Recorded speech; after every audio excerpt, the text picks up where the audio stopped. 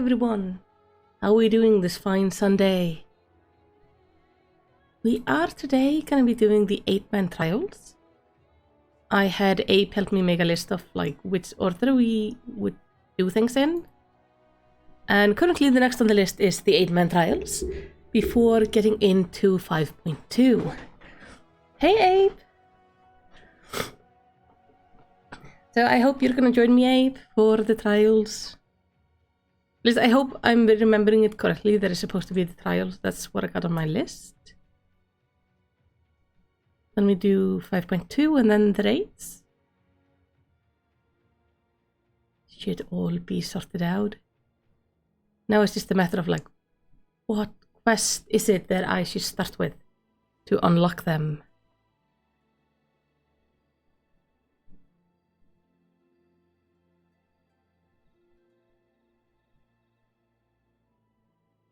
Sounds right for timeline and consistency. Perfect.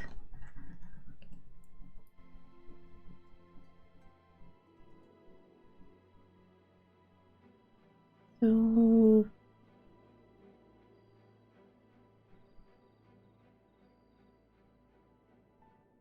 I think the first one is something called Ruby Doomsday? Huh.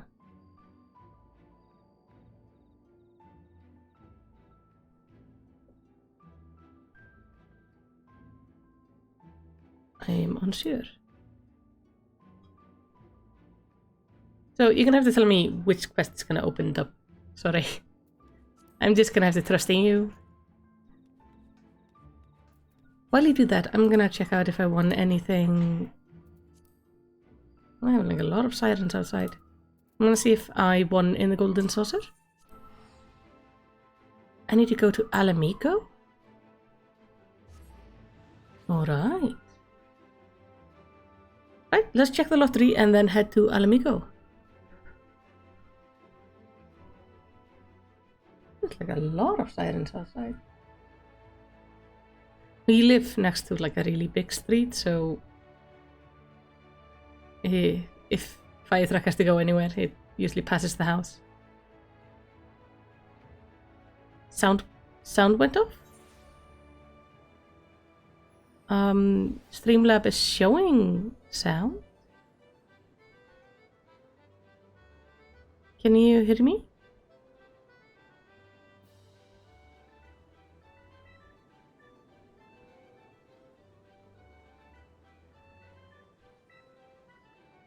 Because I have sound on my end. If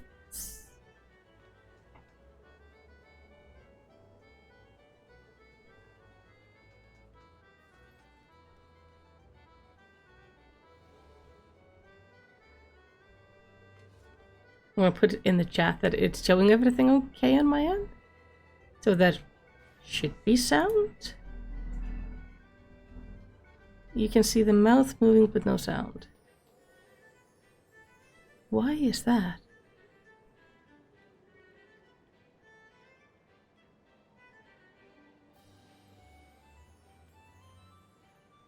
Hold on, I'm gonna test the screen on my end.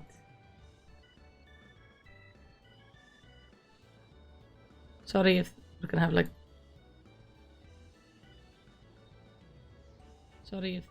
like... Okay, I'm getting sound.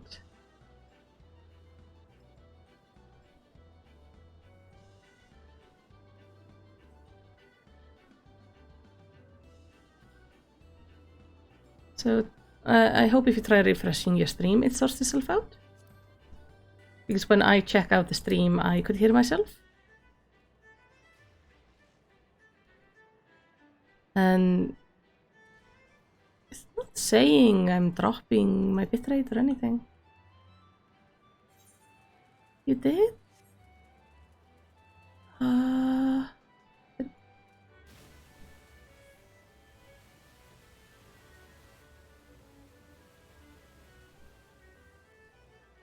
Is anybody else having sound issues?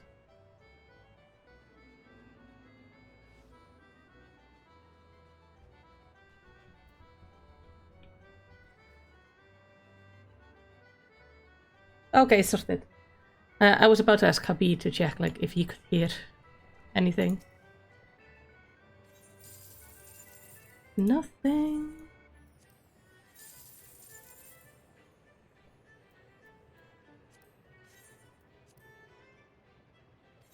It just came back out of the blue. Alright. Well, I'm glad you got the audio back. It's not as much fun without the audio.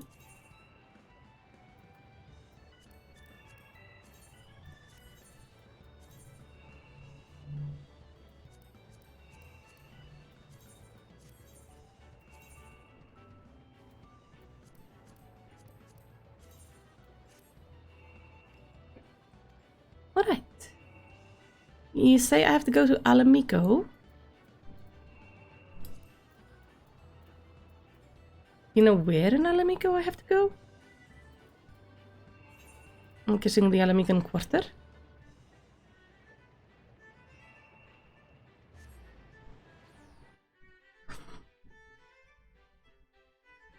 Hey, Mr. Crow. I am good. Quest holder appears. Should appear there. Not seeing it.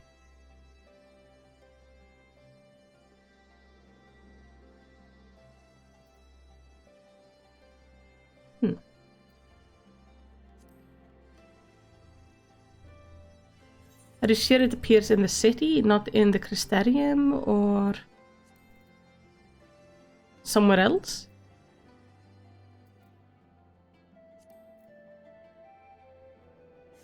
I'm gonna let Abe look it up. Oh, look at that. Somebody has a baby tiger.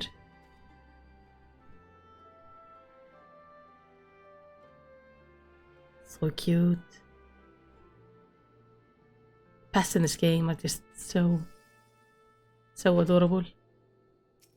Oh, are we doing the flower thing? I will happily shower you with flowers too.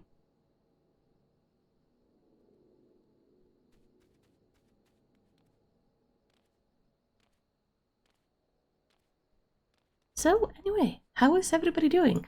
I am quite excited for this one. I've heard the trials are supposed to have like a really good story. Everybody at least seemed kind of excited about it last time. I'm just running in circles while I wait for Abe.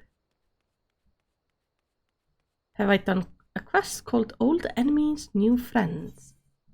I don't think so. Where would I pick up that quest? Oh, Old Enemies, New Threats? Oh no, that's because that's the next quest I have.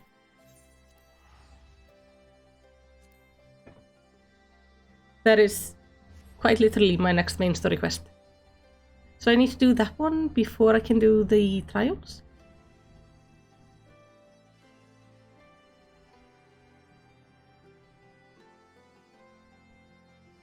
That should be no problem.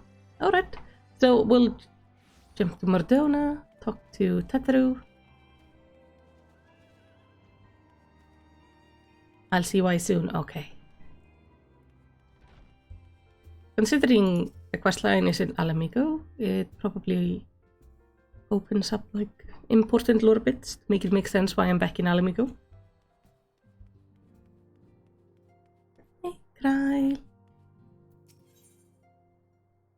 Kyle is glad for your return, though it remains to be seen if she has glad tidings to share. Well, we do have Rauban there, so probably not. Felicity! My, what a pleasant surprise! If you've come to inquire after the Archon, fear not. Master Matoya's treatment has proven effective in stabilizing their corporeal ether. We mustn't grow complacent, however. Potent though these magic may be, they're not without limits. We can only hope they afford us enough time for the Crystal Exarch to complete his work. If only we could go with you to the first and help. Pardon the interruption, but I come bearing urgent news. Oh, you're not Rauban. Oh, it's this guy. Ah, Melicity. It has been far too long, my friend. It's nice to see you, Maxima.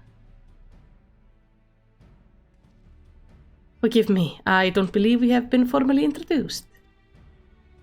Maxima, former Garlean ambassador. I remain here in Eorzea under the auspice of Commander Eldin, offering what counsel I can in the hopes of resolving the present conflict with the Empire. Ah, yes, I've heard stories of defectors from Garlemald, but never mind that. You said you had urgent news. Indeed, as you may have heard, the Imperial capital is in turmoil, and a sizable portion of the Garlean forces have been recalled from the Gimlet Dark. With the numbers so greatly diminished, the main host of the Alliance has withdrawn, leaving the Alamigan resistance to keep watch over the border.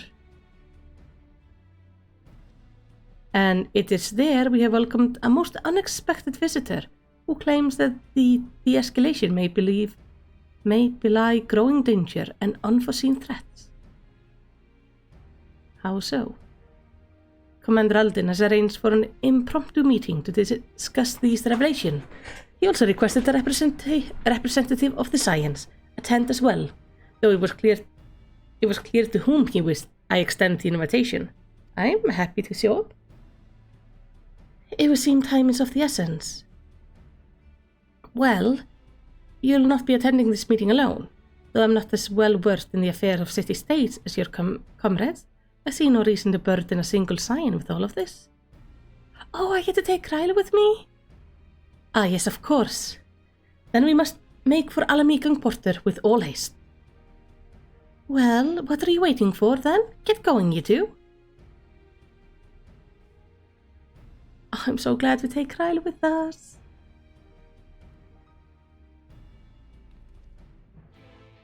I like that Ellison and Garlean share a bow. It's so like fancy.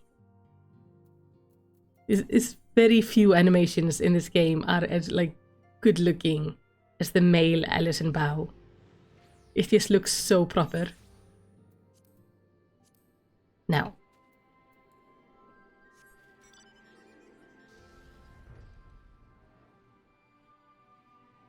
Let's find out where I'm supposed to be.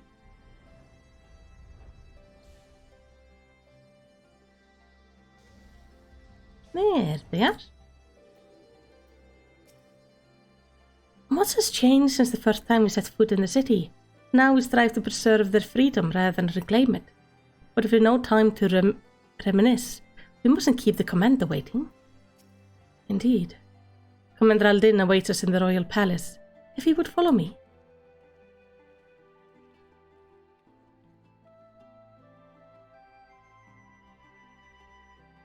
Voice acting, because I love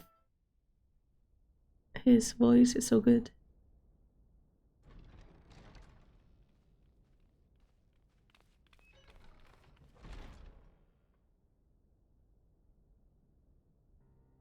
Hey!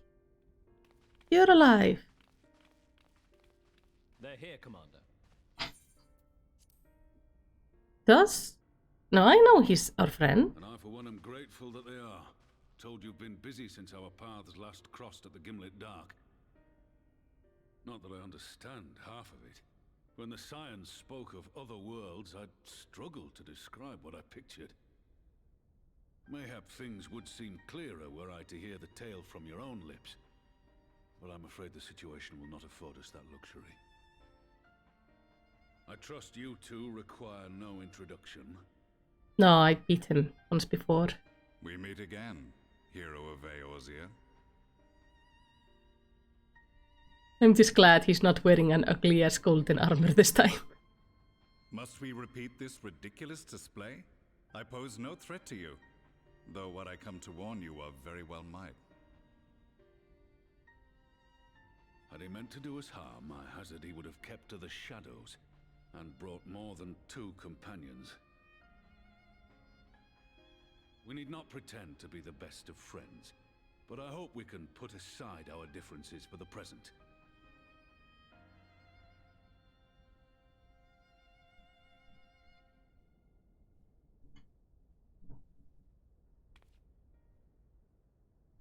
As you are doubtless aware, Sir Estinian and I cooperated to rid the world of Black Rose in your absence.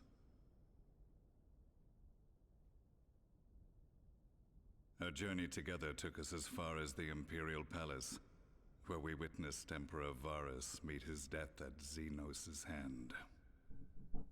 Being the sole witnesses to this crime, and in no position to defend our innocence, we were then forced to flee, each pursuing his own avenue of escape.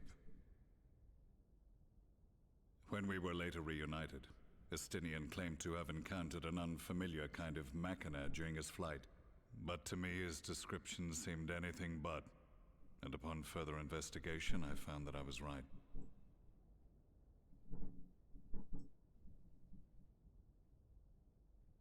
The Empire is developing a new Ultima weapon. What, that Allagan monstrosity, created to vanquish primals, with which you yourself once thought to conquer Eorzea? The same. In my foolishness, I sought to harness its power, and became the Ascian's pawn in so doing. But you know as well as I how that tale ended.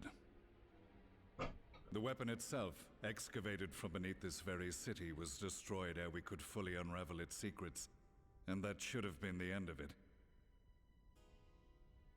But unlikely as it sounds, the Empire's efforts to recreate it have somehow borne fruit, primarily through secret research conducted by the 7th Imperial Legion, it would seem. Wait, the 7th was all but annihilated at Cartano, along with its legatus. Indeed, few survived. The 7th, as it is now, has little in common with the Legion led by Vandanis, and its leadership has changed hands several times since. Precisely how this project has continued despite such turmoil, and under whose auspices, remains a mystery. What we do know, however, is that a number of prototypes have been produced, and that one of them is on its way to Eorzea. Oh. Is that the one with, like, one of those with a screaming person? But it was all we could do to slow its progress, so we resolved instead to bring you warning. And right glad are we that you did, though it soundly dashed our hopes that tensions might ease at last. As it is, we've begun to strengthen our presence in the Gimlet Dark, and are assembling a force to meet the coming threat. A force with you in its vanguard, I hope. Before you say anything, I know full well you have pressing concerns of your own. Your comrades remain in peril, and I would not ask you to forsake them. But the fact remains that you, and you alone, have faced the Ultima weapon, and emerged victorious. We need you. And so, when the time comes, if your comrades can spare you, I bid you lend us your strength. I've assigned an officer to await your word.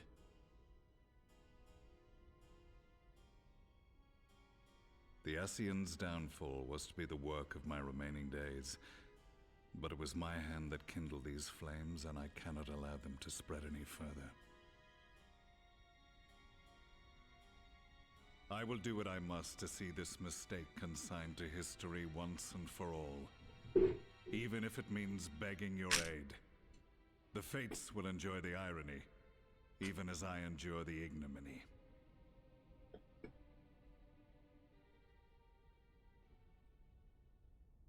He saved Alfie, so I guess I too shall make for makes the sense. and offer my skills, meager though they seem in such company. Mayhap we shall meet there anon.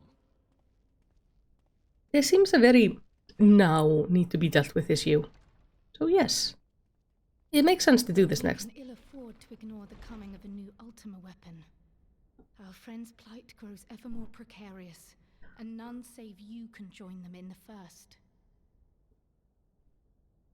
I only hope you are not forced to make a choice.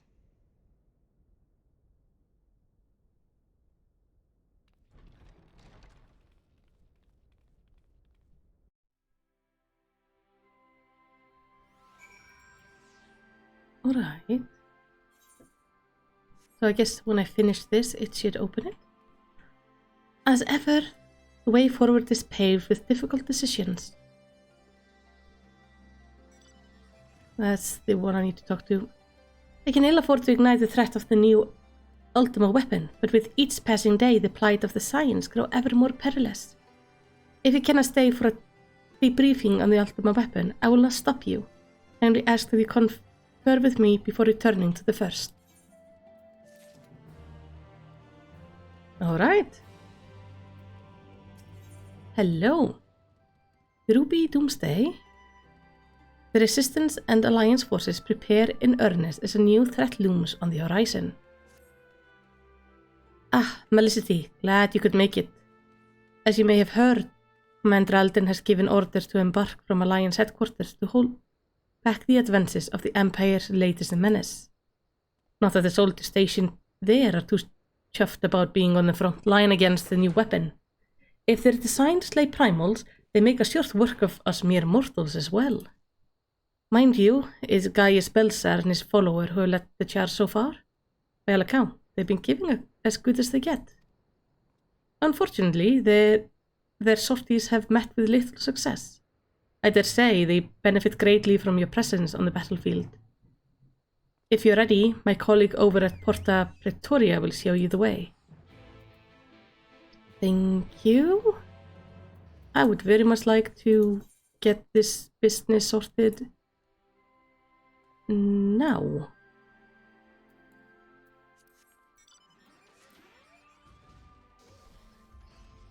But yeah, this makes perfect sense as a next thing to do.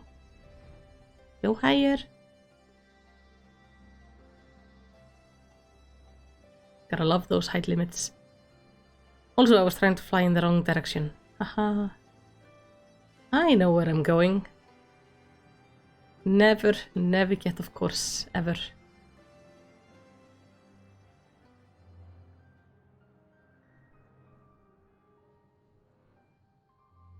It's such a pretty area.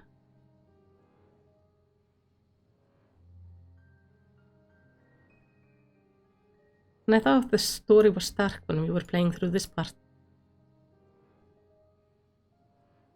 It is amazing how things just keep becoming worse and worse as we try to fix them.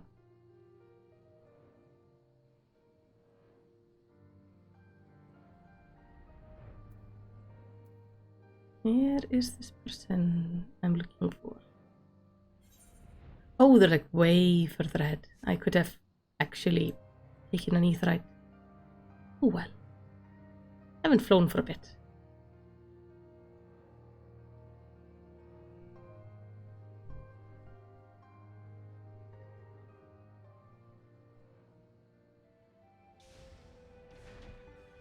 Hey! You're looking very white today. Fancy dress, I like it. You look like you're about to get married. I can be a flower girl. Look.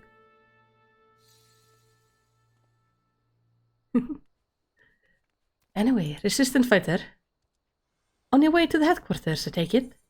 Yes. I would like to go to the headquarters.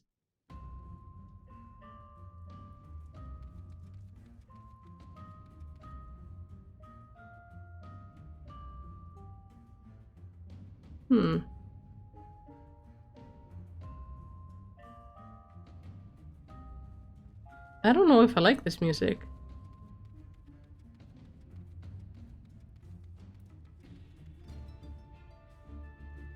No, I don't. It makes me very uneasy. Like, it's good, it's well made, but it's... Gaia says you're our best hope of defeating that abomination. We have seen only a glimpse of his true power, and even that were more than enough for us. To be honest, we weren't sure if you would ever show up. I, for one, am glad you decided to throw in your lot with us.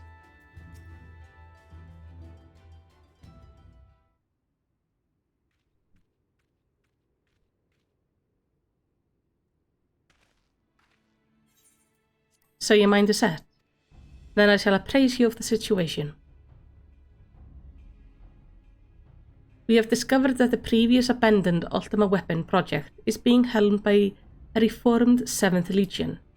They have already succeeded in producing several prototypes, one of which is set to be deployed on Eorzea's front. Its name is the Ruby Weapon. Severa and I were able to get within striking distance during one of its test runs, and made an attempt to destroy it. An attempt that ended in failure, alas.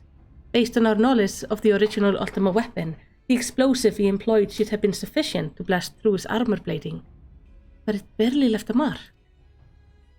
We suspect the gift of his predecessor may have proven the source of his resilience. As you well know, the Ultima weapon was designed to absorb ether from icons, and the Ruby weapon no doubtly shared the ability. If any were summoned during the uprising in Garlemald, occupied territories, and thereafter consumed, our enemy would become all the more formidable. But its near impenetrable armor was only the beginning of our trouble. It fought back with whip-like claws that can be extended and contracted at will. In the face of such opposition, we were forced to withdraw. Gaius was injured shielding me from the Ruby weapon's assault. Even now he struggles to stand. Damn it all! If I hadn't been so careless, this wouldn't have happened. You need not concern yourself. Let us not forget that I am the one who initiated the Ultima weapon project. If I must give my life to bury this shameful legacy, then so be it. If you were to face it as you are now, you'd be cut down before you even hobbled within firing distance. In any case, we can't afford to lose the information in your head on both the foe we face and the Empire itself. We all know that asking for Melicity's assistance presents our best chance of stopping that this war machine. It's true that if anyone were capable of putting down such a monstrosity, it would be her. Yeah, I broke yours pretty well. Though I have no right to ask this of you, will you lend us your strength? Yes.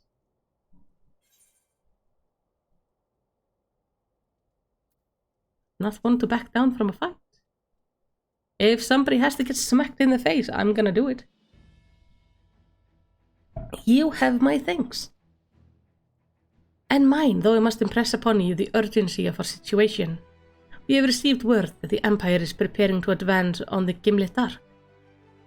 That is where we will intercept it.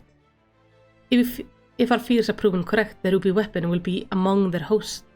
Should it break through our lines, there is no telling the devastation it will wreak. Make no mistake, the very survival of Eorzea hangs in the balance. Yay! Once you have steeled yourself for the battle ahead, your escort will lead the way. Oh, glorious.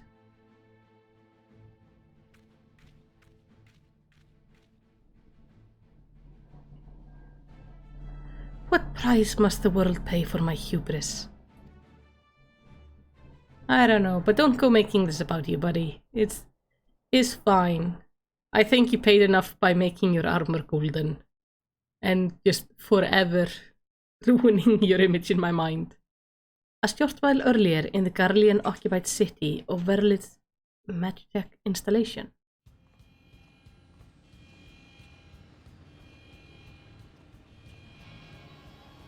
It looks like it has teeth.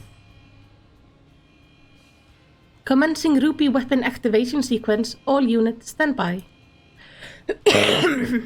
Why does it have teeth?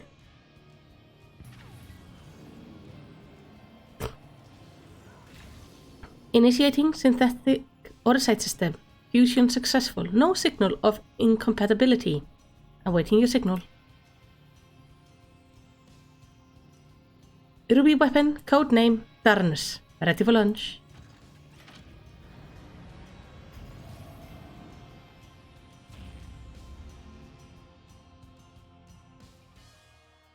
That is just...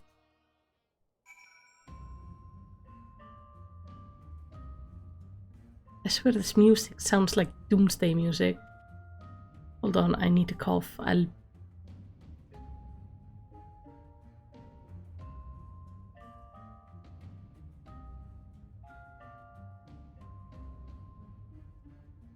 Alright. Valdalin has briefed me on our mission. I'm to take you as far as our expected point of contact with the ruby weapon. Once we arrive, the rest is up to you, I'm afraid.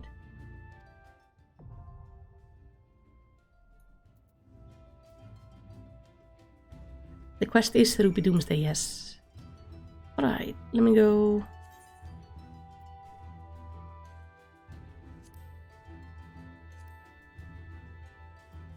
Oh, I don't know if...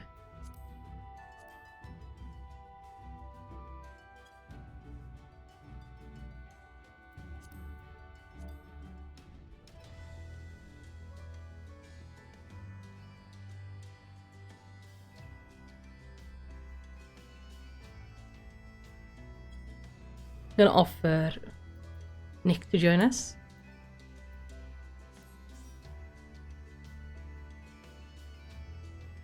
Anyone else wants to join? Just let me know in the chat. I am on Chaos though, so you have to be obviously on Chaos. Otherwise, there's no real preference. Nice.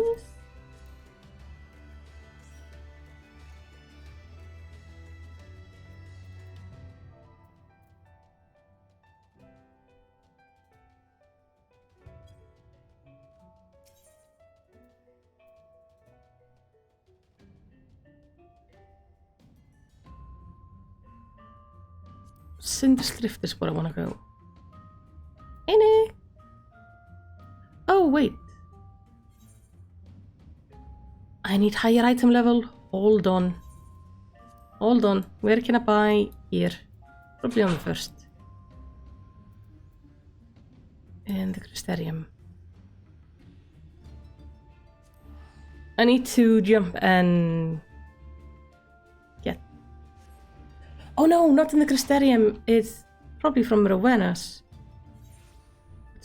Which would be...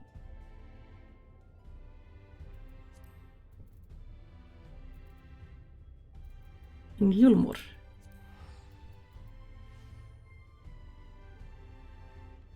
Let me just go get myself some gear, because apparently my gear is low. I am 4 item levels too low. The horror.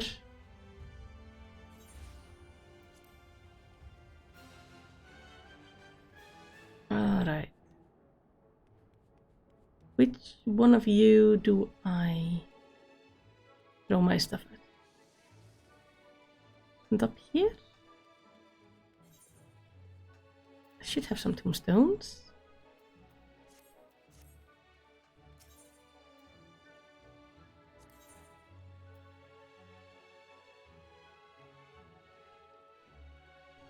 Alright.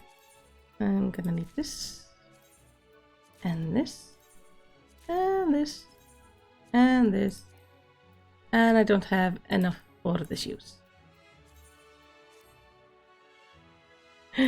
That looks so stupid.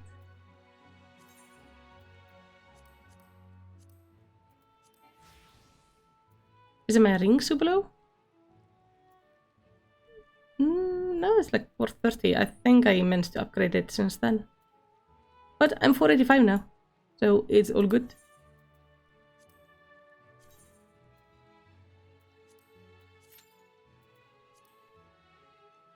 I just needed a little bit of a boost. It also means I can go over here and I can splash the water. Splash. I should though check a repair person.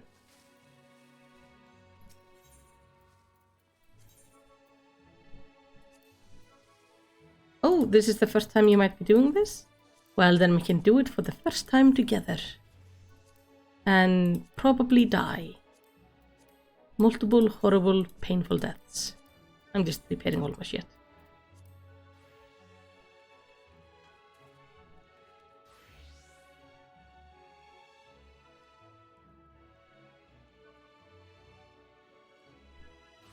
Let's see.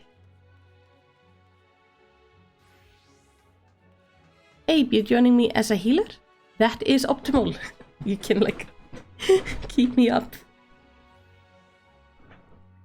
We're just waiting for the tanks.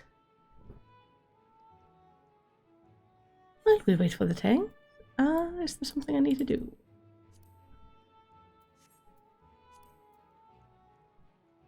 I don't know.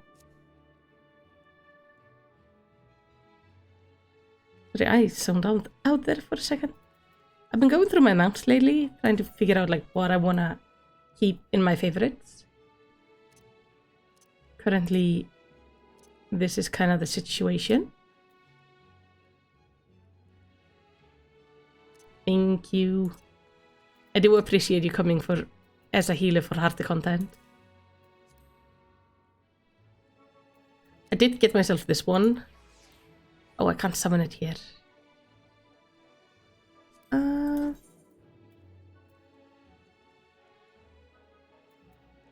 Let's go here. I look so silly when I sit on this thing because it's so big. But I'm trying to decide like what I want to keep in my favorite mount and what I just want to keep like as extra mounts.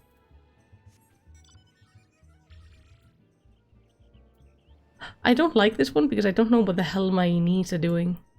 It looks like I have to pee. Like desperately.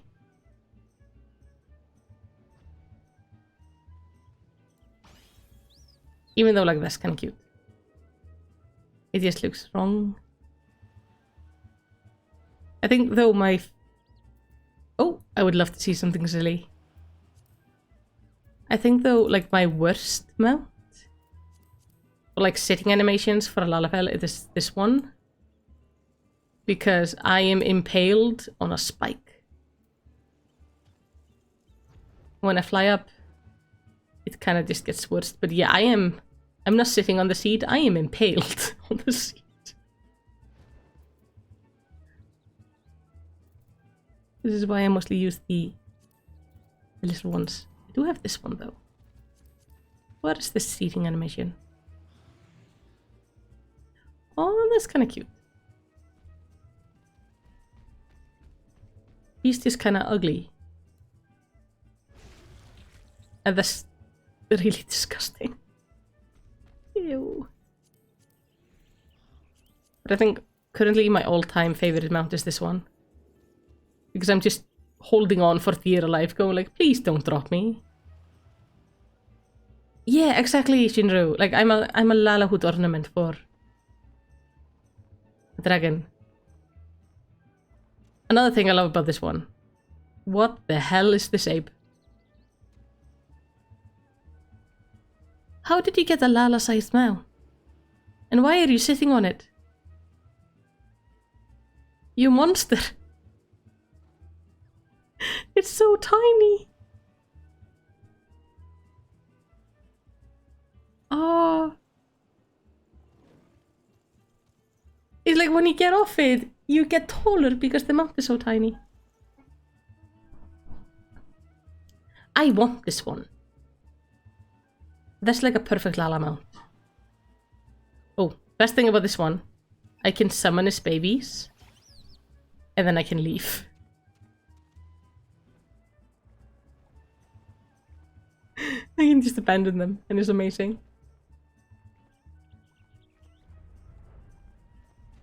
I am though curious where your legs are, Abe. I can see like, it goes in here.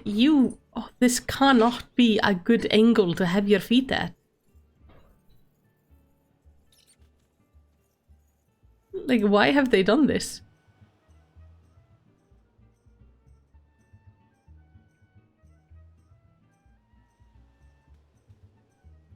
Well, I mean, if I could abandon my students, it would be so nice. Nick just shows up with like a fanciest chair.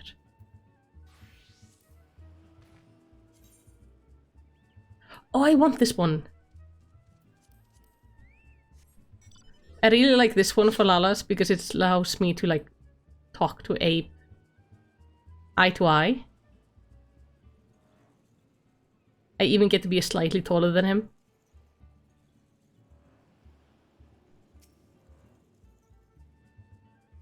Look at me. I am your superior. Oh, look at the tiny dragon. Oh, that is a nice looking dragon. And that is a really pretty looking bird.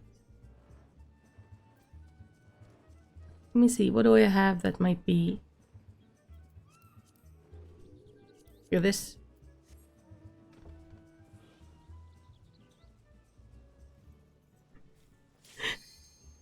Nick with the tortoise on fire.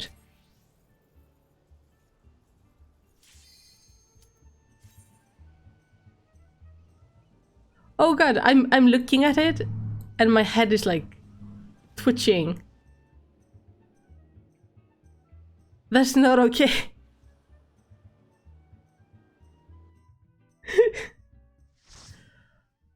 Alright.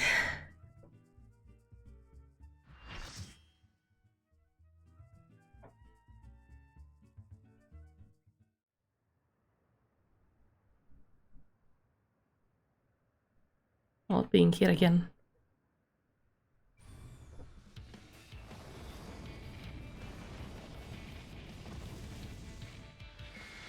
Why did they give it teeth?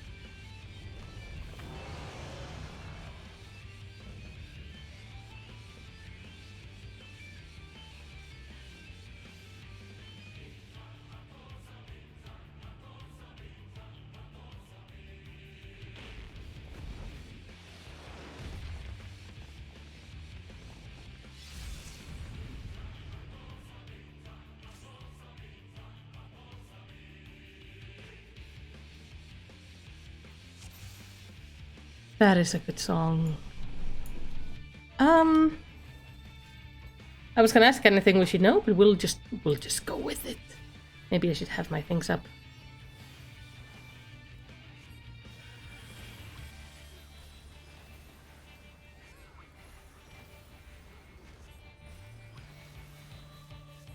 It has teeth on its toes. Why? Oh, I want this one.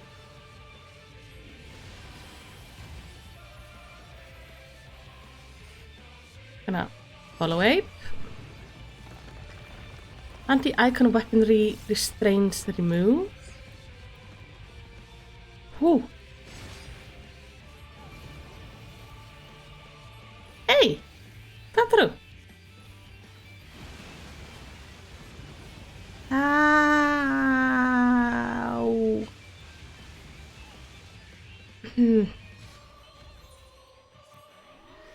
Nothing happened.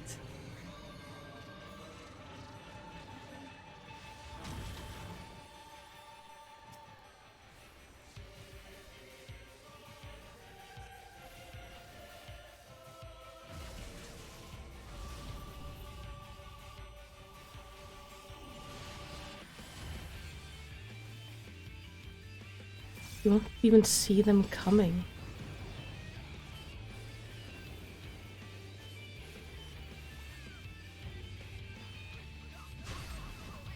Oh!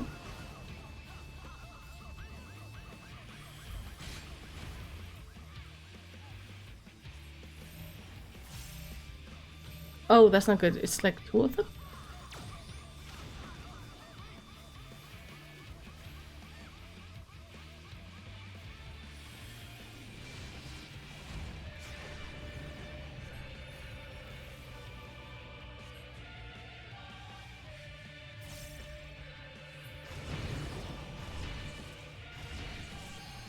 Oh, that makes sense. Ow.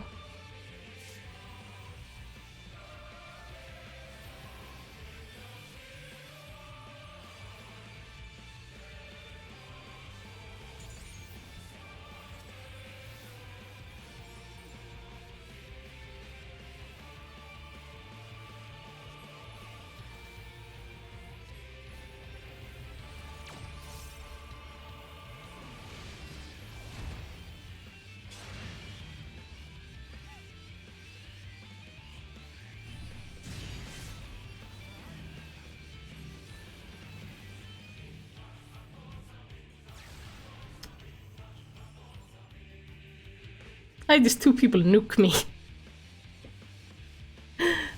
That was not nice.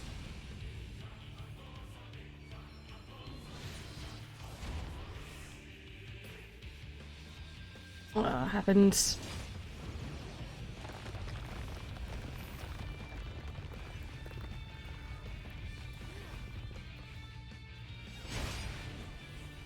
Oh, let's stand on this.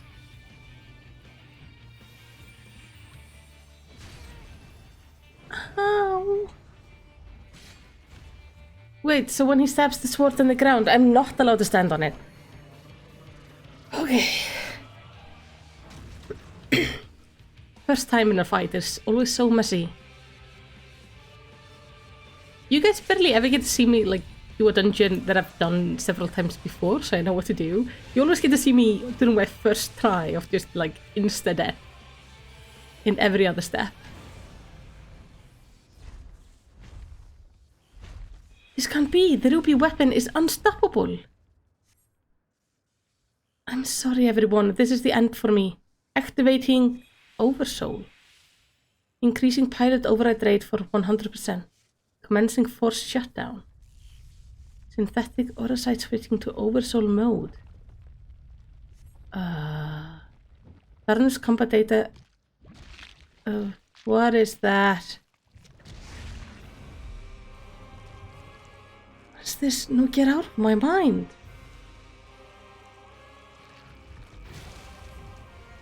So she's in him now.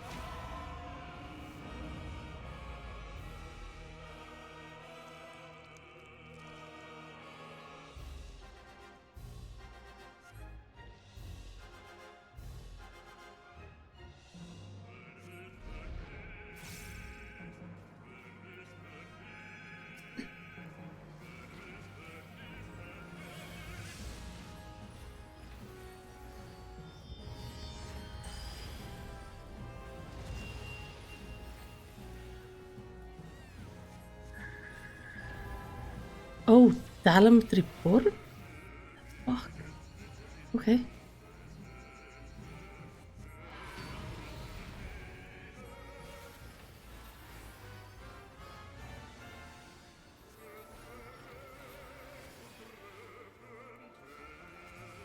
Oh.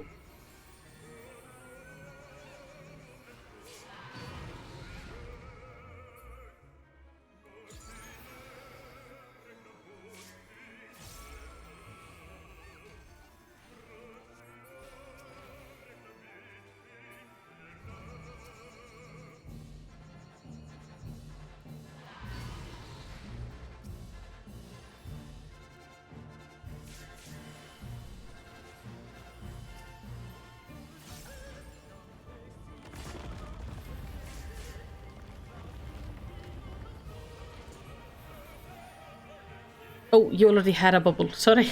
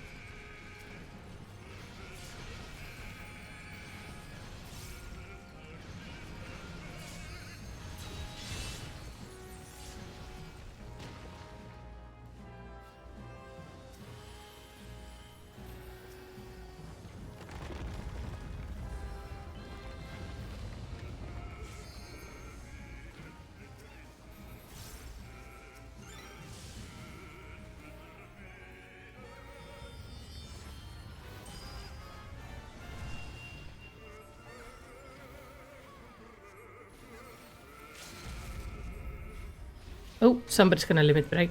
Nice.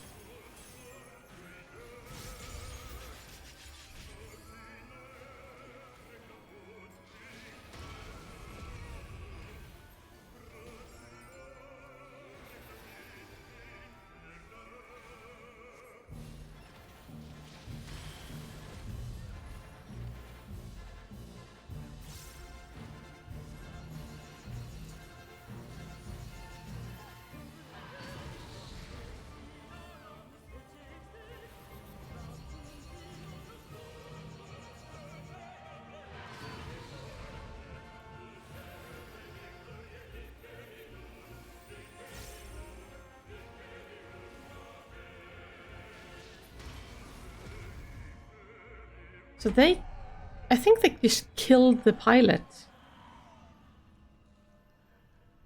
and made her into that.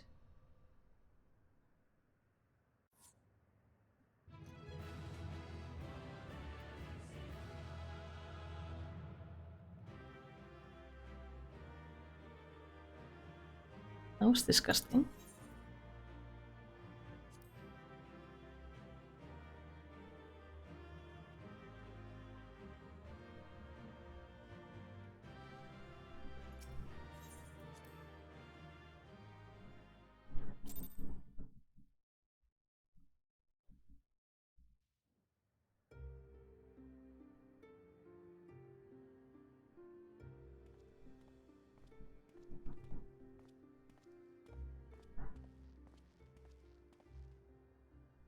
Even from afar, your figure was unmistakable. As ever, an impressive display. How do you even see me in a fight? I am so tiny. Though, as I'm sure you will concur, the ultimate weapon pales in comparison to this new monstrosity. If the research is allowed to continue, the next model will be nigh on unstoppable. Wait, with that in mind, the Alliance has enlisted the help of... Wait, I hear something.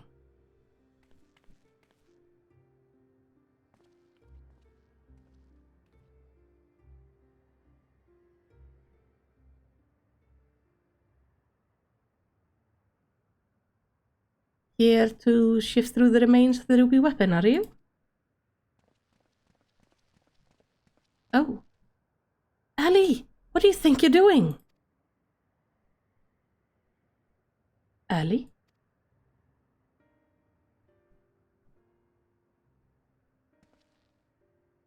Father? Wait, what?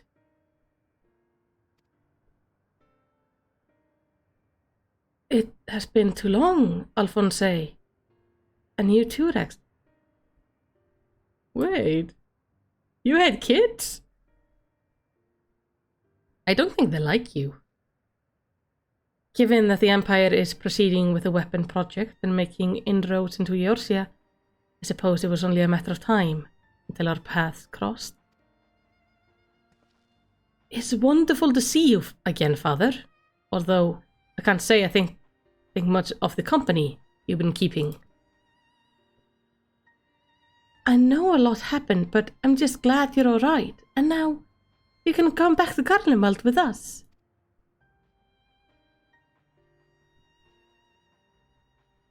My day serving the Empire is over. Because you're suspected of assassinating the Emperor Varys?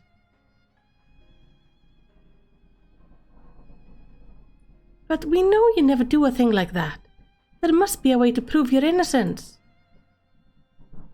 Then everything can go back to the way it was.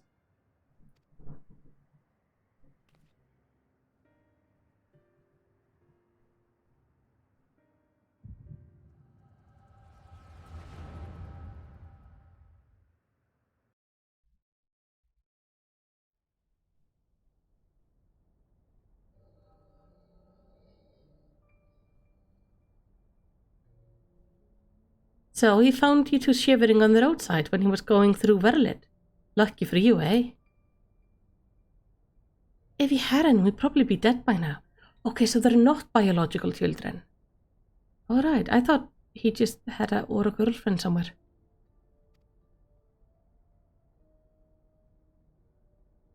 As for us three, our parents all died in the epidemic.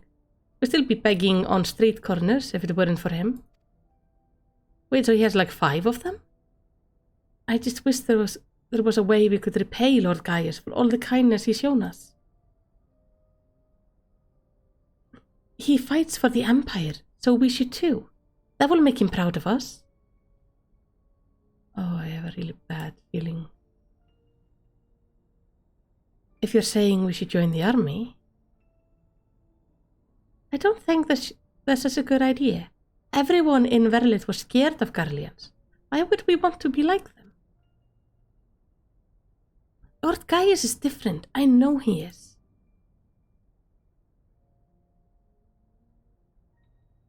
You're right. He always says that the strong should lead the weak. Maybe that's why he took us in.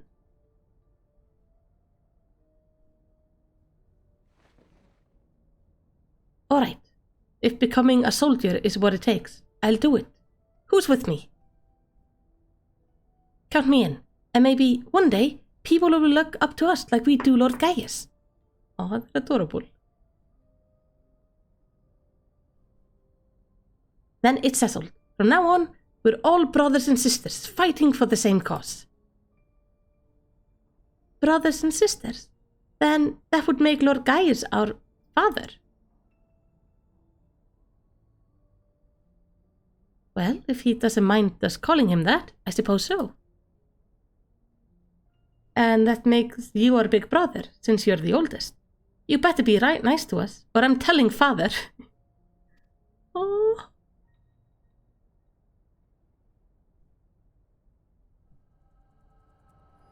What precious beans.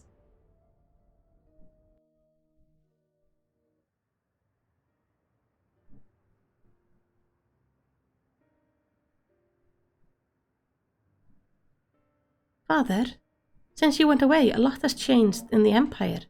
For us too. If we had known that you were still out there, still alive, none of this would have happened. What do you mean?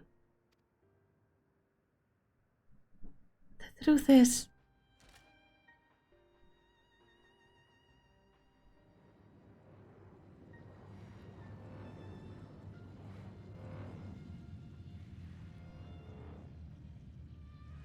Please tell me one of them was not piloting the thing. If you must go, I will not stop you. But answer me this. Who was piloting the ruby weapon?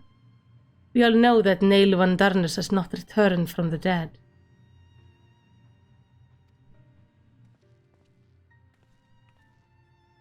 Who do you think?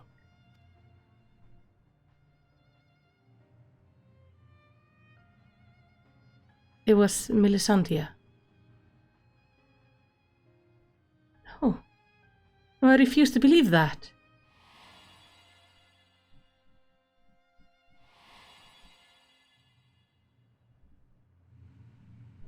I refuse to believe you would let that happen. She was a sister to you, to all of you. We only want to finish what you started. And while we'll never forget all you've done for us, the next time we meet, we shall be at enemies. Goodbye, Father.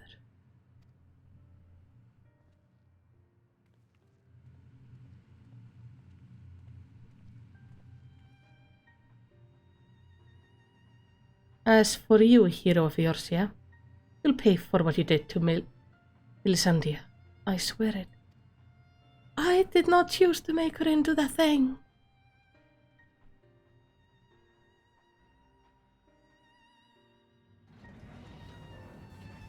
Oh, this is gonna be a mess. This story feels unfair already.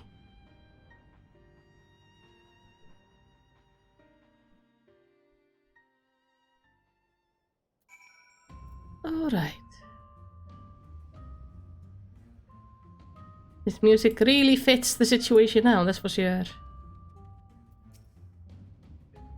Gaius wasn't exaggerating when he spoke of your proudness in battle. Unfortunately, it seems fair we probably remain, and unlike the ruby weapon, it might take more than brute force to solve them. After Gaius and I faced the ruby weapon, I had thought it'd be all but indestructible. I'm glad to be proven wrong on this occasion. Yeah. I am not happy with where this is going.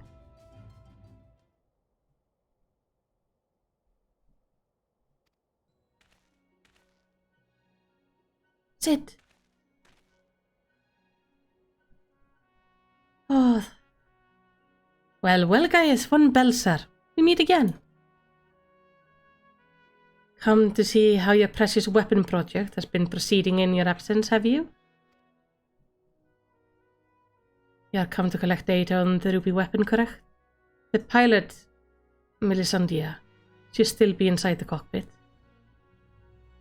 I will ask Valdolin to escort you to the wreckage. Can we give her a burial? Any idea who this Melisandre is? An imperial crony of his, perhaps? No, she's his daughter, one of 5 children. One of the orphans. Gaius always did have an eye for talent, and mine to nurture it. In fact, Livia Sas Junius was another protege of his. He even took me under his wing when my father became obsessed with the Meteor project. It's strange that I feel close to Gaius. Closer to Gaius than my own flesh and blood. Then my father and countless others lost their lives in the Boshian incident. Although he was acting under Imperial Solus Order, he must have minded the whole thing. I'd begged him to reconsider, to put an end to this madness, but my words fell on deaf ears. That's when I turned to Gaius for support. But he was as much a pawn of the Emperor as my father, and refused to intervene. And when my turn came to serve, I deflected and fled to Eorzea. You made the right choice. I blame Gaius as much as any of them, perhaps even more for the barbaric act carried out in the name of conquest. But when we met at the Praetorium, all the hatred that had been festering inside me seemed to fade away, and I remembered the man I once respected. To think that dreaded Black Wolf was a mere plaything of the Asians, who left him broken and discarded, having sent thousands of his men to early graves, is more than most could bear, and now the lives of the children he raised hangs in the balance. Any personal grievance I have with Gaius can wait. I best gather what information I can on the ruby weapon, but I'll be back soon as possible.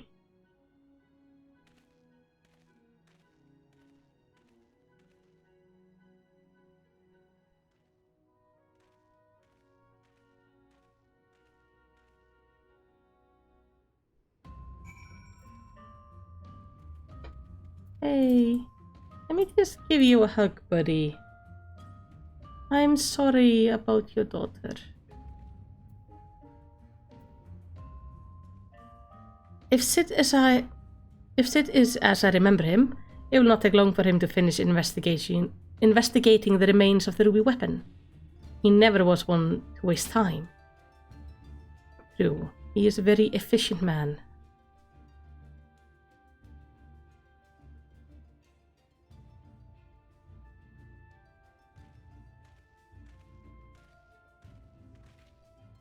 My engineers are still in the field, but there's something I thought you should know right away. It's about the pilot.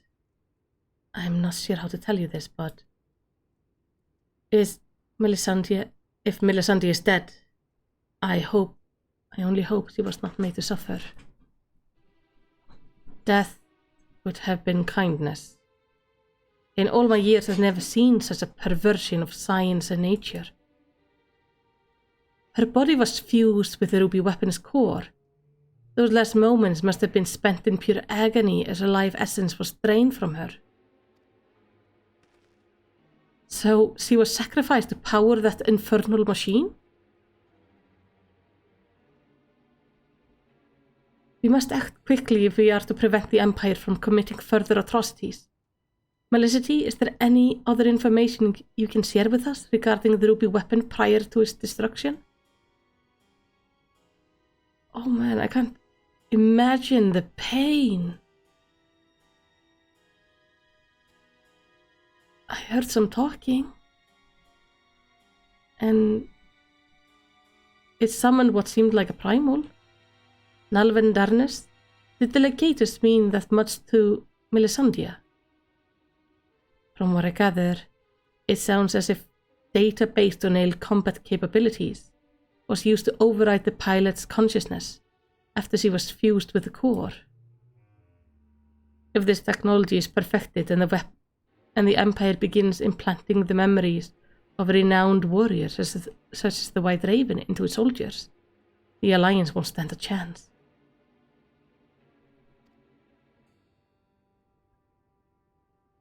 Is such a thing even possible?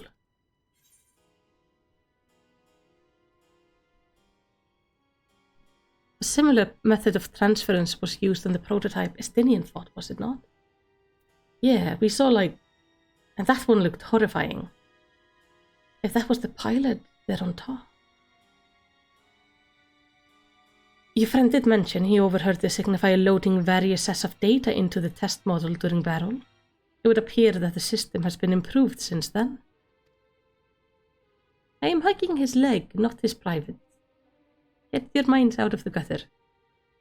While I may bear some similarities, we won't know for certain until we've analysed the wreckage of the ruby weapon. It cannot be denied that combining combat data from an experienced soldier with the power of an icon has yielded remarkable results. But in doing so, the Empire has sunk to the very depths of depravity. This is beyond forgiveness. For once I agree with you, yet one question remains unanswered. How were they able to obtain data on someone who was supposedly killed prior to the calamity? That's what I'm trying to determine. There is one possibility I would like to explore, but I'll need to carry out more thorough investigation first. Severa will provide support while you're in the field. Not only is he extremely well versed in the latest Incarlian technology, there are few soldiers I would rather have watching my back.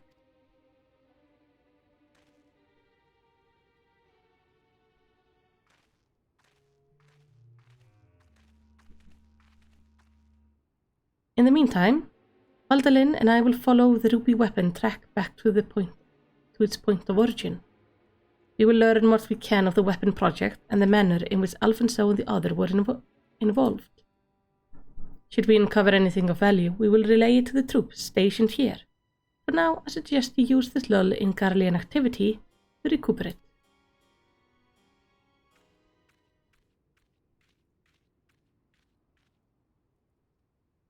Would I be correct in guessing that this belated reunion with the darling orphans of yours has stirred up memories of your time in Carlemont?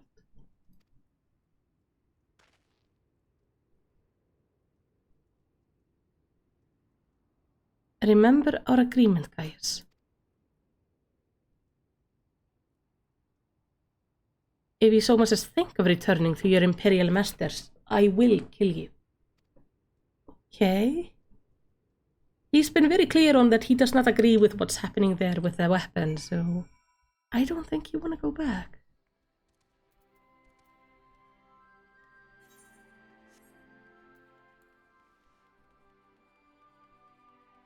I'm going to go report this to the officer, and then we're going to continue on.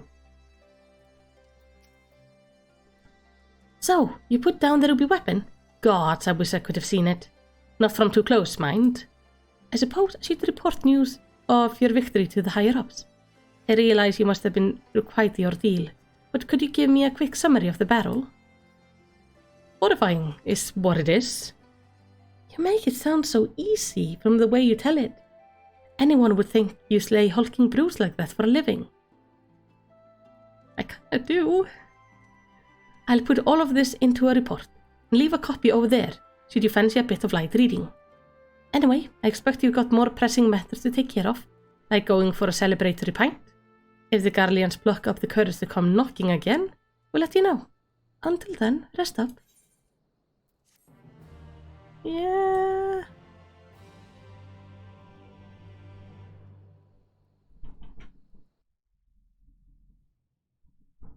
I'm curious what they will write about it. Meanwhile, in Verlit Magitech installation.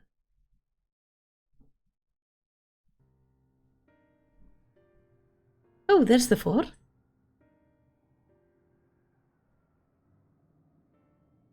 We should have told him the truth. He would be able to help us. I know he would. That's exactly the problem, Ellie. If he knew the true nature of the weapon project, he would find some way to interfere. We've come too far to back down now. I won't let Melisandre's death be in vain.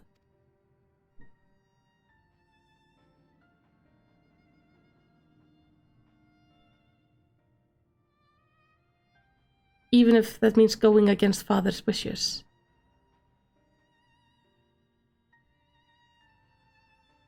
Cheer up, Alphonse. We can all go back to being one big happy family after we dealt with those pesky Eorzeans. It'll be just like good old times. If only it were that simple. There's no guarantee that all of us will make it back alive. Excuse me. I think you're forgetting whose turn it's next. O ye of little faith, with me at the helm of the sapphire weapon. It will be over before you know it.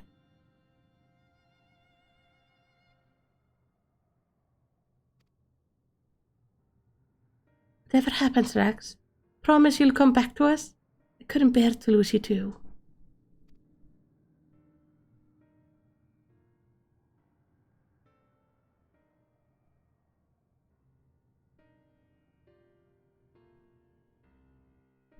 So, he is the one we're gonna fight next.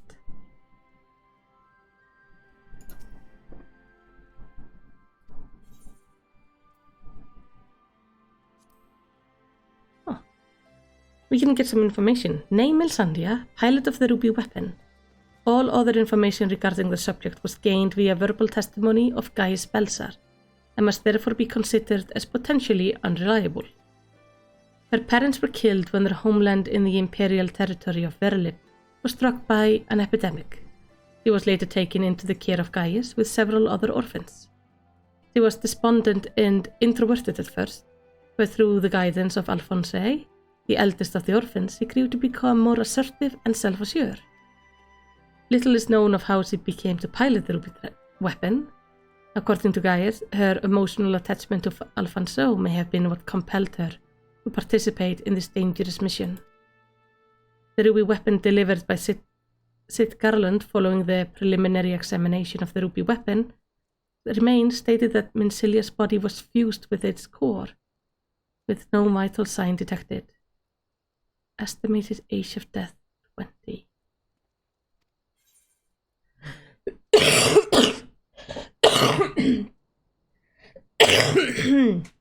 Pardon me. Sorry. I coughed on the cat and now she's leaving me. The ruby weapon, a war machina developed by the 7th Imperial Legion as a successor to the Ultima weapon. Our sources indicate that, like the original, it is able to absorb the ether of primals, which may be the cause of the vastly different appearance and combat capabilities. It possesses extremely dense armor and flexible claws like weapons. Shortly after its deployment in Gimlet Dark, a team led by the Warrior of Light intercepted it and rendered it inoperable. Garleon Ironworks are currently investigating the wreckage. And finally, some refreshments on Gaius. Pure-blooded Garleon and former legatus of the 14th Legion. During his time in the Empire, he was credited with the conquest of 5 cities. Extremely dangerous, though currently aligned against Garlemald.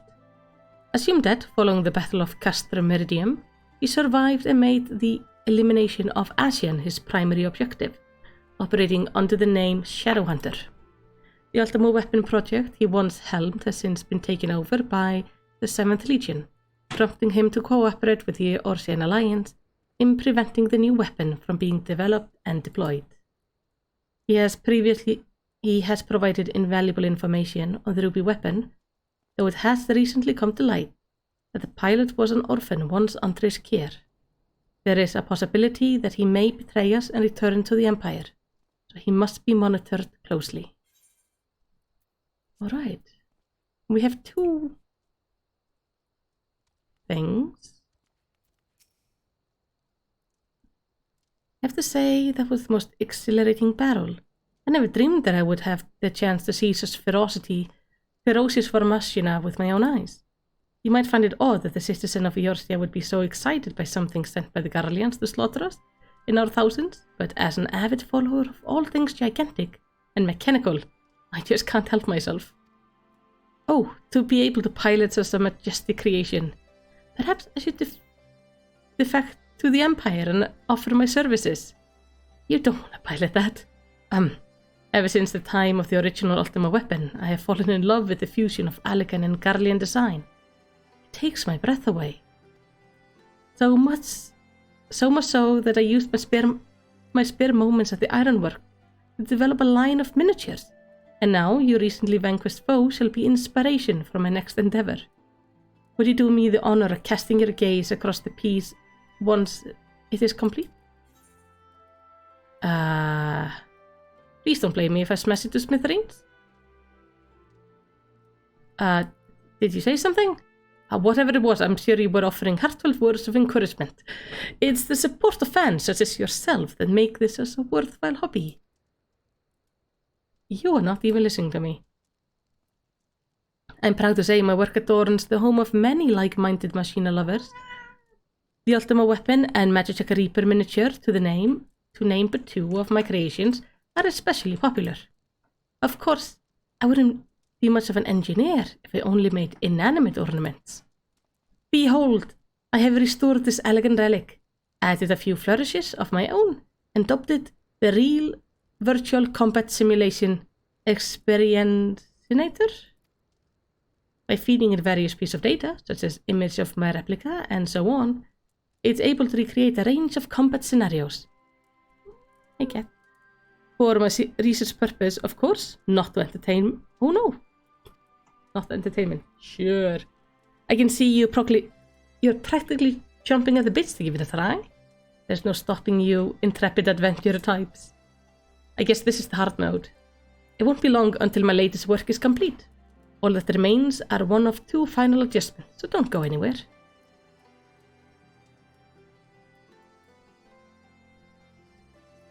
He's being a cutie.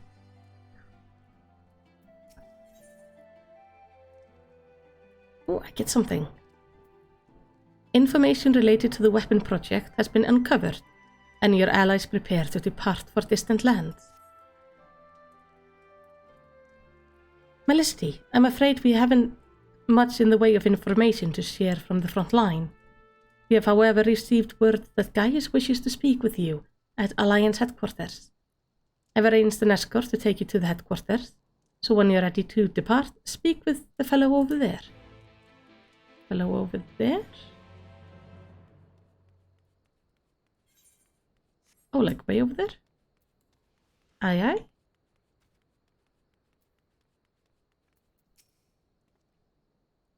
Ready to head out? Yes.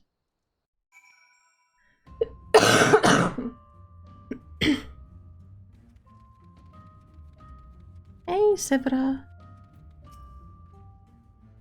Good, you're here. The Ironworks have completed their analysis of the ruby weapon, and Sid Garland wishes to share his finding. I take it you can spare a few moments? Yes? Very good. Please wait here while I inform him of your arrival.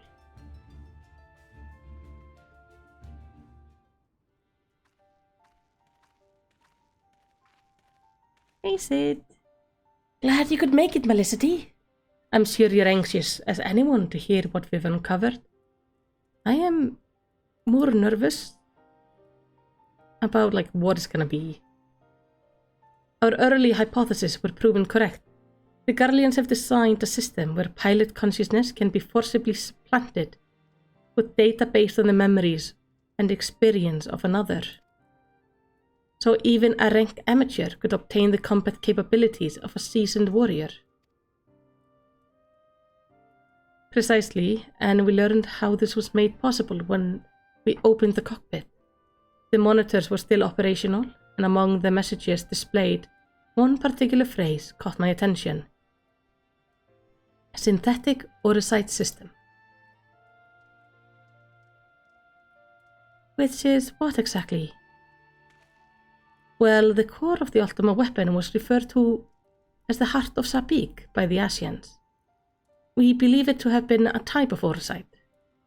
I can't say much for the synthetic sort of the stage, but I've encountered real orisite before. It was extremely potent, perhaps equal in power to the Heart of Sabik. It is unclear whether the Garlean simulacrum possesses the same properties as genuine orisite, but I intend to follow this avenue of inquiry to see where it leads. What we do know is that it was used to implant the combat data of Nil van Darnus into the pilot, who has been presumed dead since before the calamity. Are you any closer to discovering how they were able to retrieve this data? The link didn't occur to Gaius at first, but he later told me of device fitted to the Magitech armor of the Empire high-ranking officers. There is a reason to believe they were designed to emulate the soul crystal used throughout Eorzea. Yes, there was rumored to be these through purpose, but it was never publicly acknowledged. Perhaps those in the upper echelon of command wanted to avoid comparison to the so-called savages they were meant to be conquering. There's also the question of whether the system even functioned as intended.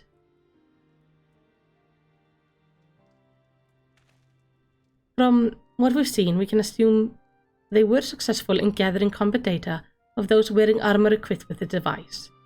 If the comparison with the soul crystal is valid, perhaps this data was transferred via ether. However, it seems that it extracted not only memories relating to combat, but the soldier's very essence, as you saw the pilot succumbed entirely to the will of Van Darnus.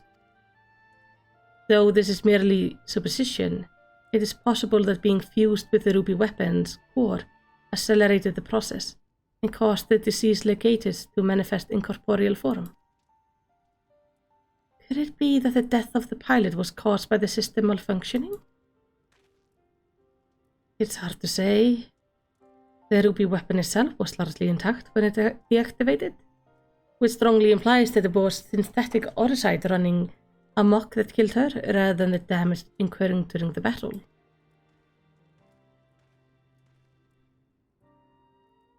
But even after our analysis, I'm afraid we still don't have enough information. Now perhaps we should consult with Gaius as to our next plan of action.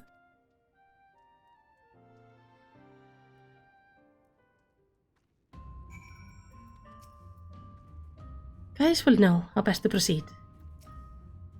I still need to get the bottom of how the synthetic orisite system works, and whether the pilot's fusion with the core was a malfunction or planned from the start. I hope it was a malfunction and this is not the planned design. I just returned from my reconnaissance and I shall reveal my finding before taking a long overdue rest.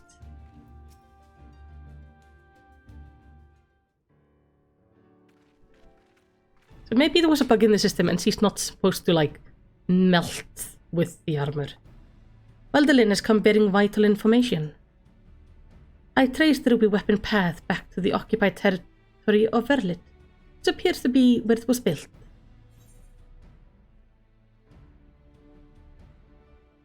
Where exactly in Verlit? While Alamico is placed on the western edge of Gimlet, Verlit lies on the opposite side to the east. It was once a proud and prosperous city, until it was brought to its knees by the Imperial invaders. You seem rather well informed. Perhaps I should have taken you with me. I thought that much was common knowledge. It's also where Alfonso and the others were born. And now the weapon project has brought them home. Yes, the place is now rife with Imperials. They have established an airship supply depot in the coastal town of Tencliffe, According to the locals, something resembling one of the weapons was transported there a few days ago. This bodes ill indeed. Were it possible, I would attempt to capture Alfonso and his followers before they can launch an offensive. However, the distance between here and Tencliff presents a considerable obstacle, and in all likelihood, their weapon will be ready long before we arrive. Approaching by sea would allow us to save time by circumventing the ground-based troops, provided we are able to secure a vessel. Or you could use the Enterprise and take the most direct route of all, as the crow flies. In fact, this is the perfect chance to put my top-secret plan into action. Sid has an upgrade. And might I ask what that entails? It wouldn't be much of a secret if I told you, now would it? What I can say is there's a starring role planned for you, Melicity. Always is. Why are you so surprised? You didn't think I would let you get off that easily, did you? It will be here soon, so don't go anywhere. What are you planning, Sid?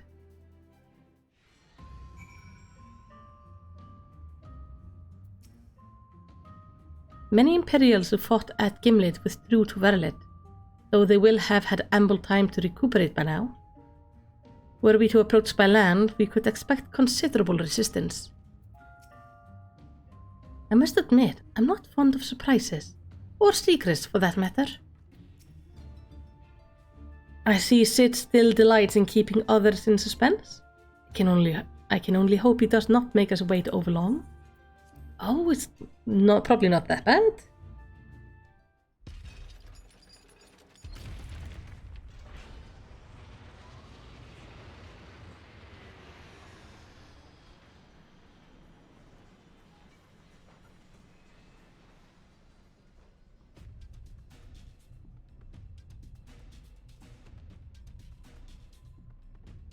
Yes, more than one.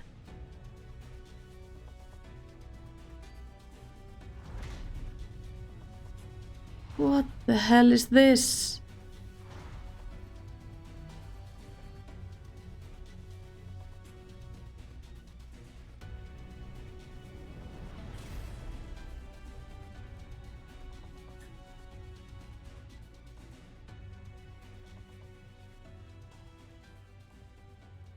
Here it is, Melicity. I don't like this. I present Garland Ironworks' adaptation of the Ultima Warrior, the G-Warrior. Why are we making more Ultima weapons? I know elegant design when I see it. Excavated from one of the ruins, no doubt. Azizla, to be precise. He came across it during the course of our investigation, and decided it would be a shame to let it go to waste.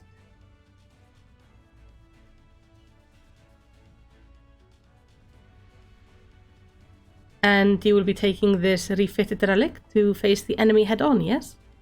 Perhaps my knowledge of the Ultima weapon will be of use.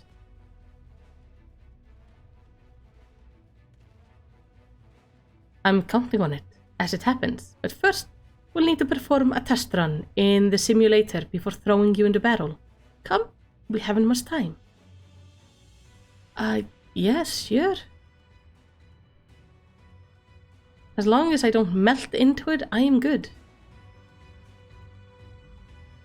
That is big.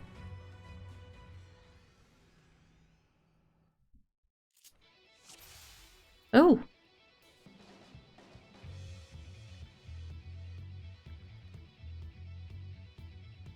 Okay.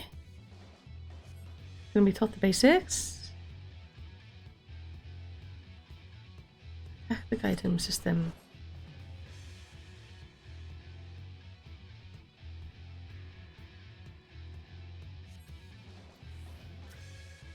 Okay, what do we have? We have a cannon. A combo. Line AoE. Circle AoE and healing. Okay.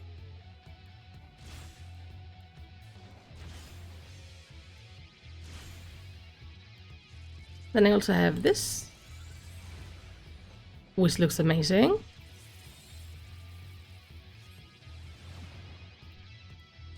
Oh, this increases vulnerability.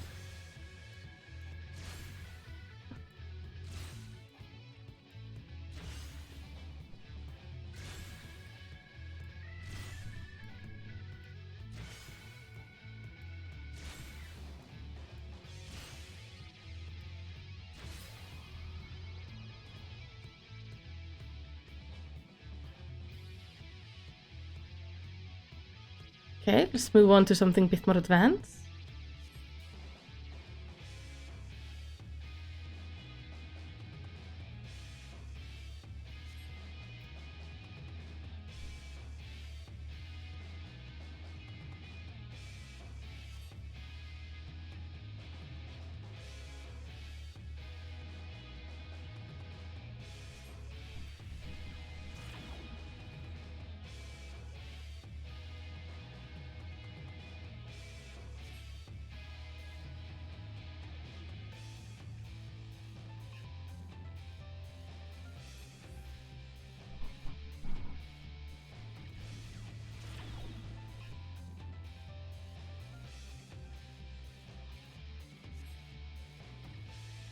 Ah, this reduces my health. Okay.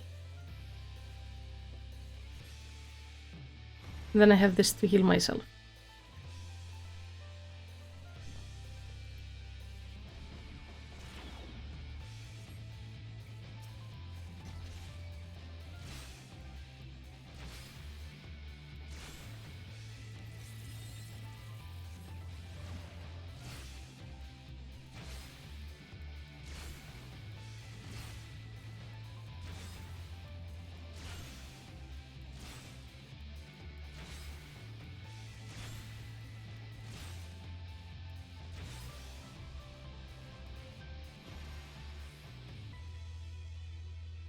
Okay.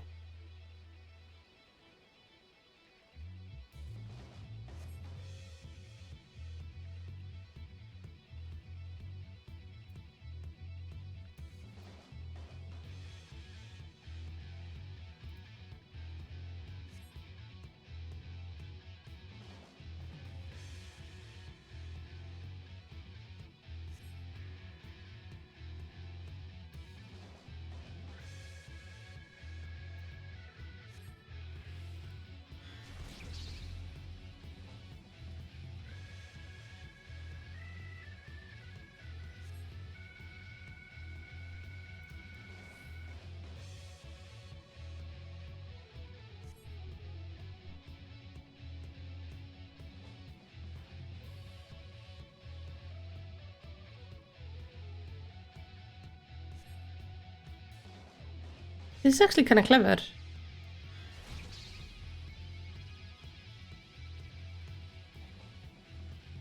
Oh, maybe extort a bit.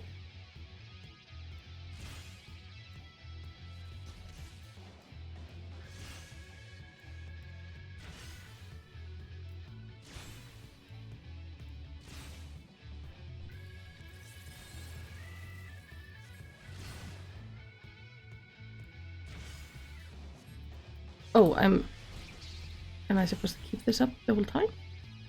Then I run out of power completely.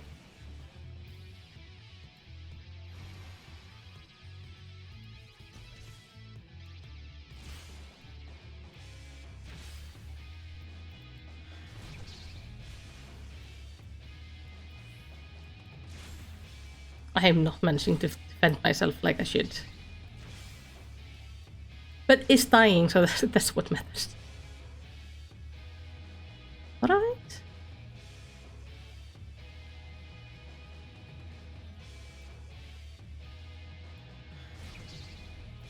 I didn't expect this whole thing, but this is interesting.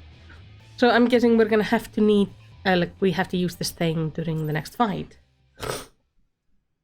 They are clever to actually give you a tutorial. Are you sufficiently prepared? Yeah?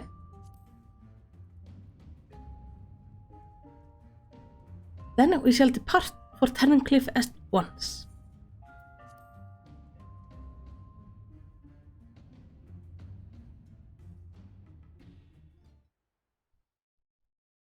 Like, it's neat to make sure you know what you're doing. They just give you a quick tutorial.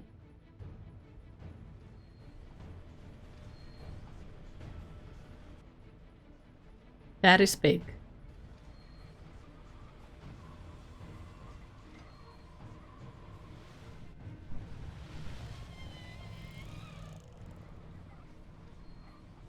It seems they were expecting us, but who is the pilot? Melicity, we're almost there, but you better have your wits about you.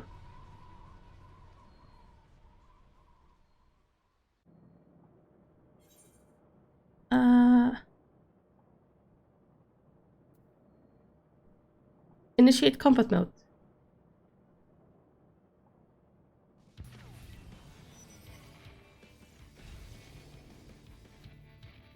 Oh, that is cool. Now get ready to strike.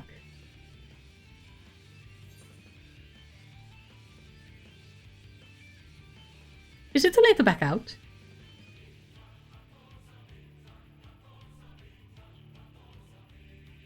That's the Melicity I know, always with a joke at the ready. Wait, you're not joking, are you? I don't know, I don't feel comfy about this.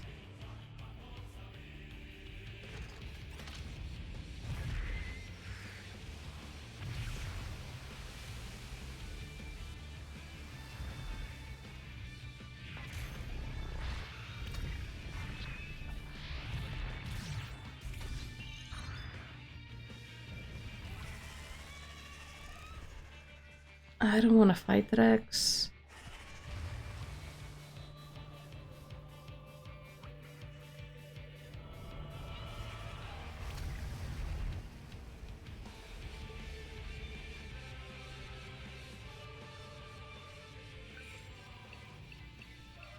I can't afford to lose. It's all or nothing. Activating Oversoul. No. Hydra's combat sample ready. Initiating organic core override.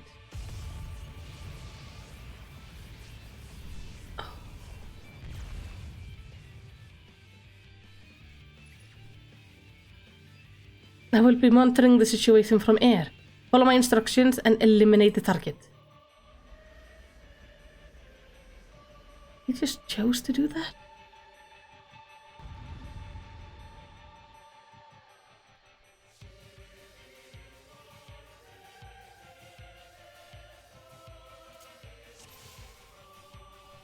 Okay.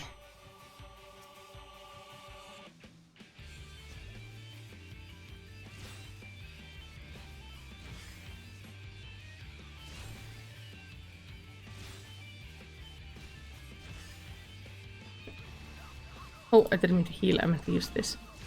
Ooh, I want this.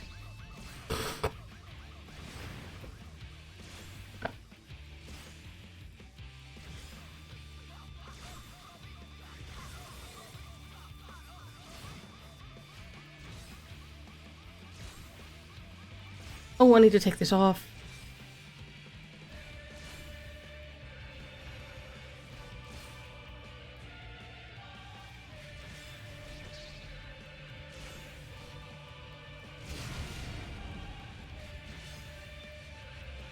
Wait, I used the health thing and it didn't protect me.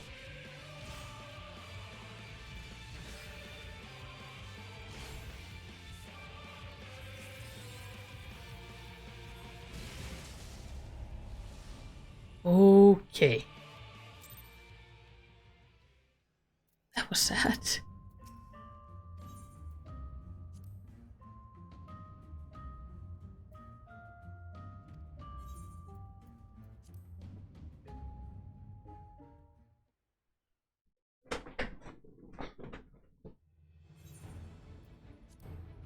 Did I recognize him?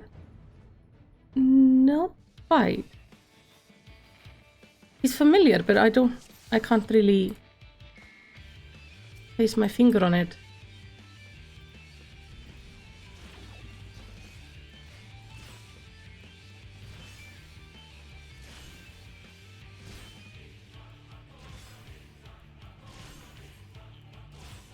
Where should I recognize him from? If you remind me, I might.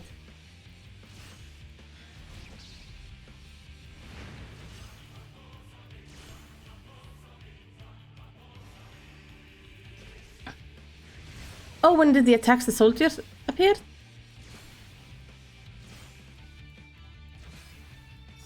That kind of reminded me of Gaius.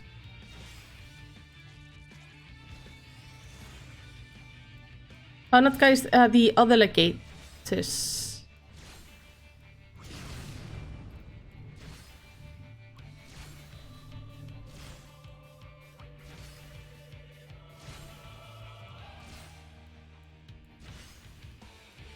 I think the one we saw in Asisla.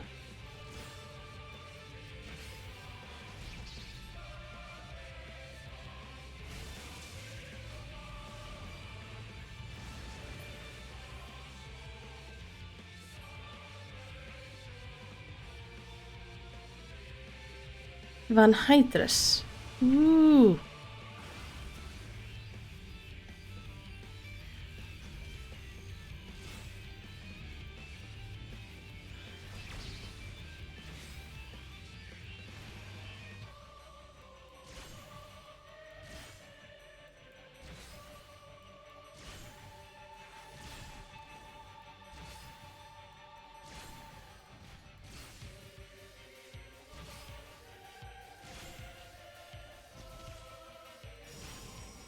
Oh, I need to take this off. I'm using up all my health.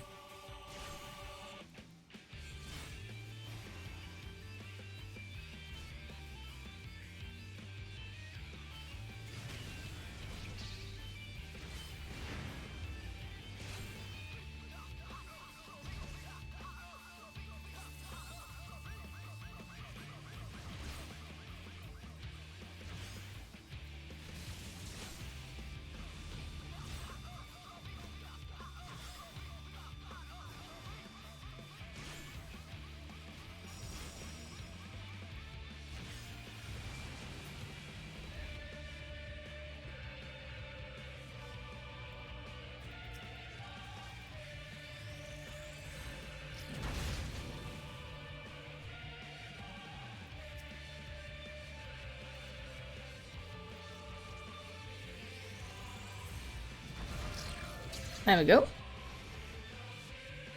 Oh.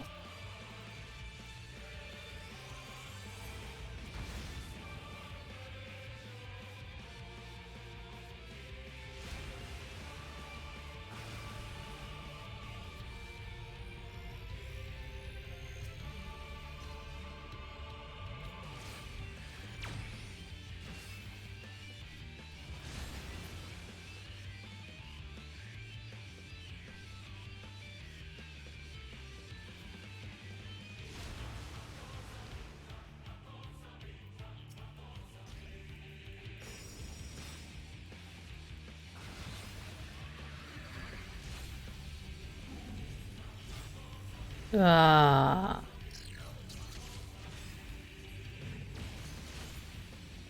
There's just so much stuff right now.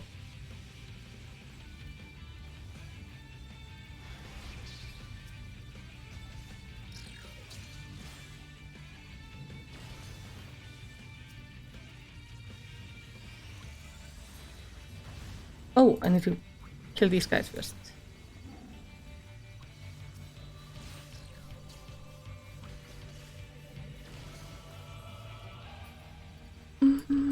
I'm gonna die.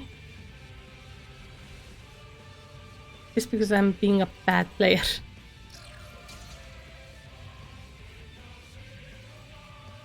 How do I get more of this?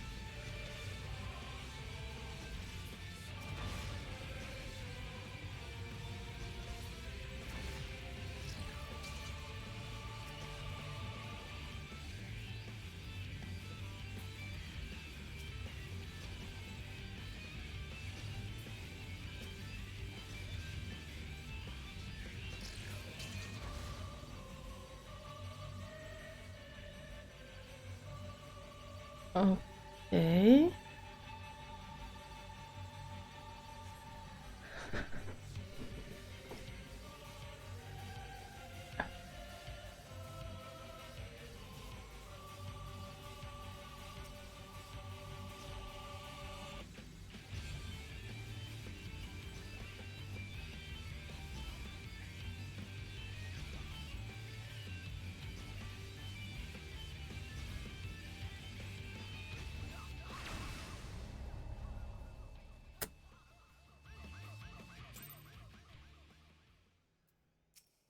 Okay, so at some point there, everything stops regenerating. One more try.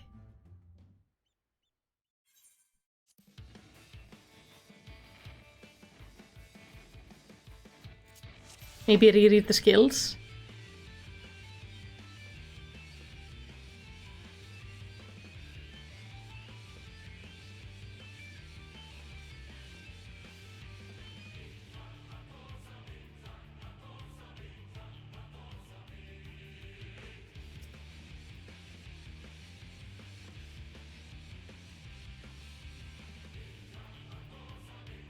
Okay, I think what I need to do is this.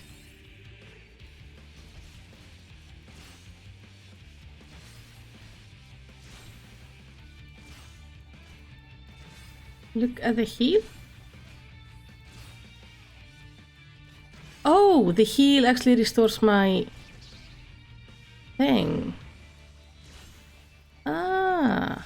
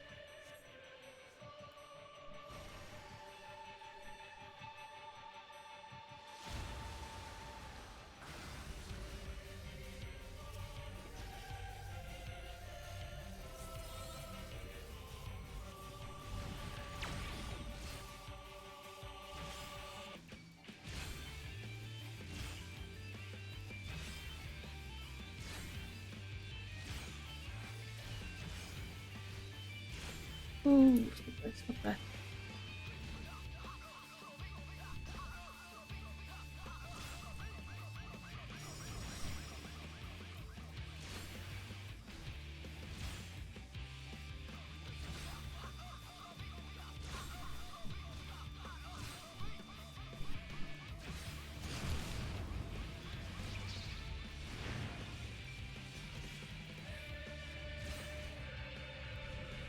No, not this one. This is what I wanted.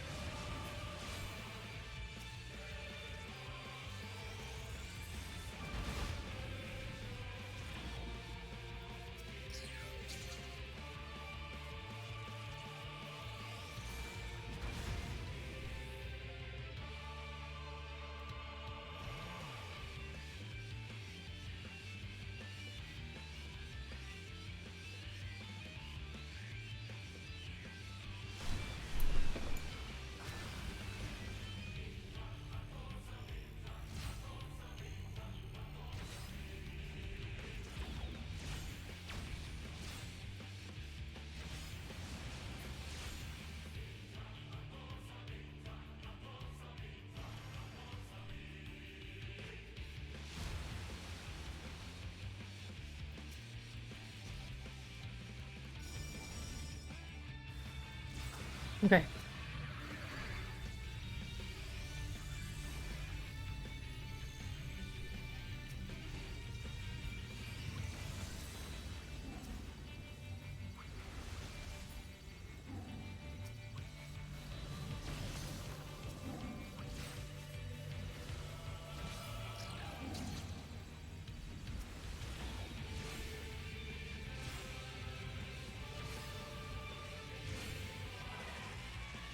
Whew.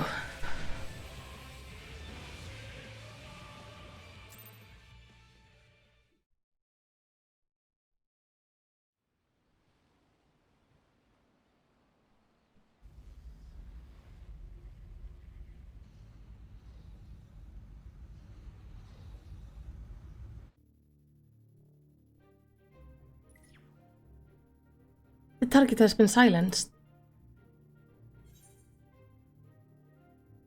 Understood.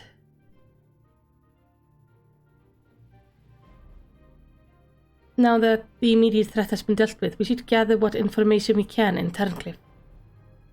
Shouldn't we try to get the pilot?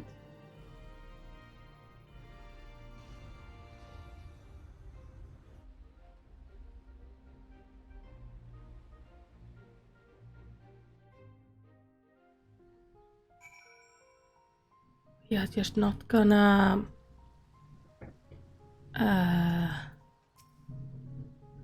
This lift leads down to the storage area where the weapons were kept. Unfortunately, the Imperials didn't leave an awful lot behind for us to investigate. But they did give us a place to carry out maintenance on the G-Warrior. In fact, I can take you down there for a closer look if you're interested. No thank you. You did well to pilot the G-Warrior so adeptly, and so was your time. And with the weapon largely intact, Sid and his researchers should be able to gather a wealth of valuable information. Before it is dismantled, perhaps we should take one last look upon our fallen foe. Oh, you can take pictures there. That's nice. I will have to go there sometimes later.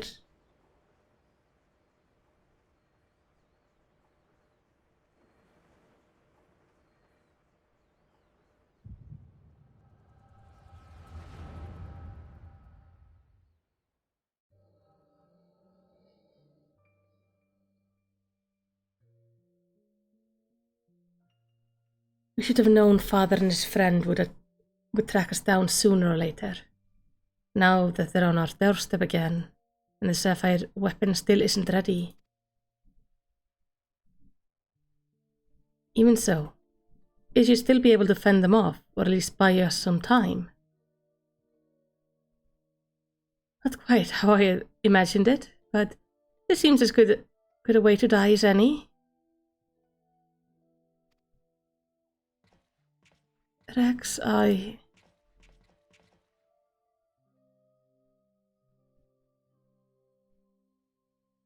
Raikon, why are you still here?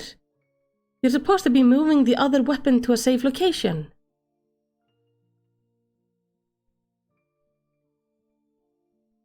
You can take care of that, while I pilot the sapphire weapon. What are you talking about? I'm the pilot, not you. There's no need to put your life on the line. Besides, it's still incomplete. It can barely perform basic maneuvers, so it will be practically useless in a real fight. We have a solution. Oversoul. You want to end up like Melisandria?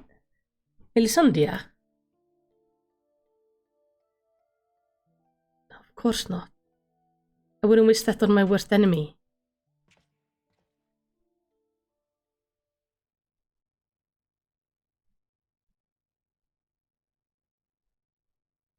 But she didn't give her life in vain. There will be weapon left behind data that been used to improve the system, to prevent any further malfunctions. What difference does it make?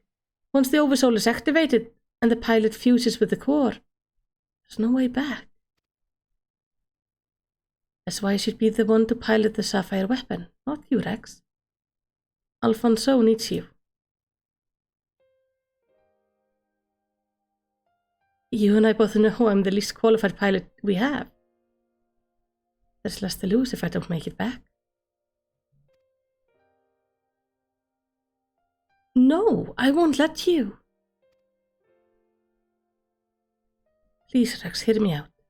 Ever since we were children, I was the smallest, the weakest, too afraid to stand up for myself.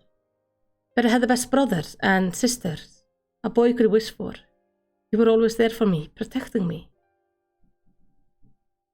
Now it's my turn to protect you. Take the other weapons and get out of here. See it through to the end. Do it for me. For Melisandria. I'm counting on you, Rex.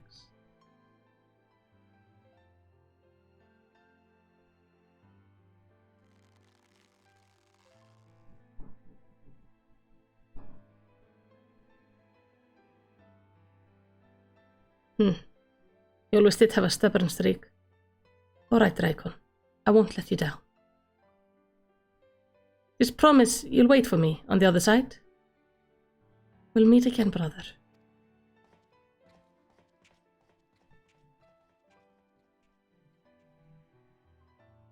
You all made me happier than I had any right to be.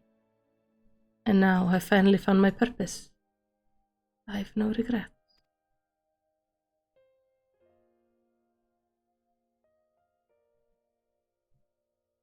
Come on, Sapphire.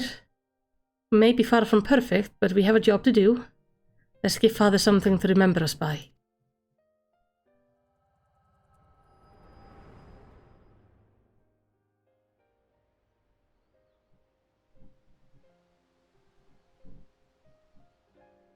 The echo, I presume. What did it reveal to you? This one the pilot was? Raikon. My poor boy. You were braver than most could have ever hoped to be.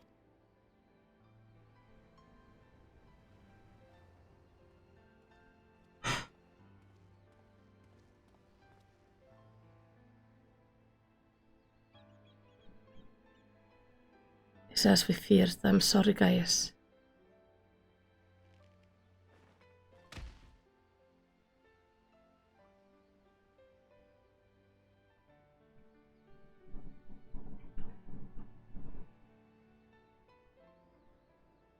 First, Melisande and our Raikon.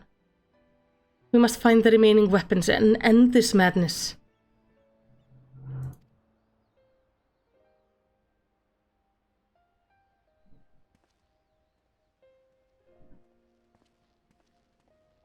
Oh, don't worry, Abe. I would have done them eventually. I am glad I'm doing them, even if they make me sad. Sometimes good stories come in really sad packages. Hey! Like, shady guy, how you doing?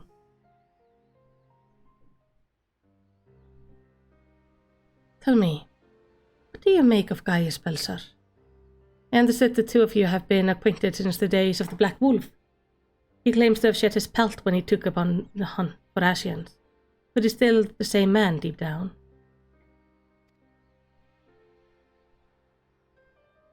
He certainly kept quiet about having a flock of foster children back in the Empire, though it seems he would rather bare his teeth to his former masters than allow harm to come to them. Yet try as I might, I cannot make sense of it. Does he truly fight for the good of mankind, as he would have us all believe? Or is he merely biding his time before he reveals his true colors? Whatever the answer may be, in the end he will always be a Garlean. And though there may be honorable men and women among them, I have suffered much and more as a result of their conquest. Barbaric campaigns in which Gaius Belsar played no small part.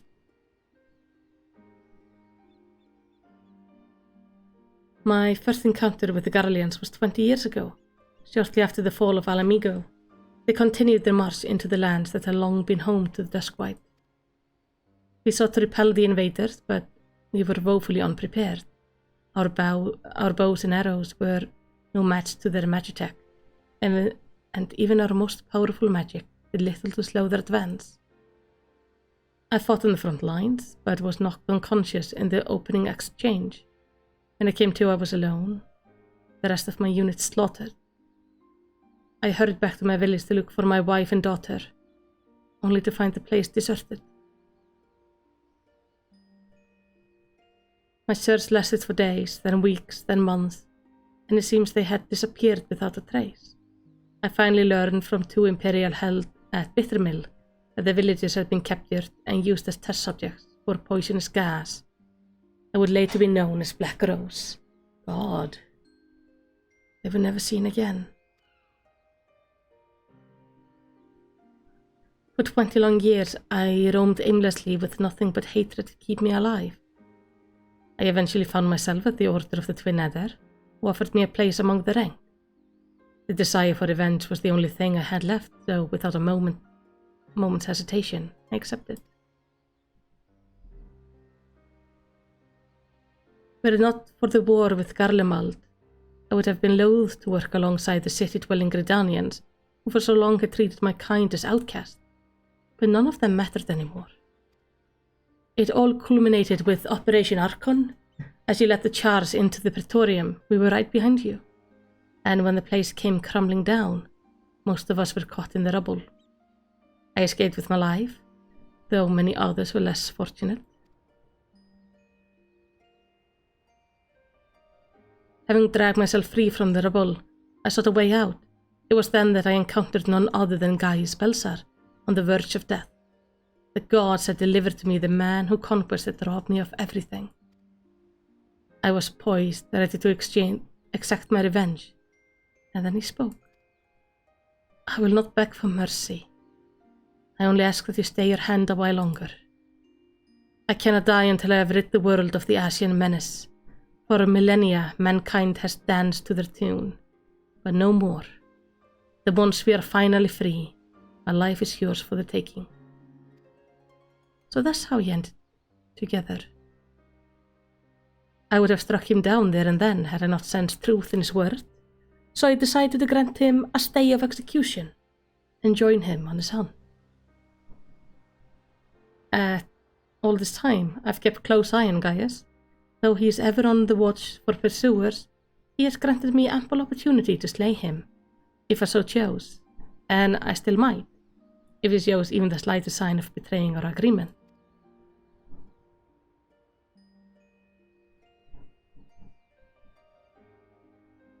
But for now, the Asians are my chosen quarry. If they are indeed the ones pulling the Empire's string, then I shall not end until they have been eradicated. Every last one. Though I could not save my kin, there are those who may yet be spared the horror of war.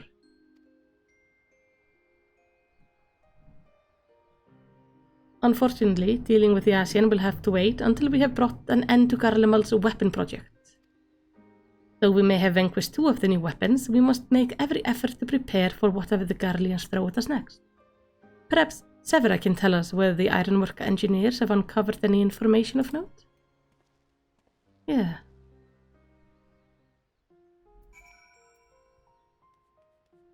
It makes sense that, he would join up to prevent others from having to suffer the same fate.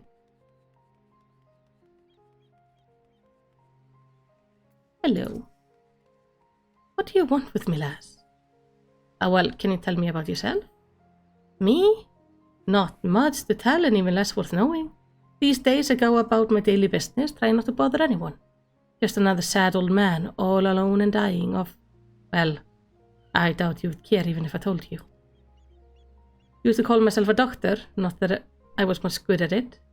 When the epidemic came 10 years ago, I was powerless to stop it. Despite all my years of experience and fancy medicine, for everyone I saved, I lost a dozen more. The music is familiar here. Worse than that, I let those Garlean bastards push me around, tell me who to treat and who to leave to their fate. As a result, I only saw the Imperials while my kith and kin died in agony. It's a slow and melancholic version of Castor Meridian. Oh. Can you tell me about Terncliff?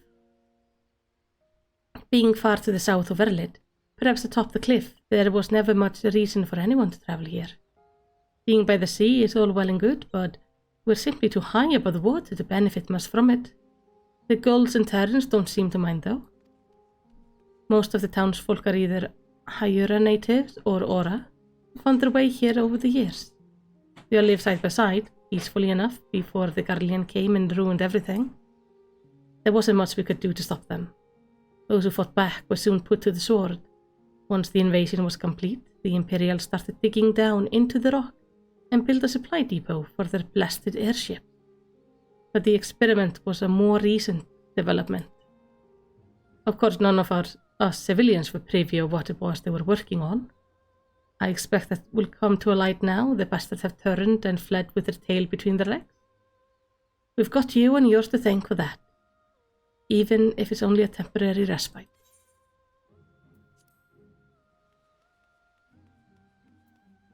Hello.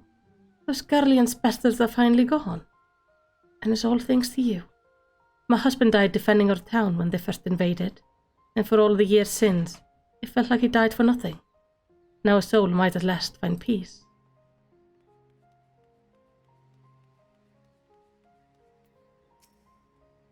Most of the 7th Legion troops stationed here withdrew before you arrived. I expect they're regrouping somewhere and getting ready to retake the town. I haven't heard one of the members of the weapon project is still hiding somewhere in the town. Oh, one of the orphans is here? Oh.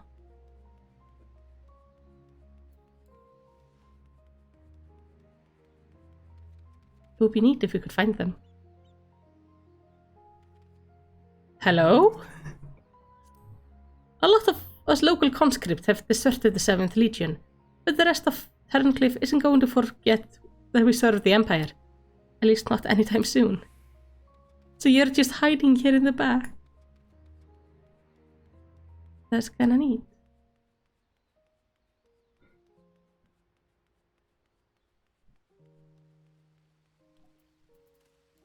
Splash. Oh, wait. Gaius. Splash. What do you say? I would rather you didn't share what we discussed with my traveling companions. It would complicate matters. Sure.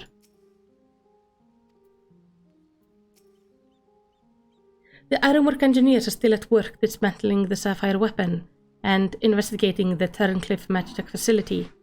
Though they have yet to make the report, they may have some news to share at this juncture. Please wait here a moment.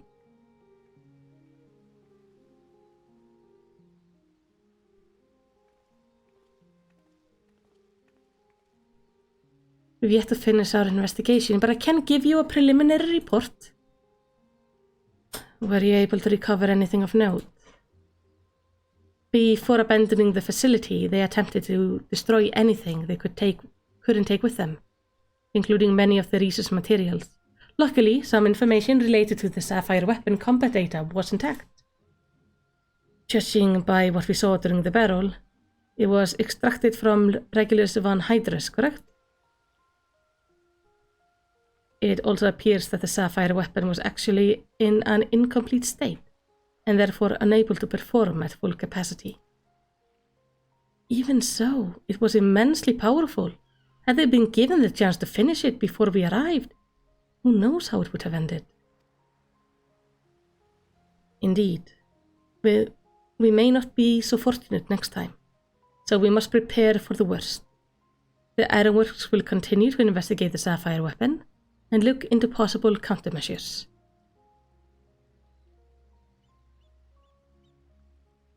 The echo afforded you a glimpse into the conversation between Raikkonen and Rex prior to the weapon deployment. Do you remember any other details?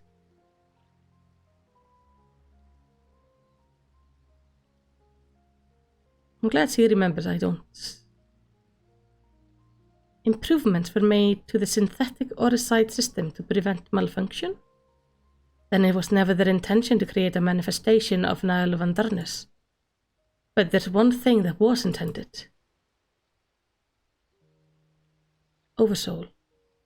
Its activation results in the pilot being absorbed by the core, killing them in the process. Arax and Raikkonen were fully aware of this, were they not? Yep. They were.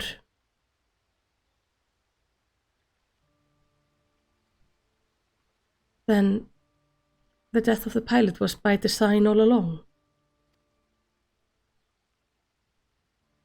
Alfonso, how could you? Sacrificing your own siblings to fuel these accursed war machines. Surely there's no cost worthy paying such a price. Aye, nothing is more precious than family.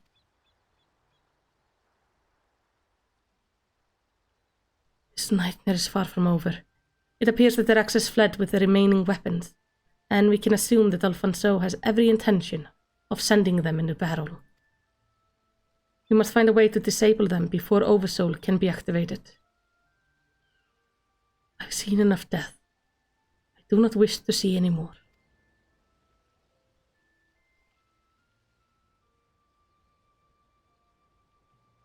Then there is no time to waste. Best be about it, Gaius.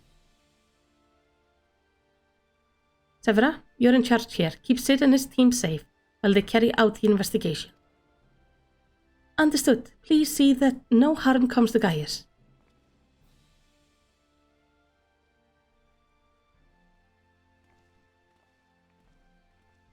While we're gone, I need you to relay everything to the resistant troops. Your first-hand account should prove useful. If there are any developments, we'll be sure to contact you. Thank you. Are you okay? Alphonse, I will find you, wherever you are. If the other weapons have been moved elsewhere, the locals must have seen the direction in which they have headed. At this stage, any information at all would be better than what we have now, which is next to nothing.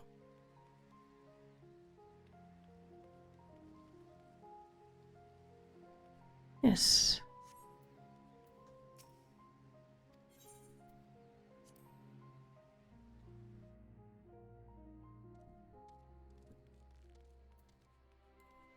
This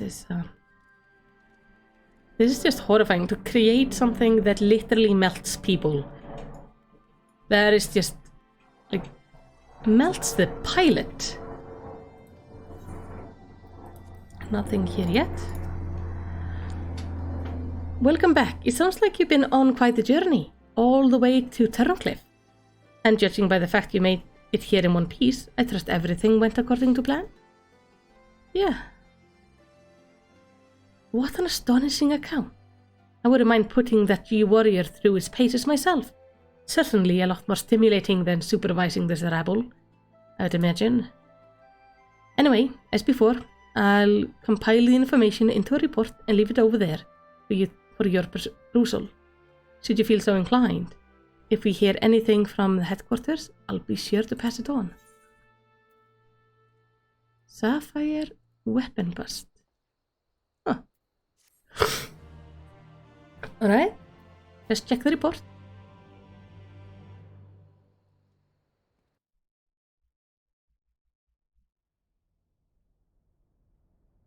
First we get a cinematic, I think. Meanwhile, in the 7th Legion Verlit headquarters.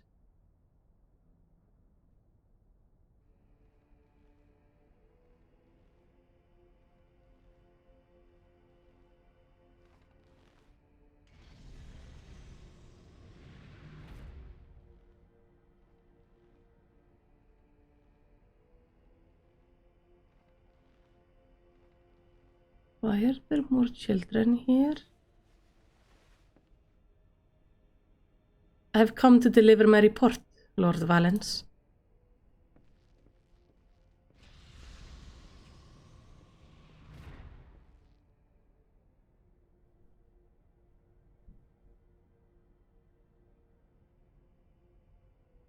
Ah, so we returned, young Alfred, or was it Alvik? Not that it really matters, of course. I heard that you and your darling brothers and sisters have allowed the sapphire weapon to fall into the hands of the enemy. Do tell me it isn't so. I am afraid that is the case, Lord Valence.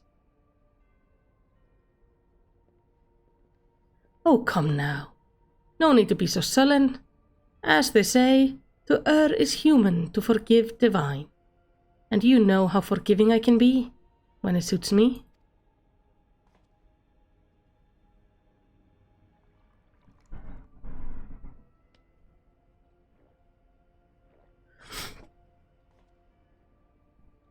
So tell me, whatever your name is, who was able to best the sapphire weapon? Our sources state that the one known as Warrior of Light was assisted by Sid Garland and Gaius von Belsar, my lord.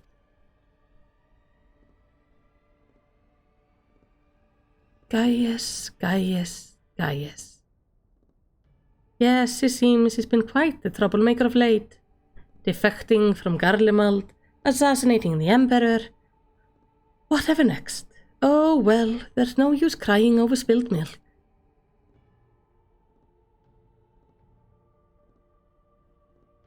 Speaking of which, I've become quite the connoisseur since arriving in Verlet. This particular variety comes from a rare breed of cow, you know. Only 100 of them in existence, and pampered every day of their lives. Yes, they're quite valuable, until their milk dries up, that is. When it does, they are sent to the slaughterhouse like all the rest, for that is their lot in life.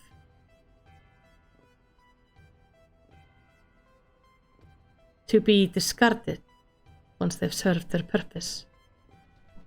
Did I create the ruby and sapphire weapon so that you could deliver them gift-wrapped to the enemy? I can see it now. Sitting and Garland, rubbing his hands with glee at the technological marvel you bestowed upon him. And you let Gaius von Belzer of all people get the better of you. How do you think this reflects on me? The legators of the 7th Legion humiliated by the traitor. Humiliated, I say. There's only one way to deal with worthless provincial filth like you. Wait for me in the correction chamber. You need to be taught a lesson in obedience. Yes, my lord.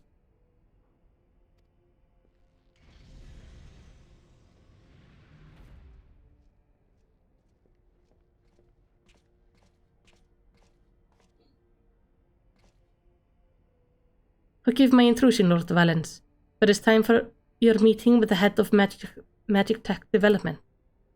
Oh, how time flies when you're whipping useless soldiers into shape. Yes, I'll be along once I make myself presentable. Can't have people think I've let my standards slip now, can I?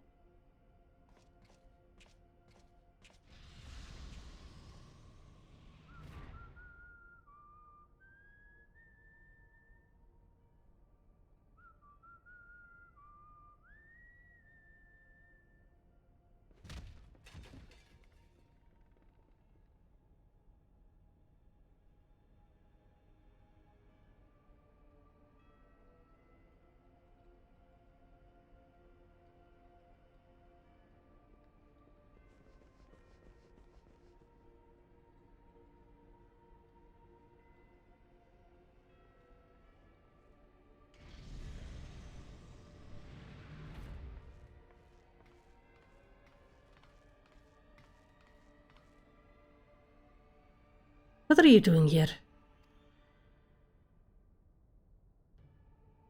You wish to see me, Lord Valens? Did I now?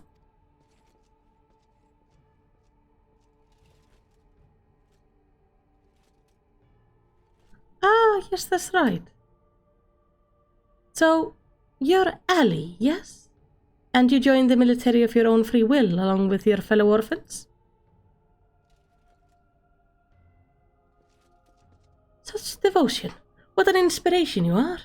You see, it is my firm belief that love grants the power to move mountains, to overcome any obstacle.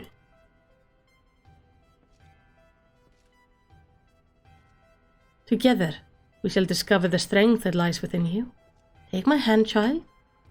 I'll show you the way.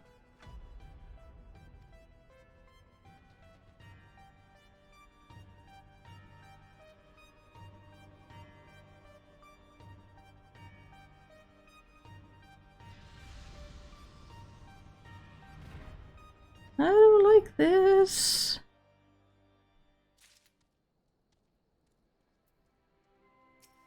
Alright. We have the Sapphire weapon. War machine developed by the 7th Imperial Legion as a successor to the Ultima weapon. The second known case of the synthetic Orosite system being used in open combat. Employing the combat data of Regulus von Hydrus, former legators of the 6th Imperial Legion. Evidence indicates that the war machine was in an incomplete state, and Oversoul was used to mitigate mechanical deficiencies. It was deployed off the coast of Verlit and sent into battle with Garland Ironworks G Warrior, piloted by Malisti Mal. It was then rendered inoperable but structurally intact, with only superficial damage sustained. And then we have Raikon. Pilot of the Sapphire weapon. All other information regarding the subject was gained from Gaius Belsar, born and raised in Verlib until his parent died in the epidemic, after which he was taken into the care of Gaius in an imperial orphanage. Though he lacked the physical prowess of his peers, his high degree of dexterity made him ideally suited to maintain equipment and similar tasks. Even after joining the military, he remained shy and withdrawn. However, on occasion, where the safety of his friends threatened, he would not hesitate to defend them. He later replaced the designated pilot of the Sapphire weapon, fellow orphan Rex, and was absorbed by the weapon core on activating Oversoul. He was 17. Jeez. But yeah, this guy, that legator sounds like a very sane and kind person. Nothing wrong about that one. Alright, so there are 3 left now. Sid investigation in Terncliffe has led to startling revelations. It's good to see you, Melicity. I'm pleased to report that Master Garland and the other uncovered a fair bit of useful information at the Imperial facility in Terncliffe. In fact, he would like you to rendezvous with Gaius in the town square, where he'll reveal what they found. Once you are ready to depart, your escort will lead you the way. Perfect. Let's go see him.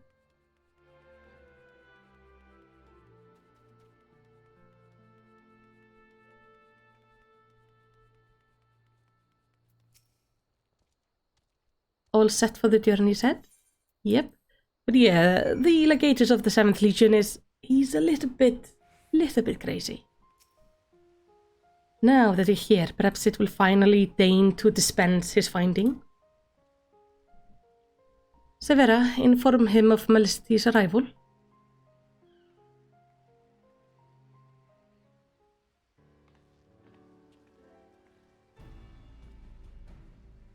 Thanks for coming. So, what have you discovered?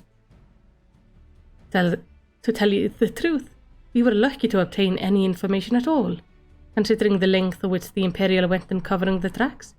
You see, the hangar below was not just used to store the weapons, but played a critical role in their creation. We now know the code names given to 3 of the weapons: Ruby, Sapphire, and Emerald. Obviously, we are all familiar with the first 2, but the 3rd is something of an unknown quantity.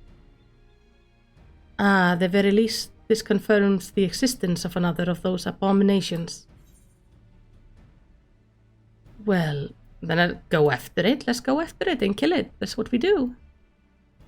Preferably before it eats one of the other kids. The problem lies in asserting its whereabouts. None of the locals have seen anything resembling a weapon being transported, either by land or air. Which of course leaves only one option: the sea. According to what fragmented data we were able to recover, the Emerald weapon is equipped with aquatic capabilities, much like the Sapphire. Meaning that it escaped from Terncliffe, could have gone undetected, and could potentially be anywhere by now. But Alphonse's plan, to have it absorb more primals? The logical choice would be Eorzea. Yeah, because all the primals kind of show up there. And traveling by sea allows him to circumvent the front line of Gimlet entirely. The Alliance must be alerted at once. Hold your chocoboos, Severa. It seems that the Emerald weapon was still incomplete when the 7th Legion withdrew from Terncliffe. It is far more likely that it was transported to another facility in order to add the finishing touches. If your supposition is correct, that would narrow our search to but 2 possible locations: Castrum Marinum in the Rotunda Sea and Castrum Octians in eastern Lanoska, both which are known to harbour remnants of the 14th Legion, your former subordinates, Gaius. Be that as it may, our objective is unchanged. Holdalin, you and Severa will make your way to Castrum Occident, while Melicity and I head to Castrum Marinum. Should we locate the emerald weapon, we will give the signal to dispatch the G warrior and eliminate it before it can be activated. Sorry to disappoint you, but we're still repairing the damage it sustained during the encounter with the sapphire weapon.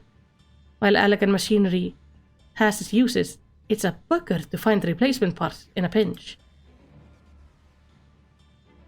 Oh, I look so disappointed. Oh. We've actually been working to expand this already impressive arsenal, but the G warrior itself is in no fit state for combat. While I am aware this is far from adequate replacement, I can provide an ironwork submersible to help Melicity and Gaius reach Castrum Marinium. I'll have one sent ahead to Vesper Bay. Yay? A submersible, eh? I don't like the sound of that. Perhaps Severa and I should count ourselves fortunate that our destination can be approached by land. I pray you have a safe journey. Watch yourself out there, Melicity. I'll be fine. If all else fails, I'll use Gaius as a floating device. It's time we depart. Let us make our way to Vesper Bay.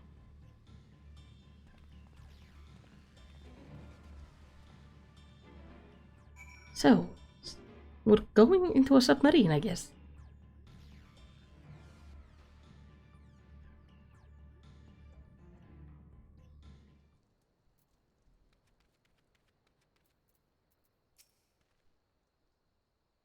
In the event that my attempt to bypass the Castrum security fails, this submersible of Sid has been able to withstand Imperial weaponry long enough for us to escape.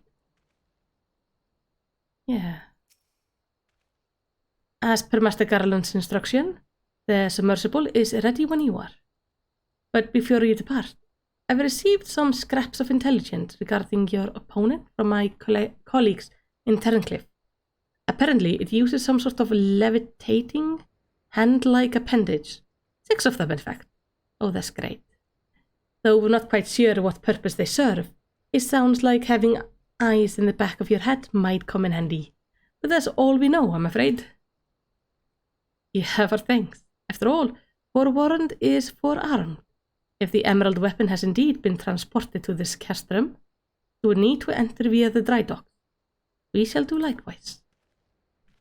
As one might expect, there are measures in place to keep out intruders, but the security system can be tricked into recognizing us as Imperial vessels. That said, infiltrating the facility is merely the first step. Should the emerald weapon be activated, it's only a matter of time before the pilot uses Oversoul.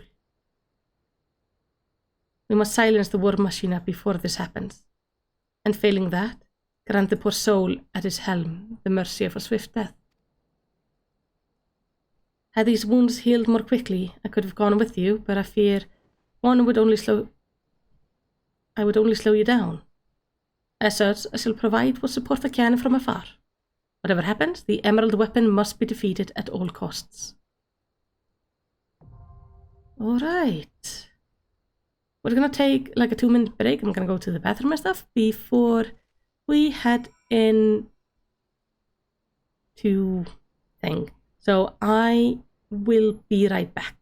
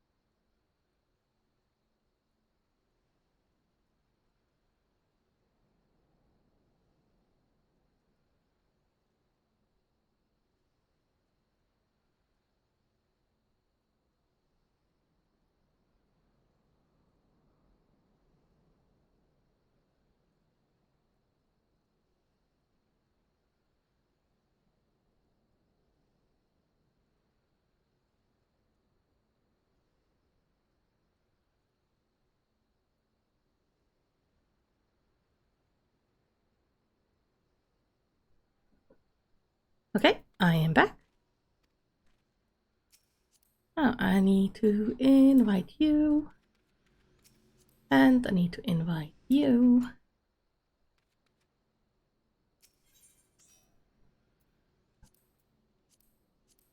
And then we're gonna join the Castrum Marinum.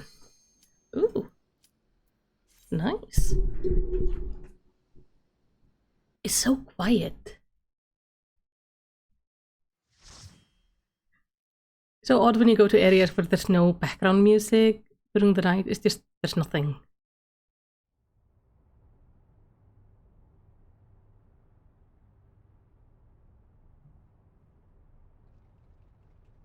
This is it, the emerald weapon. It looks like a bug. I've been expecting you, hero of Eorzea. Look, father, this is the power that we command. Like, it looks like a beetle. It's actually kind of pretty. Please don't use the oversoul thing. Alright. Abe, prepare to suffer, as I will be terrible at healing this, like pretty much everything else. At least when I'm doing it for the first time.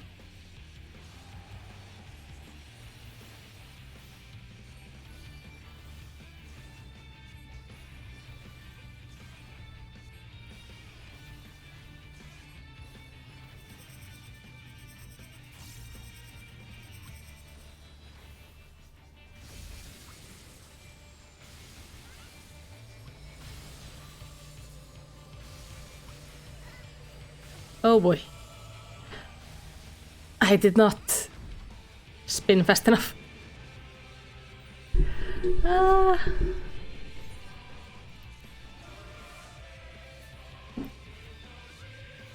Okay.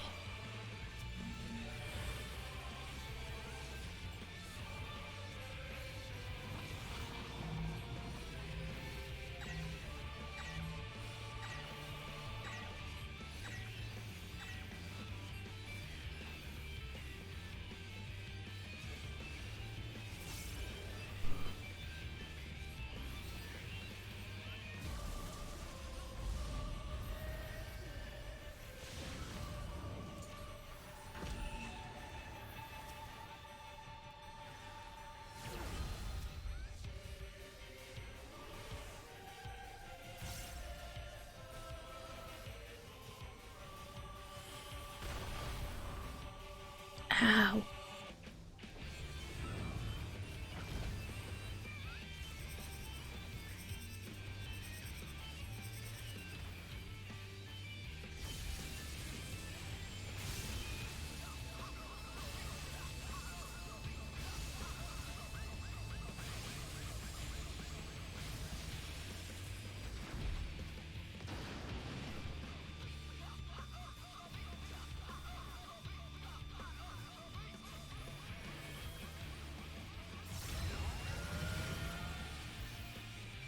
Oh, there are the hands. Oh, that's disorienting.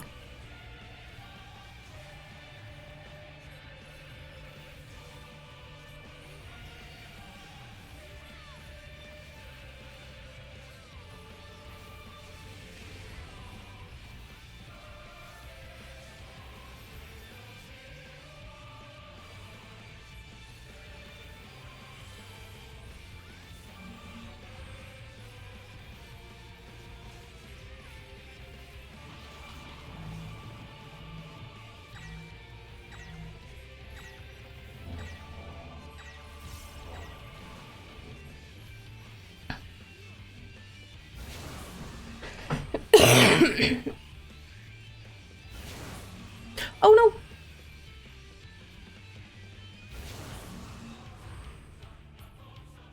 no! Oops.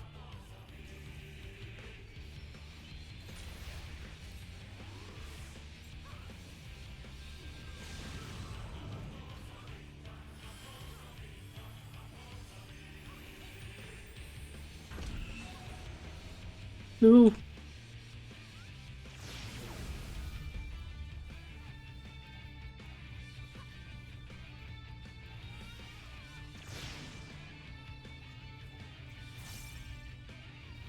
What is even happening?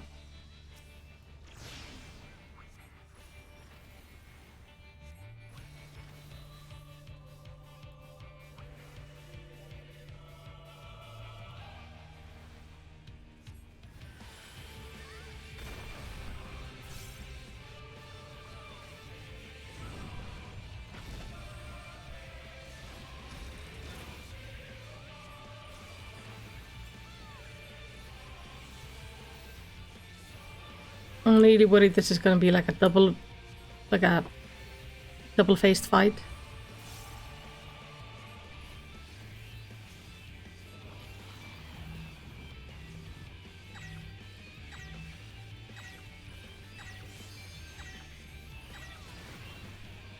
Ow.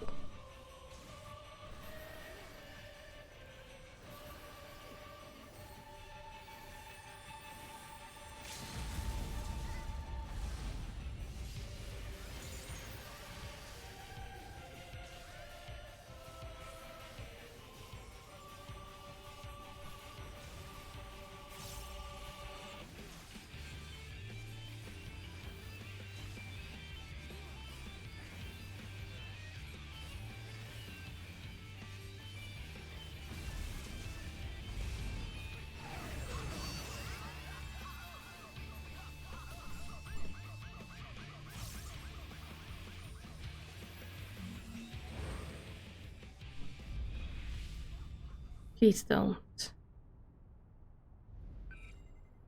Not even you can be the Empire finest.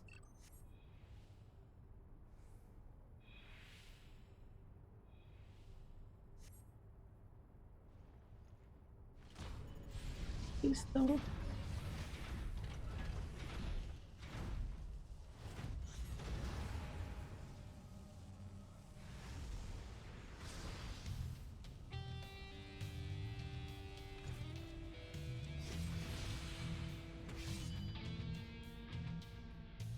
Wait. That's trippy.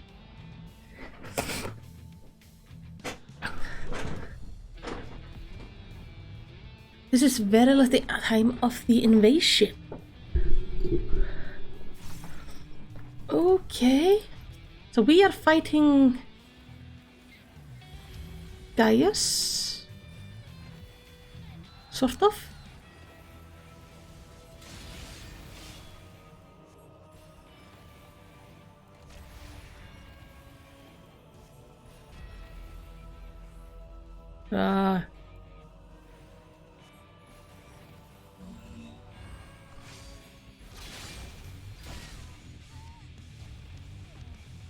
I feel like I wasn't supposed to stand on that, but that person kept on running to follow me. I am now very confused.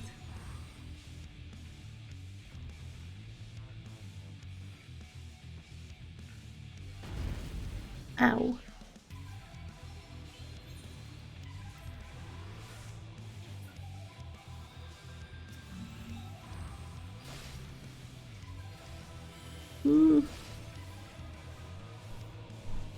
I don't know where to stand.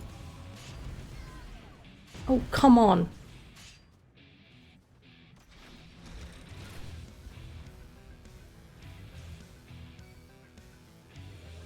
Sorry, Abe.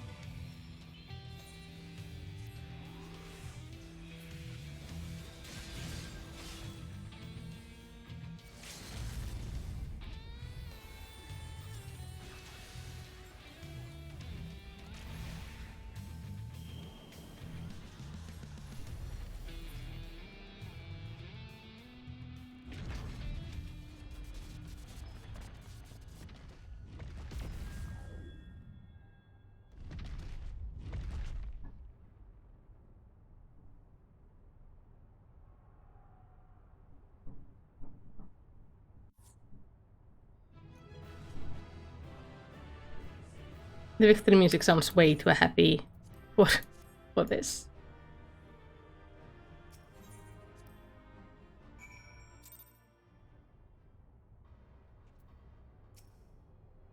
And so it ends.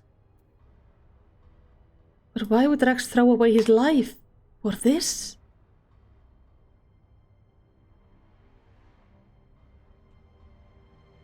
You're right. If I'm ever to learn the truth, I must concentrate on the task at hand. Of course, we do not need to wait for Sid analysis to tell us what combat data was used on this occasion. It galls me to think that my techniques and strategies could be so closely replicated. Nevertheless, the observation I made during the battle may yet prove useful. As a matter of fact, that was not the only information I was able to gather. I intercepted a signal that revealed the troops stationed here were permitted to withdraw, seemingly in return for assisting the 7th Legion. They would have known that the Elegant would follow the Emerald Weapon here, sooner or later, and the Alliance would follow. And made good their escape, meaning the way is now clear for Sid to inspect the war machine's remain.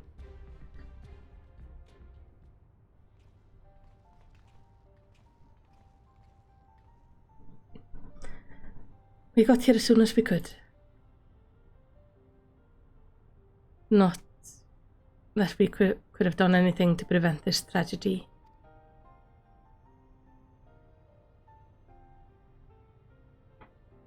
From what we know, it seems that the Emerald Weapon was ilm for ilm a great deal more powerful than the previous two. If this is allowed to continue, who knows what sort of monstrosity the 7th Legion will conceive next. Nevertheless, Malicity has once again proven herself capable of overcoming the worst of the Empire, at its disposal. You may be relieved to hear that Castrum Occident was free of anything resembling a weapon. Unfortunately, it was also devoid of any useful leads, and we came away empty-handed. In all honesty, part of me wishes we had never found the Emerald Weapon. Perhaps then Rex would not have been forced to make the ultimate sacrifice. I only hope that he is finally at peace.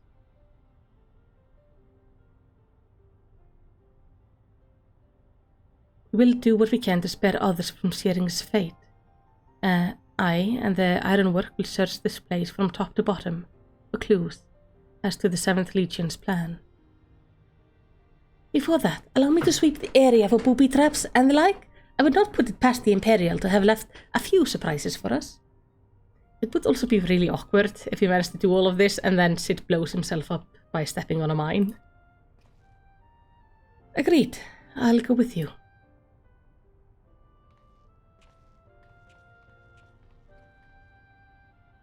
With that in mind, I begin my examination of the Emerald Weapon. Carefully, that is.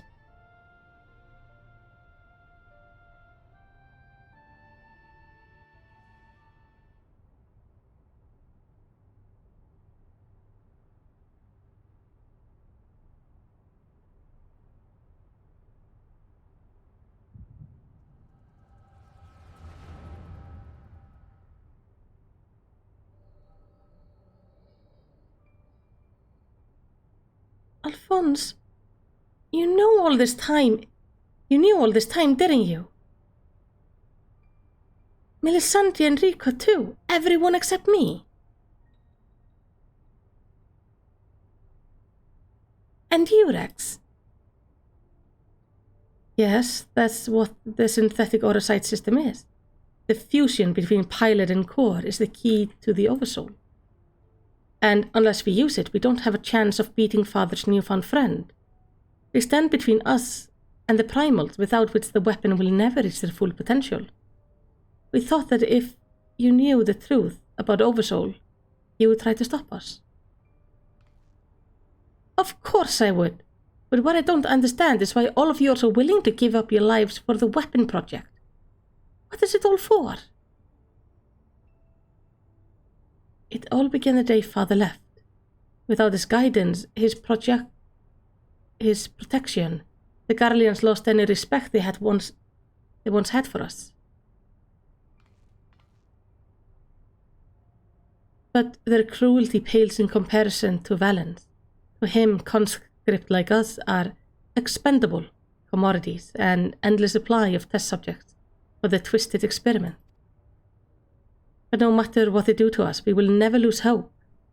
If it's the duty of the strong to lead the weak, we will become strong and protect those who cannot protect themselves. The weapon project will give us the strength we need. We will create a world where people like us can live without fear of persecution. We want you to see this new world for yourself, Ali, even if we must give our lives to make it reality. But why me? The years spent serving the Empire have changed us all, except you, Ali. Even after everything you've seen, you're still the caring, innocent girl we grew up with. More than any of us, you deserve a chance of happiness. That's what we all agreed. Ali, listen to me. Right now, the soldiers assigned to watch over us have been called away to the capital. Now is our chance to get you out of here. Then why don't you come with me? If Alphonse and I were to run away now, it would only force others to take our place. We can't let that happen. This is our way of upholding the ideals Father instilled in us. Our lives are a small price to pay for Verlet's freedom.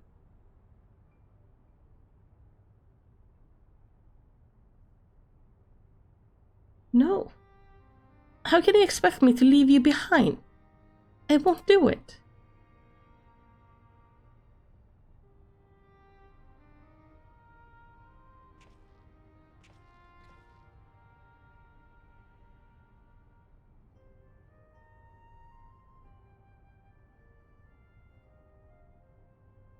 We will forever be at your side, Ali. Rex, take her to the holding cells. No, let me go!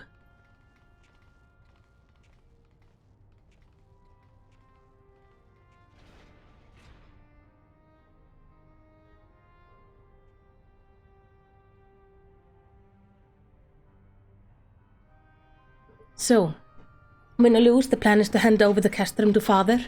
Is that right? Yes. They'll take Ali into custody before the Garleans return. While you will free the pilot of Emerald weapons without her... While you will be free to pilot the Emerald weapon without her interfering. We can't let her hinder the completion of the weapon project. I'm counting on you, Alphonse. Don't let the sacrifice be in vain. Rex, have you forgotten what I told you? You mustn't use Oversoul. I can't lose you too. We both know I can't win without it. Besides, we need the combat data of the Emerald weapon fighting at its peak if we are to have any chance of perfecting the synthetic Oricide system. You know I'm not the sort to do things by halves. Forgive me, Rex. Don't you worry about me. If this is where I meet my end, I'll do it with a smile on my face. The rest is up to you, Alphonse. This is really messed up.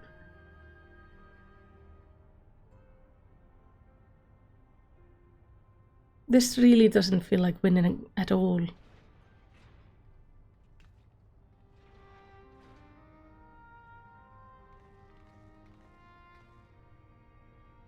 This is the girl you spoke of, yes? She was locked in a cell, but I saw no harm in letting her out.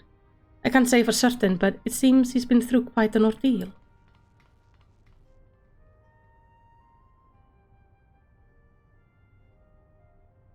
No.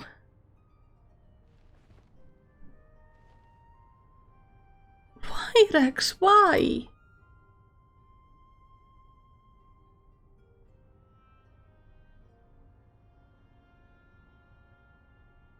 Gaius, once we extracted the core, we'll take it back to Terrancliff for analysis. Perhaps she should come with us. There's no use in her staying here.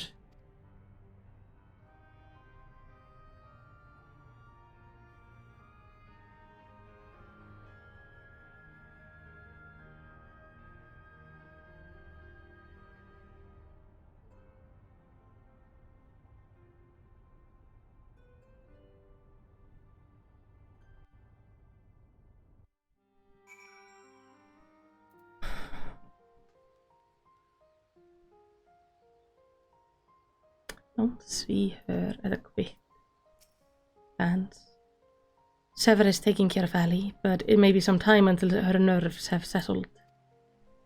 If the vision you witnessed is indeed true, Alphonse and Rex locked her away for her own safety. When she's ready, I would know more of what the brothers hope to achieve, and why he must resort to such desperate measures.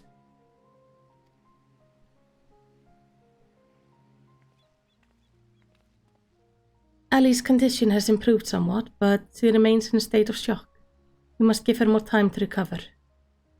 There was one other thing that I thought you should know. When we checked her for injuries, we saw her back is covered in welts and bruises. Who did this to her? It seems he was subject to beating on a regular basis, judging by the varied stages of bruising. I dare say this was the work of her Garlean masters. You speak as though you've seen this before. Seen? I've lived through it. I was born in Verlit 23 summers past. My mother was a local woman, but my father was pure-blooded Garlean and a member of the occupying forces. Though I knew little about him, his rank afforded me imperial citizenship. His acknowledgement of our family ties was the extent of the responsibility he took for bringing me into this world. Still, it's more than can be said for most of his ilk. My mother and I were shunted by the people of Verlit, who treated us as badly as the Garleans did, if not worse. I thought that if I were to become an imperial soldier, my position might somehow deter those who would cast scorn on my mother, if only out of fear, and so I joined the army. The acceptance I earned was but temporary, however, and my superiors were quick to blame any perceived shortcoming on my savage lineage. Rather than waste time on official court-martial, they administered their own form of corporal punishment. I was eventually assigned to the 12th Legion and fought under Seniors Jagalvin in Alamico. In the chaos that followed our defeat, I seized the opportunity to flee to Verlit. While it was never much of a home, it was all I had. But nothing could prepare me for what waited.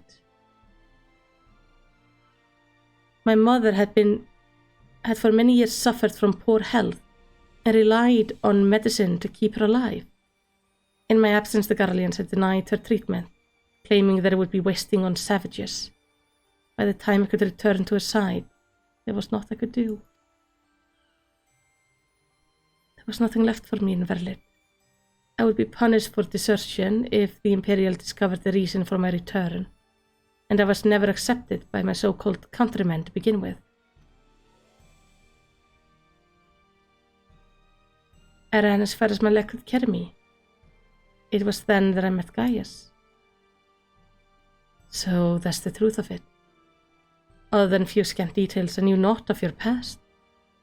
It sickens me to think I once fought under the same banner as those vile creatures. I had always believed that it to be duty of the strong to lead the weak, yet there are those who become drunk on power, afforded by their station, and prey on the ones they should protect. Like canker, this corruption has spread to every part of the Empire. Even those with Garlean blood such as myself are subjected to their cruelty. They hold particular contempt to the Aura as an easy target for abuse, being so few in numbers.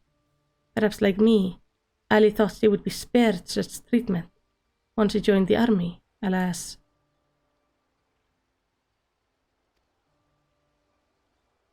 I only hope that with time, Ellie can put the past behind her and make a new life for herself. But for now, all we can do is wait for her delirium to subside. It's Valdelin's turn to keep watch. Let us ask him if there has been any change.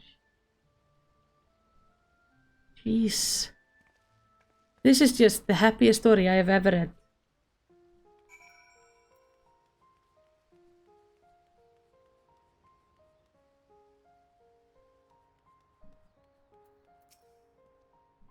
Rex's death is on my hands, not yours. Would that this confrontation had been averted, but alas, it was not to be. Though you have overcome the emerald weapon, is hardly cause for celebration. Another young life cut short. I suppose you're here to ask about Ellie. Is she well enough to speak with us? As her condition has improved somewhat, I would say so, provided you do not cause her any undue distress. Wait here.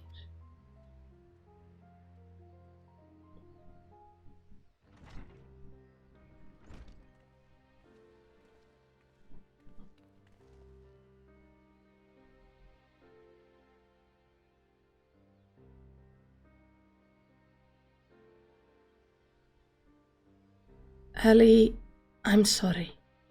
What happened to Rex, it was my fault. Melisandre and Raikon too. They died because of my foolish ambition. Father, no. This cannot go on. Please, Ellie, you must tell me all you know.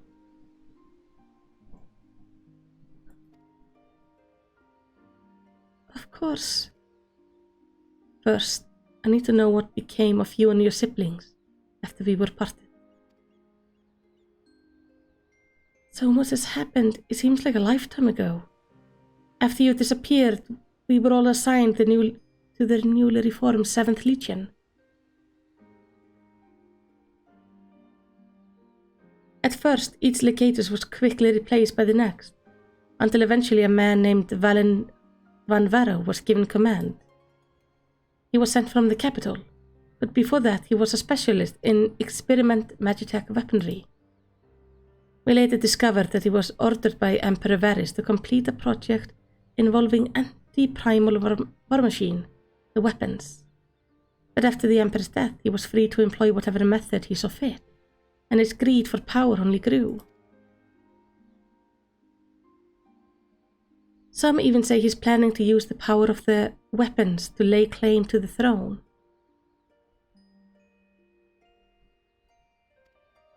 But I think there's another reason for his obsession with the weapon project. Not that he would ever tell anyone, but he's always muttering to himself, and I've been able to put the pieces together. He's jealous of you, father. Valen van Varro.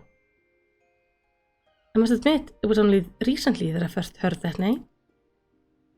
Valen used his knowledge of magitech to devise various military strategies. He was given a position in the army and quickly rose through the ranks. That was until one man stood in his way. You, father.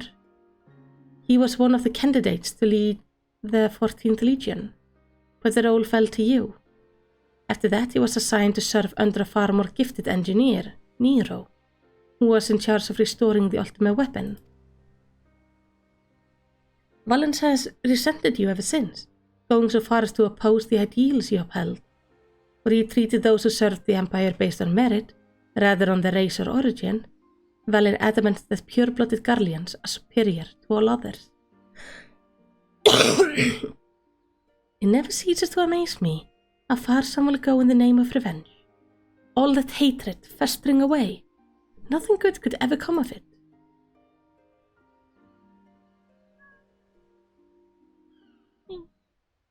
So the marks on your body are his handiwork?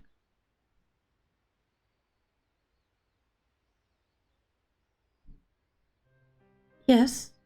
To Valen and his men, we are no more than fodder for his experiment, playthings on which they can vent their frustration.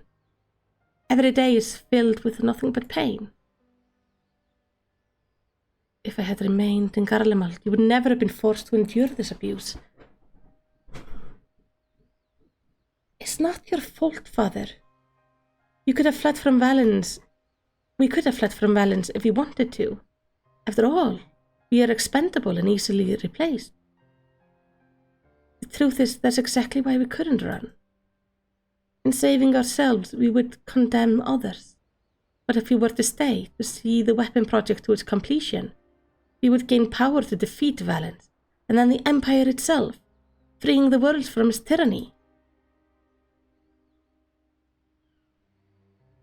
That way, we might start afresh and find a place we can call home.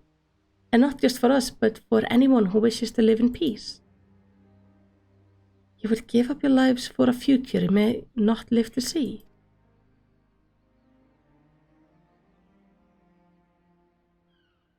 We took courage from your teaching, Father. The strong must lead the weak, and we would gain the strength by whatever means necessary. We will fight for the sake of those who cannot. But we knew that you never consent to our participation in the weapon project, which is why we couldn't turn to you for help. As the pilots, we're the only ones who are able to stop Valens. We know just how powerful the weapons are. He would use them to bring the world to its knees. And his masterpiece is the worst of them all. If only I could get my hands on it. Then I could save Alphonse and all of Verlet.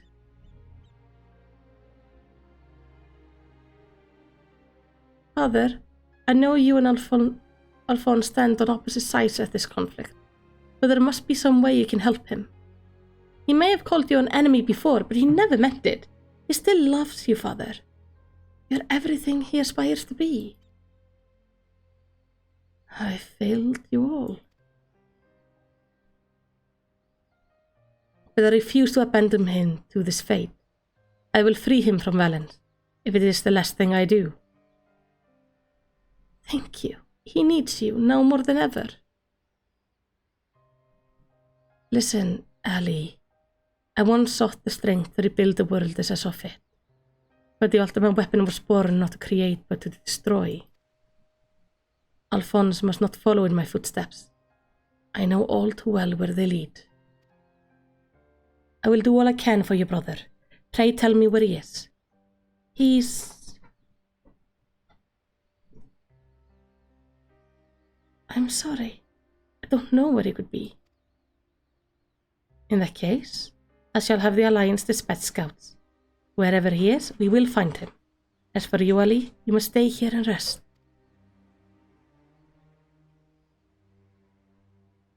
Wait, you're the one who fought Rex, Raikön, and Melisandre, aren't you? Yes. We're the ones who threatened your homeland. You only did what you had to do. I have no right to ask this of you, but... lend my father your strength. Save Alphonse.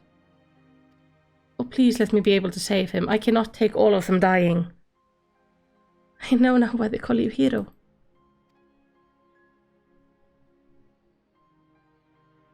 Alphonse, I'll do what I must to free you, even if it means going against father's wishes. But I have a good feeling about his new friend.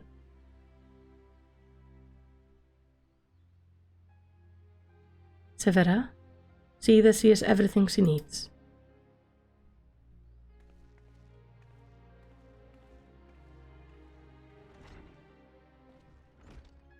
Our allies must be informed of these troubling events. May I ask that you relay the news to the troops in Giravania? Yep.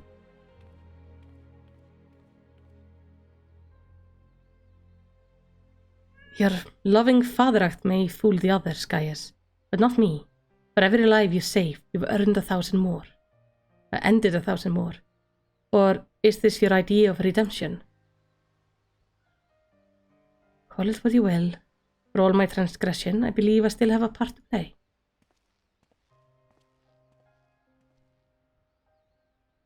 Was I wrong to spare you that day? Or will you honor your word? It seems the time has come for the Black Wolf to show his true colors.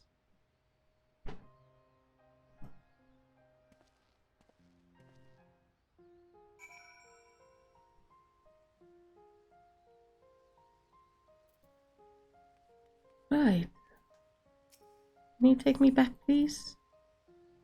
Hey. We have a cat.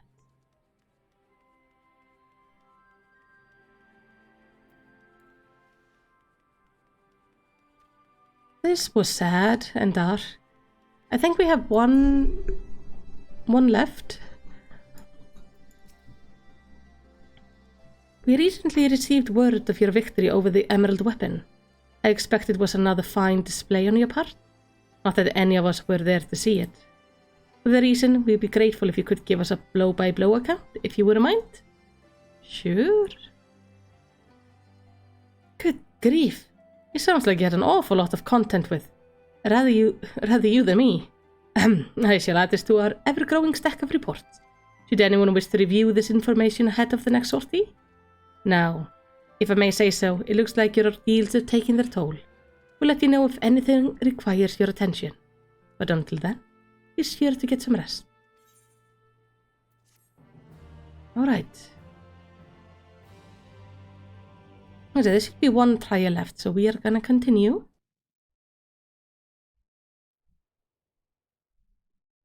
Oh. I got a sleepy cat. Meanwhile, in the 7th Legion Correction Chamber. Yay! Like I didn't see enough torture rooms in Amnesia on Friday. 3 weapons, 3 pitiful displays of ineptitude.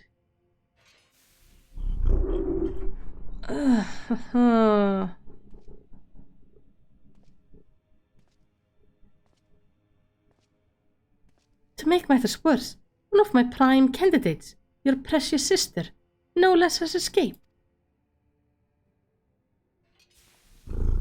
Jeez. You just got the kid doing it? What the fuck? And who should she crawl to but the swine Gaius?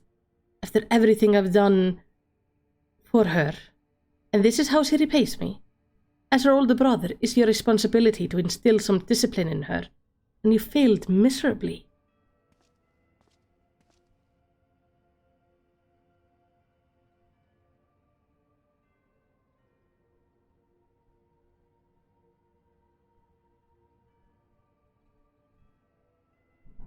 Well, don't you stand there, boy.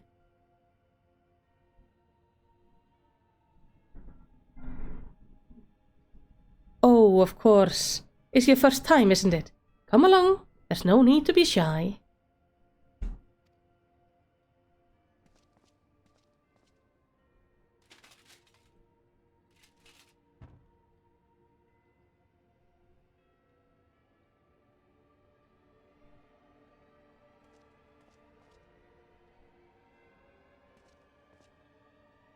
He looks familiar.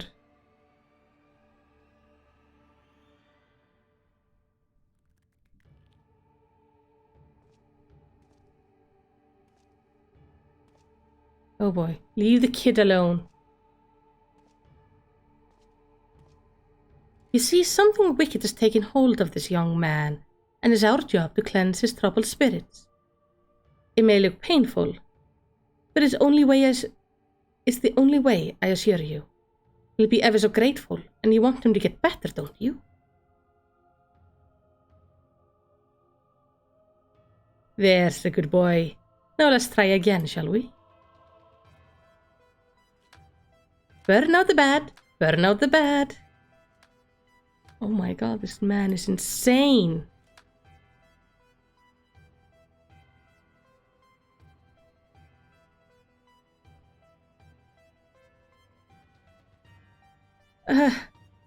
Oh, he got the kids chanting. I don't like this.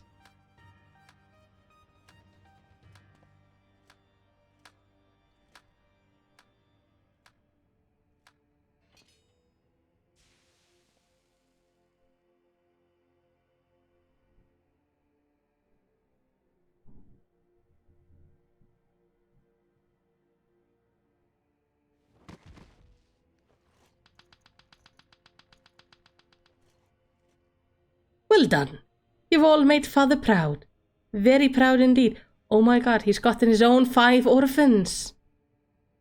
Oh, you twisted man. He emulates Gaius. I know, he has 6 orphans. He got 1 extra. Kiddo looks so happy. As for you, I thought you were a cut above the rest of the savages, but it appears I was mistaken, and since you allowed that wretched sister of yours to escape, it falls to you to act as her replacement. I choose you as the next pilot, and your mission is simple. Kill Gaius von Belsar, whatever it takes. And if you so much as entertain the idea of betraying me again, I'll exterminate every last one of your kind.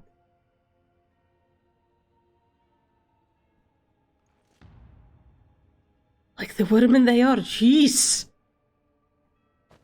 He went to the Hildebrand School of Acting, didn't he? Having said that, he will be forcibly initiating Oversoul using Zenus's combat data, so whatever scheme you may be hatching will never come to pass. All you need to do is sit back and let the synthetic Orosite system do the work, with you as its conduit. You should thank me for allowing you to become part of my masterpiece. Your worthless existence will finally have some semblance of meaning.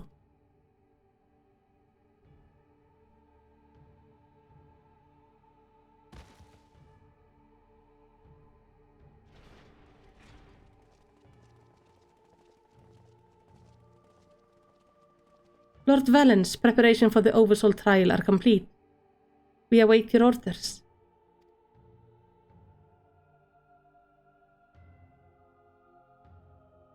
Splendid. There's never a dull moment around here. Now then, boys, who would like to see something special?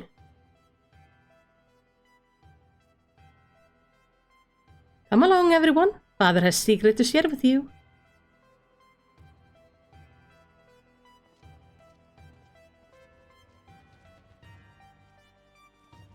If I was one of his kids, I would act very excited for all of his ideas just for self-persuasion.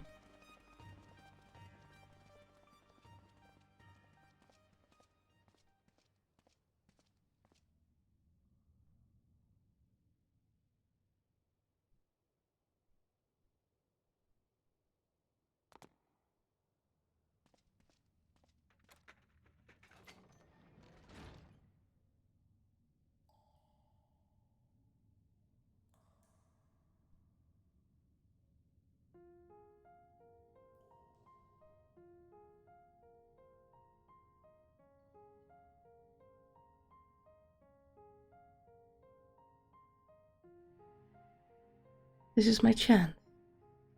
And it's all thanks to the sacrifice made by my dear siblings. Finally, the weapon will be mine to command. Once it has reached perfection, it will be unstoppable.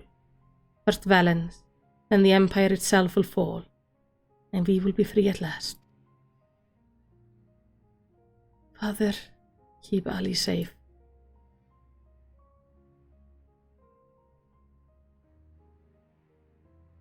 Lysandi, Raikon, Rex. I'll see this through to the end. Promise.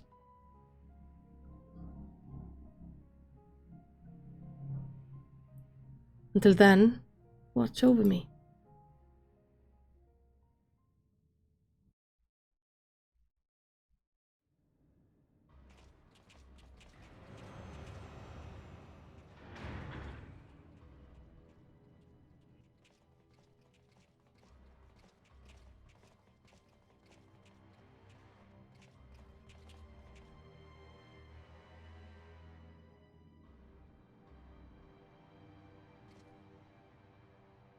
So, is it ready or not? The trial sequence has been primed, sir. Then get on with it.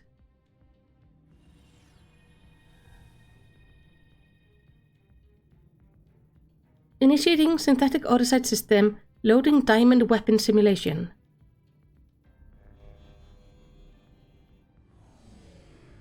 Oh boy. What's going on? You're helping us with a little research, is all. Whatever your name is, the time has come for you to contribute to the glory of Garlemald. This isn't what we agreed.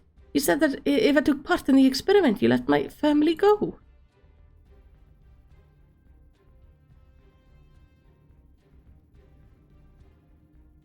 You have seen us data loaded yet? Activate Oversoul and be quick about it. Understood, Lord Valens. Galvus combat sample ready. Initiating organic core override.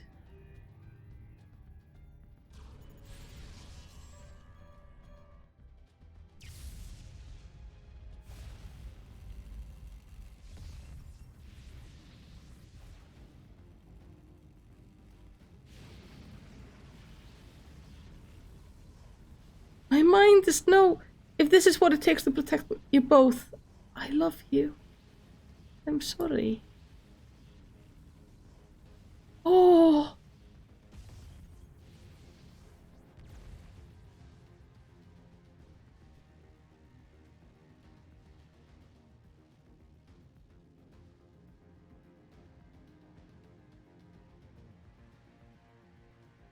Where is my prey?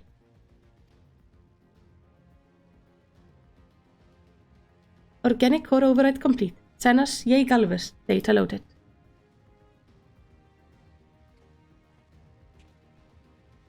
The subject is instinctively bound to seek out prey right from the outset, regardless of the combat prowess it may boast. I need an obedient servant, not a ravenous beast. Enough. Shut it down. Deactivating synthetic oversight system.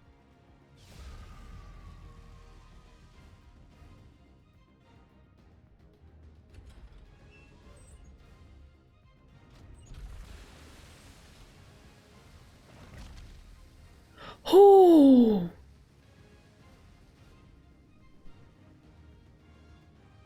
Oh, that's humongous.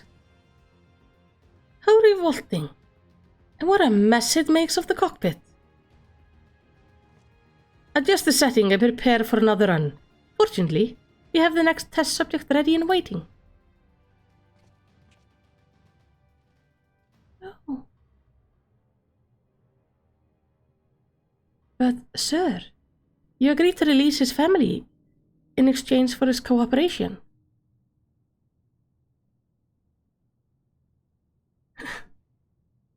Oh, Jesus fucking Christ, this man is the creepiest thing on the planet. My, I never knew he had such a wonderful sense of humor. The great Valen van Verro bargaining with savages. More fool him for trusting me in the first place.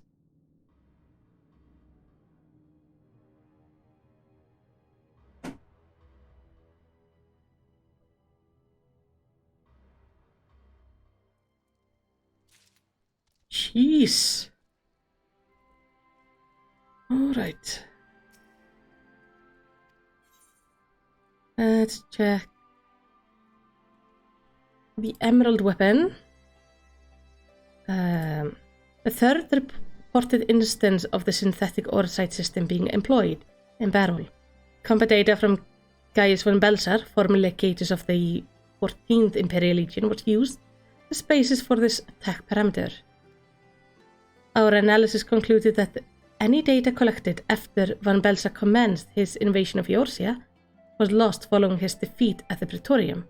Therefore, the data used in the emerald weapon must have been gathered in his day prior to the 7th Umbral Calamity. His gunplay technique and tactical involving multiple soldiers bearing ranged weapon were incorporated in the War Machinia armament. In particular, the floating manipulators that could be positioned at various locations around the battlefield. The emerald weapon is believed to have been transported from the Imperium based in Terncliffe to Castrum Marinum, where it underwent final adjustment.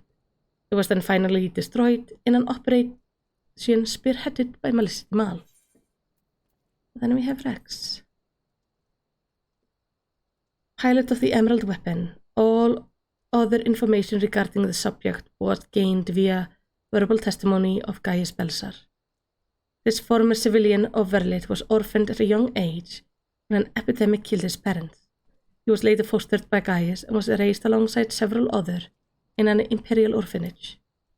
He was known for being extroverted and outgoing, and his lack of restraint often made him the center of attention. However, this was accompanied by an explosive temper, and he would often confront those he believed threatened his foster siblings with little regard for rank or social status. He later joined the weapon project in order to support his foster brother Alphonse. His final mission was to pilot the Emerald weapon, which ended with him becoming fused with his core and perishing shortly after. He was 18 years old.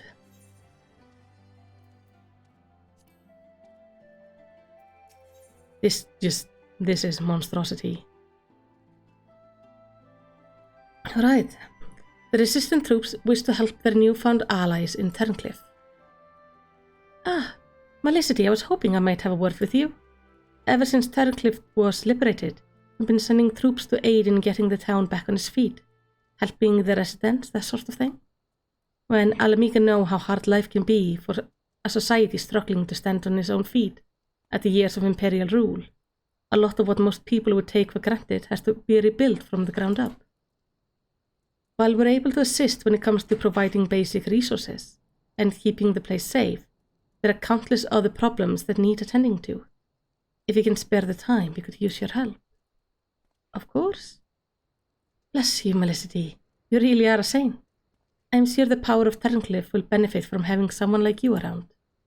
Once you're ready, have a word with your usual escort. I wish you all the best. Yes? Okay, so we're gonna have like one little quest before we get into the next one, where we probably have another instance. Nice. Please take me to Terncliff. So, the boss roped you into helping, did he? I knew you couldn't say no. Yeah, I have an issue. It's the like shaking the head. It hurts my neck. Hey guys. The majority of the 7th Legion are sure to be stationed in the city of Verlit, the heart of this occupied territory. Whether Alphonse is there with them remains to be seen. According to Ali, another weapon lies in wait, but where, we do not know. It stands to reason, however, that if we were to find it, Alphonse would surely not be far away. No, it sounds like it's going to be inside it. While I am painfully aware of the cruelty of the Empire shows his enemies, even I am appalled to hear how they treat their own. War machine that feeds on the very lives of their pilot? I can scarcely imagine anything more heinous. Hey, we have a former conscript. I've been separated from my family ever since I was forced into the army, but I was able to sneak away in the confusion. I've got you and your friend to thank for that. My main concern is that Legatus Valens won't take this lying down. The man is like a dog with a bone. Once he sinks his teeth in, he never lets go. He'll be back, I'm sure of it.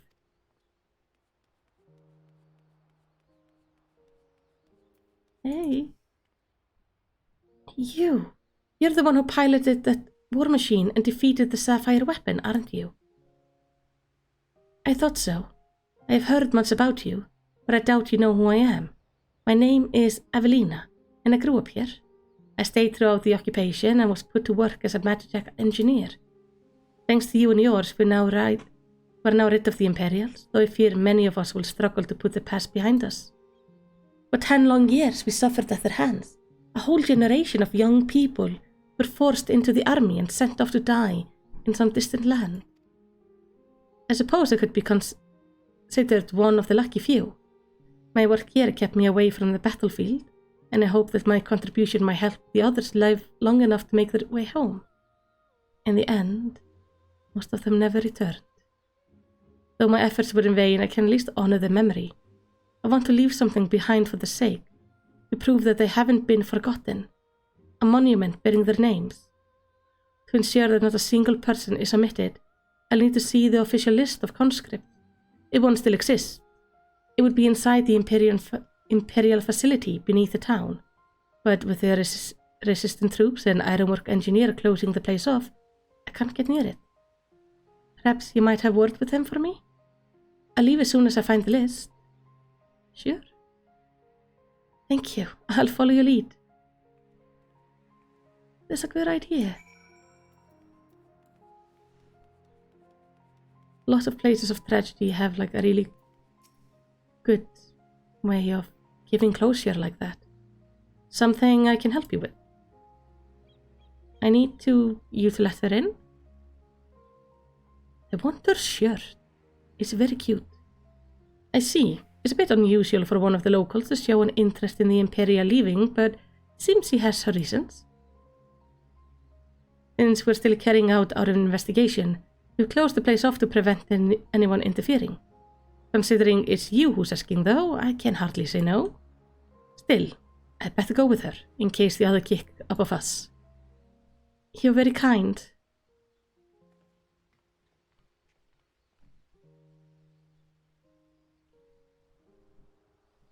I hope she finds it.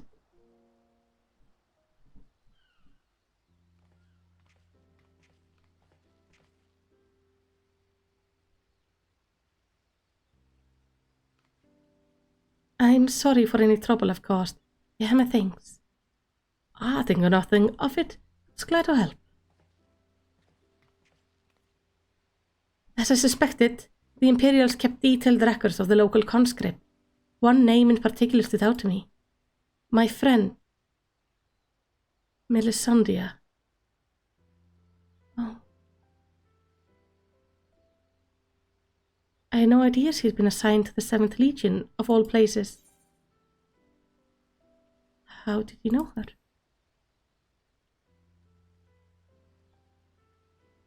It all began while we were serving together in the 14th Legion. We had much in common, both being drafted from the same occupied territory, and we soon became firm friends. And one day, she was sent to fight in Eorzea while I remained here. The day before she left, she came to say goodbye together with her foster siblings from the orphanage.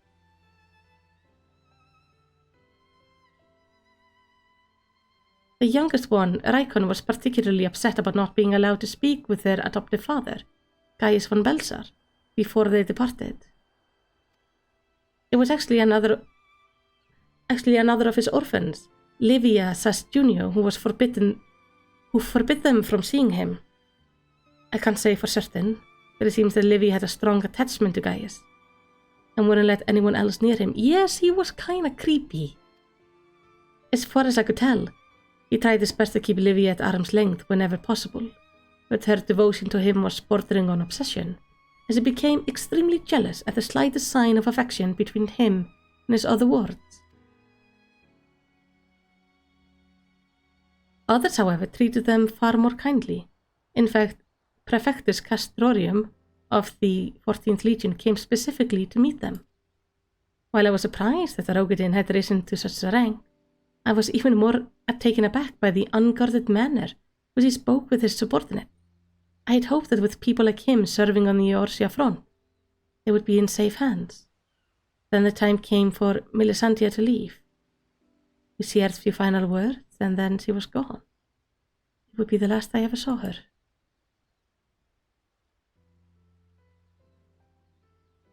After I was assigned to the Tribunus Laticlavius of the 14th, Nero Tolskava and I worked on restoring the Ultima weapon. I was even at the Praetorium on the day it was destroyed, but I escaped aboard an Imperial ship moments before it came crashing down. I eventually made my way back to Verlit, only to be drafted into the 7th Legion to continue working on the weapon project. Even now it makes me sick to my stomach to think I helped bring those abominations into the world. Using a living pilot to feed the weapon core was part of the design from the very beginning. Of course, they never dreamed of subjecting a true-born Garlean to such barbaric treatment. Not when the 7th Legion had a ready supply of provincial conscript ripe for the taking. The pilots were referred to only by their code names, and we engineers were not made privy to the true identities. Even with the list of conscripts, I still don't know who was sacrificed in the name of the weapon project.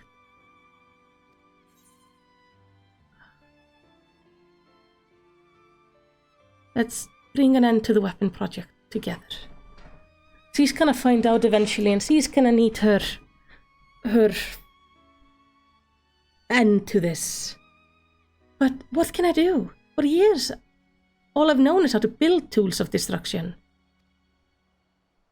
The 7th Legion is far from finished. They're biding their time, waiting until the right moment to unleash the final weapon. And when they do, it will bring naught but death and woe to all who stand in their way. Even after everything they've taken from us, they still want more. If it weren't for the Empire, Melisandre would still be here. She was the kindest person I ever met. For the Empire, she was just another pawn in their game. I will never forget her. There's a way I can make a difference. I know there is. But first I need to speak with members of the Ironwork. I have a feeling the war machine you used to beat the Sapphire weapon will be called into action again. Until then, there is still time to make improvements, and I intend to help. I'll still be going ahead with a plan to build a monument, but stopping the Empire must come first. I hope Melisandre and the others can wait a little longer. I know they will. Before I go, allow me to express my gratitude. I don't know what I would have done if it weren't for you. Until we meet again. Well, Abe, I don't think 4 million gil is going to be enough to pay for her therapy.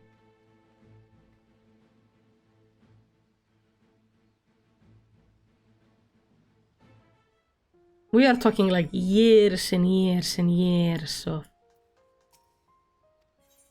help needed. Poor thing.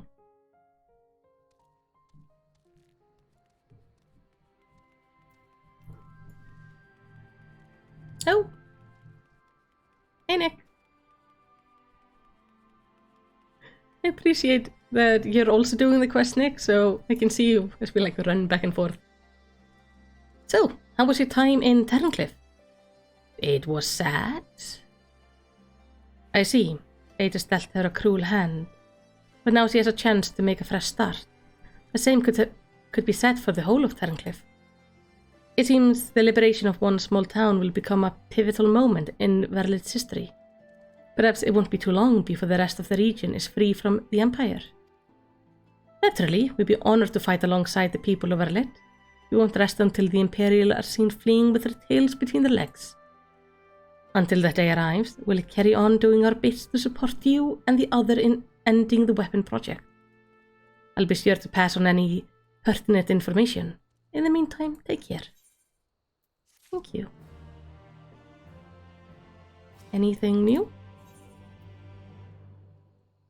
No. Duty in the Sky with Diamond. Let me get a music, so that is probably the final questline. The resident troops have received intriguing information from Verlit.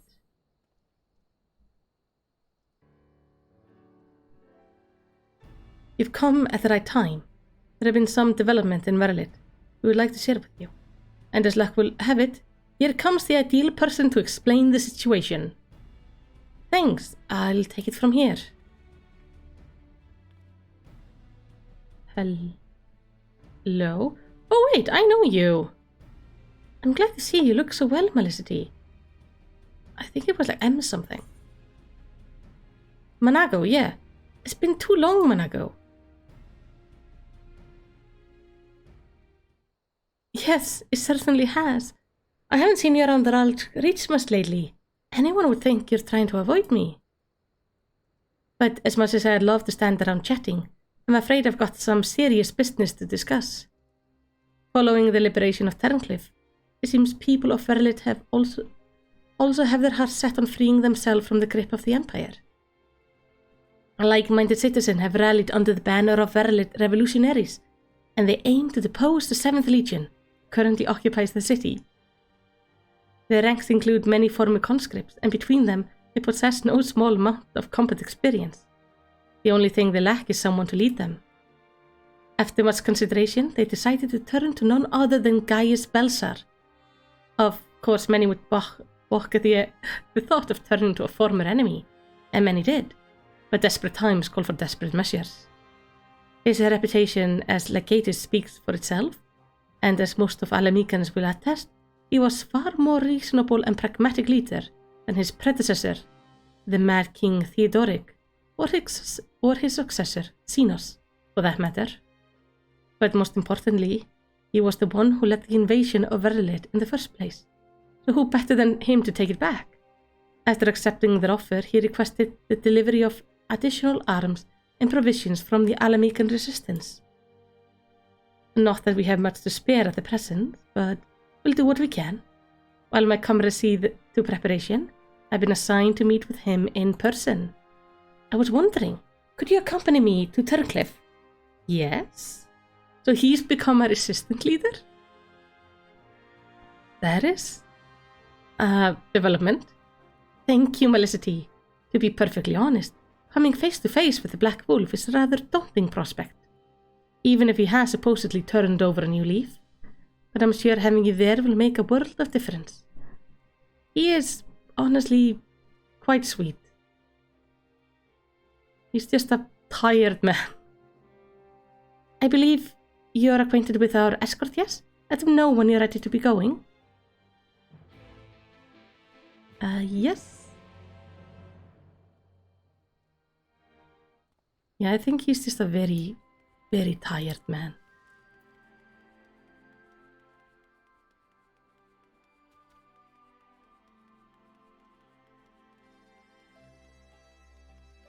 So I think it should be fine. Another trip to Turncliffe, is it? Yep. I mostly just come back and forth, back and forth, back and forth. They should just send my mail there.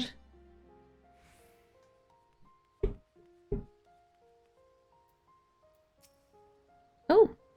Many of my comrades were dead against having Gaius Belsar of all people lead the charge.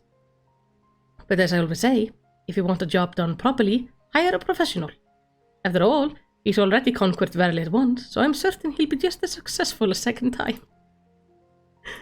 That's such a good thinking, though. It's been a long time coming, but finally Verlet will throw off the shackles of imperial rule.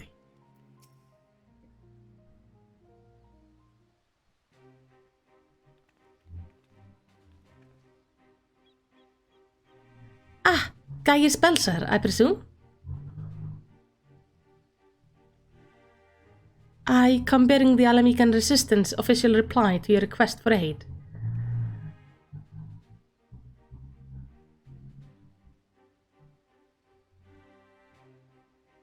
I see. You have my thanks. I mean, considering their history, I think you should be grateful if they just sent him like a bag full of poop on fire. Does this mean we can finally make our move? With the assistance of the Alamicans, we will soon have sufficient arms at our disposal to stand a chance of victory. But let's not forget, the 7th Legion has been conserving its strength thus far, and we must be prepared for severe casualties, should it fully might be brought to bear. If our lives must be price of freedom, we will pay it willingly. I inhaled Keter. That's unpleasant. Ugh.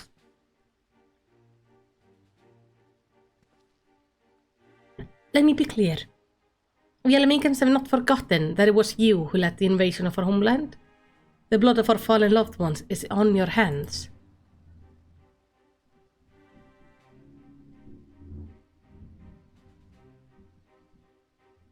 Even so, the people of Verlet chose you to lead the revolution, and we will honor the decision. I only hope they will not come to regret it. As do I. Should I be found unworthy of the trust, I shall submit to their judgment, and whatever that may entail.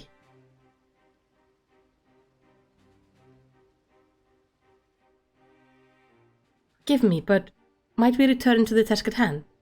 First, I would like to discuss transportation of supplies from Alamigo.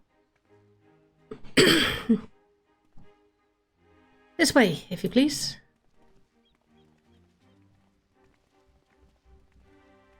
Once again, I prepare to lead an army into Verlit. The irony is not lost on me. It is a cruel twist of fate that these people, so desperate from years of oppression, should turn to their conqueror for salvation. For most of my life I believed that only Empire possessed the strength and wisdom to lead mankind, that only through great sacrifice could civilization hope to thrive. And so I led the conquest of Eorzea, forcing the doctrine of Garlemald upon the ignorant and uncivilized. In every territory I sought out those with the potential for greatness, without regard for one's birth or circumstance, that they may serve the Empire.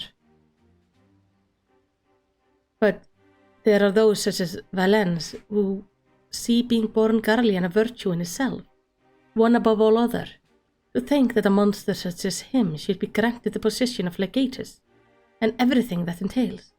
It makes my blood boil.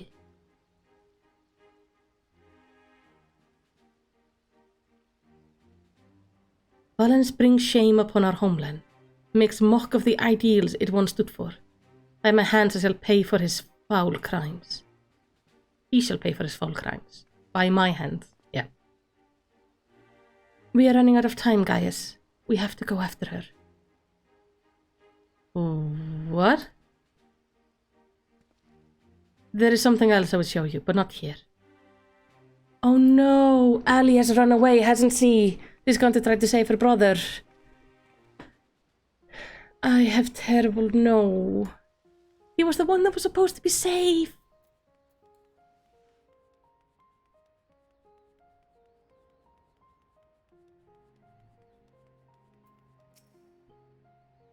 Why did Ali have to keep this all a secret? We could have helped her. Yeah.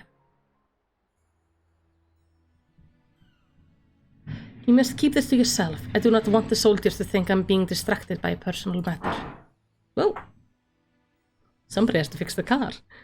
This letter was found in her room.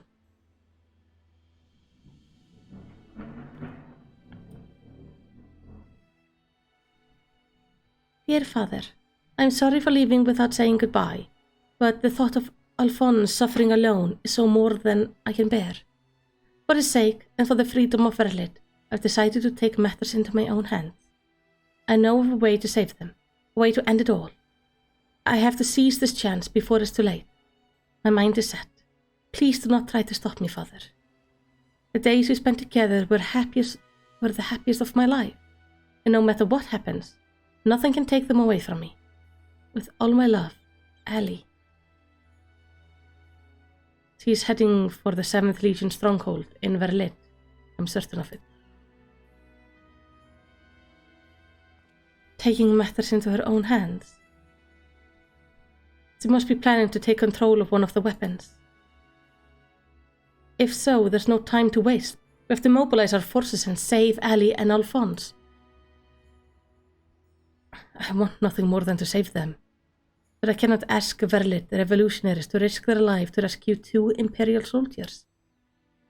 In any case, if we were to rush into battle without adequate preparation, the 7th Legion would tear our partisan army to shreds. As a capable warrior, as Malicity is, if she were to charge headlong into the heart of the enemy, she would be overwhelmed by the sheer numbers. But if we don't do something, Ali and Alphonse are as good as dead. I know, Severa, and so did Ali when she wrote the letter. Returning alive was never part of her plan.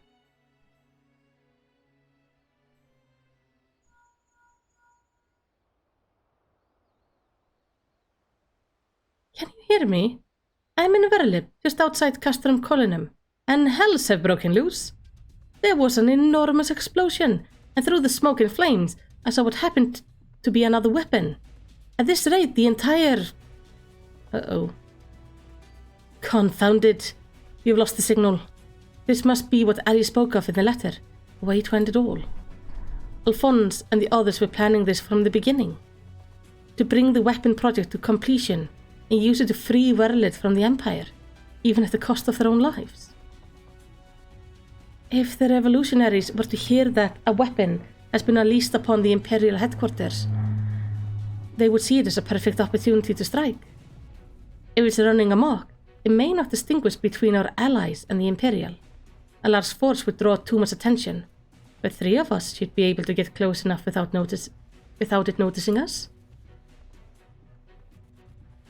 Wait, so it's a dungeon?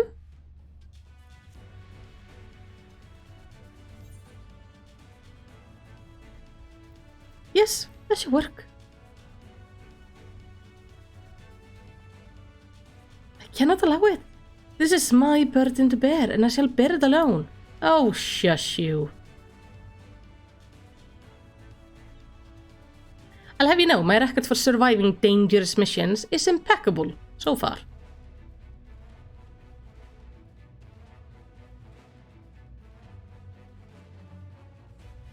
Also, I have like a massive stubbornness issue, so it's not up to you. Very well. For the time being, I will have the revolutionary stand by and await my signal. An opportunity to reclaim Verlit may yet present itself, but we must first be allowed to remove the threat of this new weapon. Severa, have sit ready, the G-Warrior. Understood.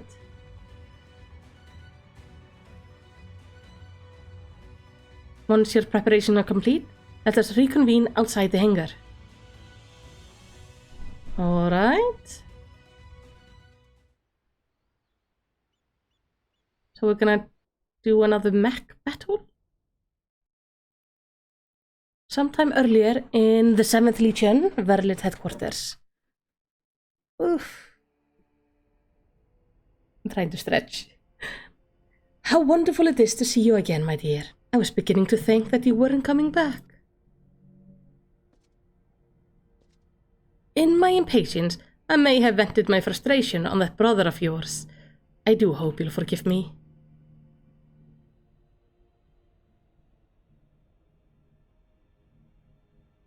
Lord Valens, you mentioned before that the previous weapons were merely prototypes. You used to get the combat data within their cores? Yes, very good. I see you're paying attention after all. Ruby, Sapphire, Emerald. The primals they absorbed and the data they accumulated will serve a singular purpose. The completion of my masterpiece, the diamond weapon.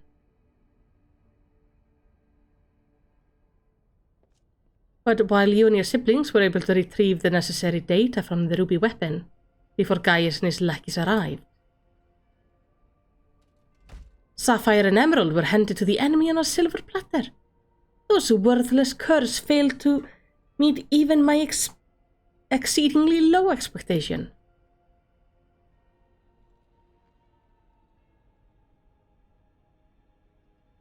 As detailed in my report, I took it upon myself to infiltrate Gaius Belzer's band of rebels and reclaim the data. Yes, you have done very well, my dear. My engineers have already finished feeding it to the diamond weapon. Then all that remains is for me to assume my role as his pilot, and for you to release my brother and the rest of your compatriots as per our agreement. Of course, of course. Handful of savages is a small price to pay for your remarkable talent.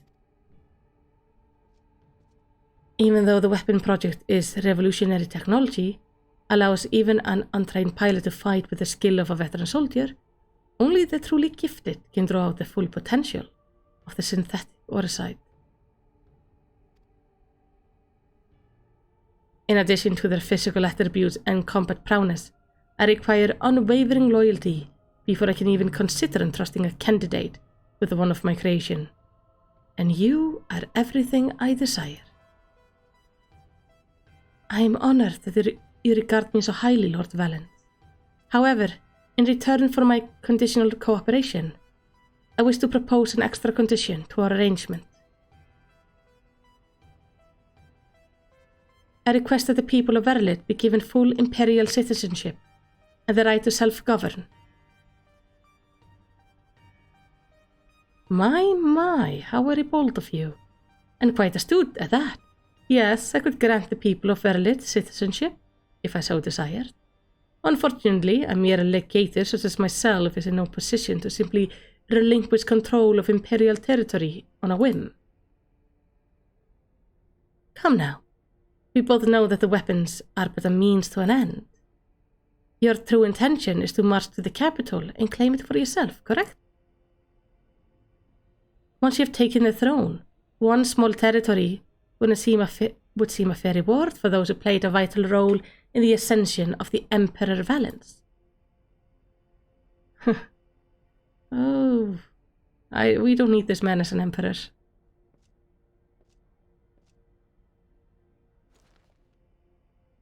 I say, for someone so sweet and innocent, you certainly drive a hard bargain. Very well. If it's Verlin you want, it's yours. I'll soon have no need for this stinking backwater province anyway.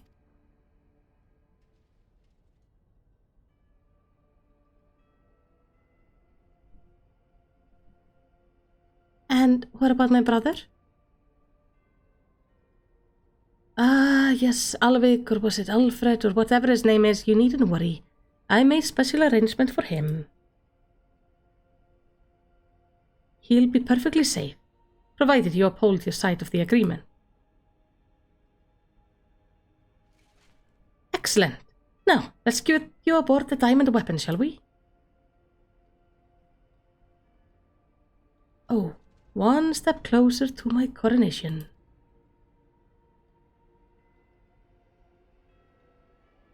This is the moment I've been waiting for.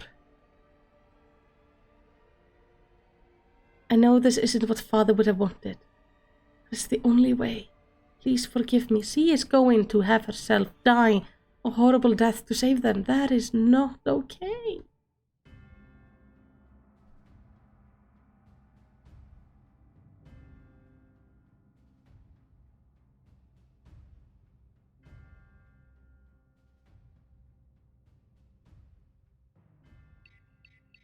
Initiating the synthetic orosite system. All sensors activated. So far so good.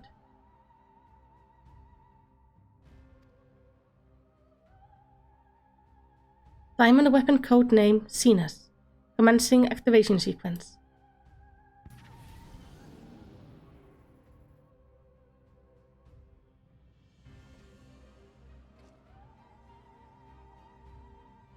Behold perfection itself.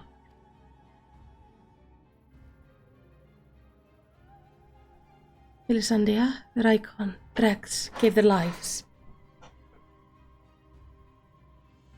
that others may live without fear. The orosite is taking hold. I'm just glad that you didn't have to go through this, Alphonse. But you'll have to go on without me. You and Father still must work together to... I'm sorry, I can't be at your side. This is the only way. What's that, my dear? Is something the matter? The diamond weapon is mine. Your tyranny ends here, Valens.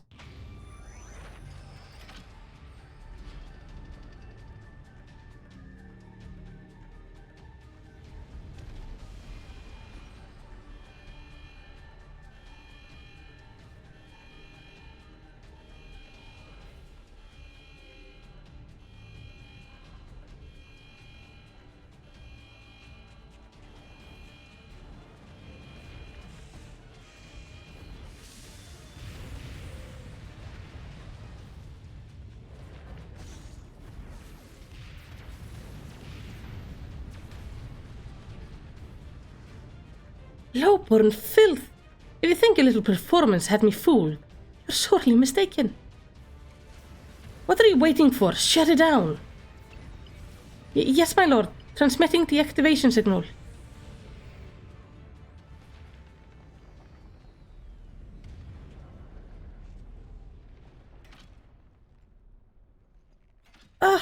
It's not responding.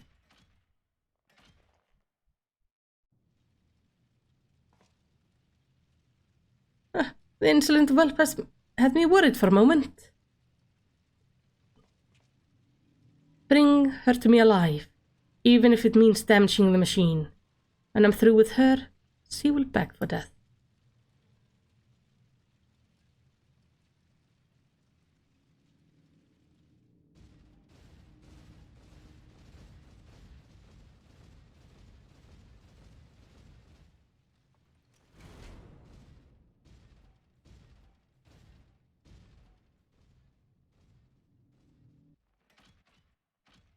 No, I can't let it end like this.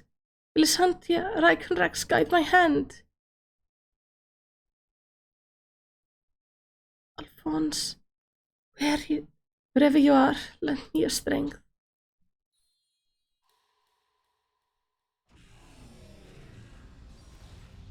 Oh no.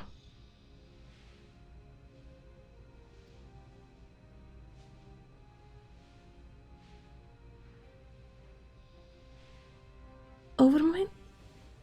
What is that?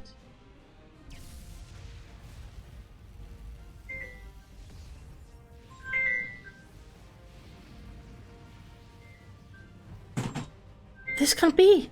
It's ignoring the shutdown signal and initiating Overmind. But how? It can't, I don't care how. Stop the thing before it brings down the whole castrum.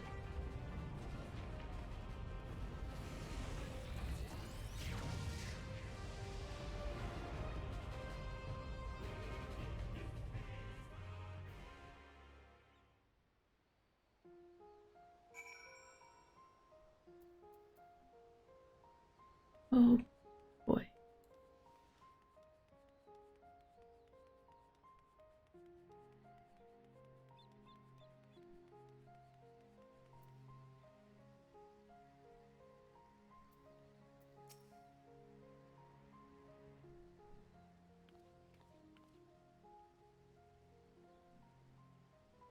Ready to depart? I'll send for Master Garland.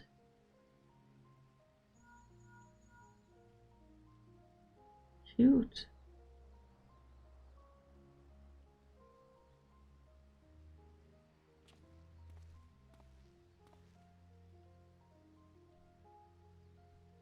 We all expected another weapon to appear sooner or later. Not quite like this. According to Valdalin, after it finished laying waste to the headquarters of the 7th Legion, it took to the sky. Though it has dealt a massive blow to the Imperial forces, I am certain that Ali is on board the weapon. It must be halted before she comes to harm, and for that I need the G-Warrior and airships to transport it. I see that one thing hasn't changed since your days as the Black Wolf. Your penchant for gigantic war machina.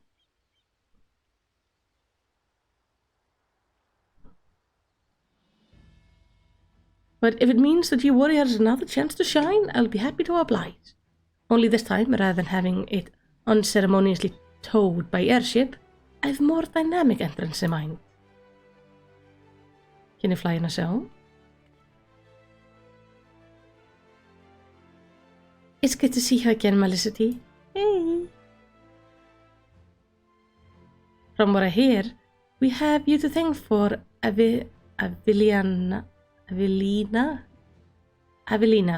That's a hard name. For Avelina's volunteering to help the ironworks. Since you joined the team, our work has come on leaps and bounds. I'm just grateful for the opportunity to finally put my knowledge and skill to good use. And as far as I can tell, your targeting is the diamond weapon, the most powerful of them all. What's worse, it incorporates all of the combat data and abilities of the other weapons, making it far more formidable than those you encountered before. Thankfully, you've had time to prepare for such an occasion. Would you care to elaborate? Let me put it like this. Thanks to Avelina's tireless dedication, the G-Warrior has been reborn. But there will be time to explain more on the way. Come on, the Enterprise is waiting.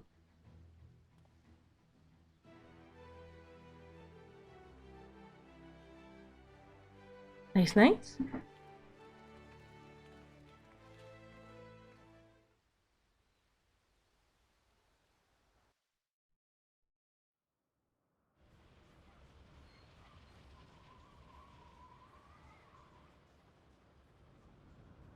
Yeah, it's bound to be flying on its own first it's not hanging.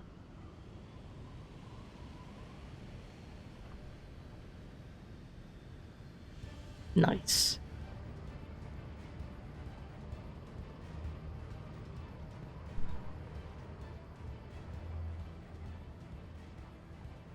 Very impressive, but may I ask what purpose it serves?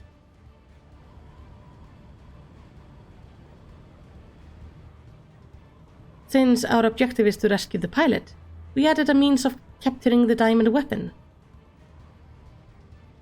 We came to save lives, not to end them, and for that reason, the G-Warrior has been reborn.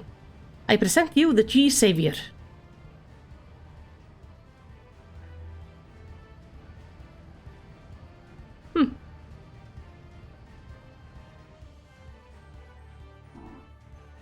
That is going to be interesting.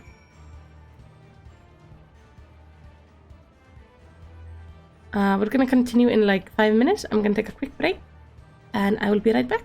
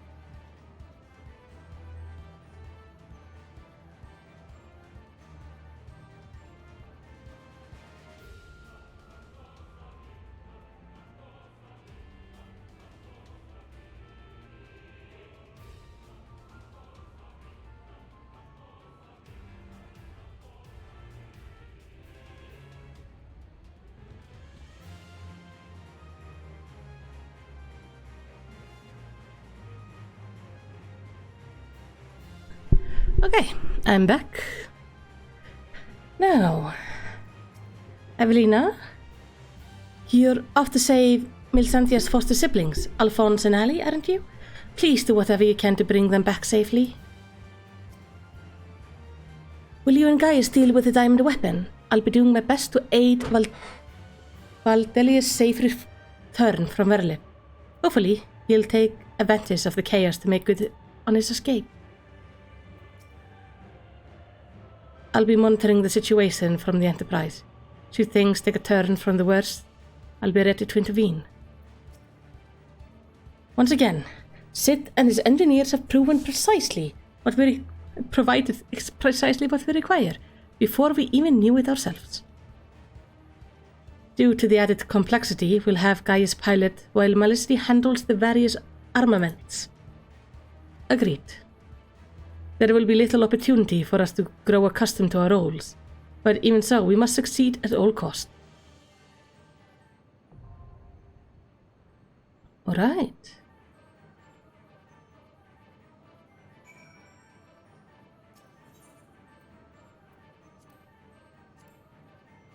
$4.95. Hold on. You wouldn't believe this, but I'm gonna go have to obtain some armor. I have to figure out like what is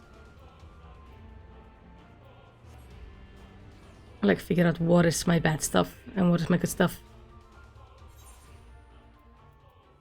How am I?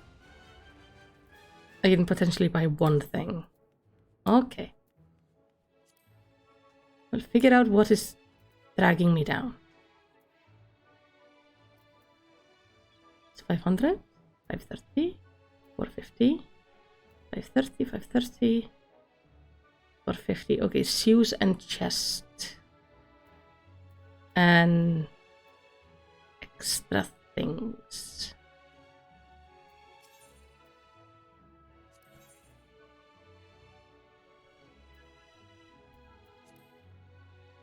Okay, I can upgrade my accessories.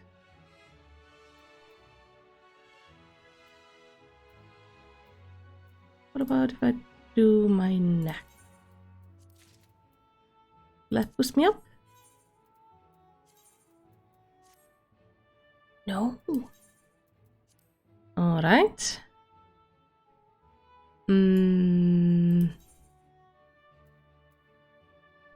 Oh, this didn't go to my... Is my chest slot full of trash again? Yes.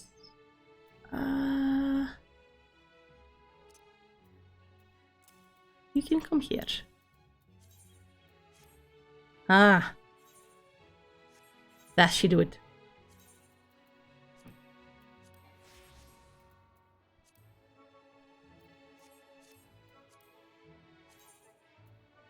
Now the cloud deck. All sorted. I didn't even ask you guys if you were ready. I just assumed that you are. Sorry about that.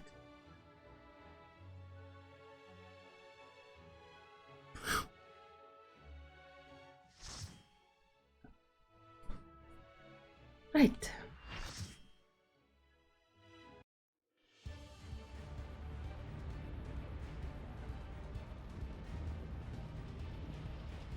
I think this was originally the music for the...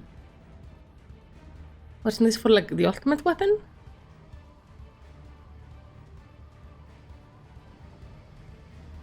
Target in sight. Pin it down with a salvo of missiles.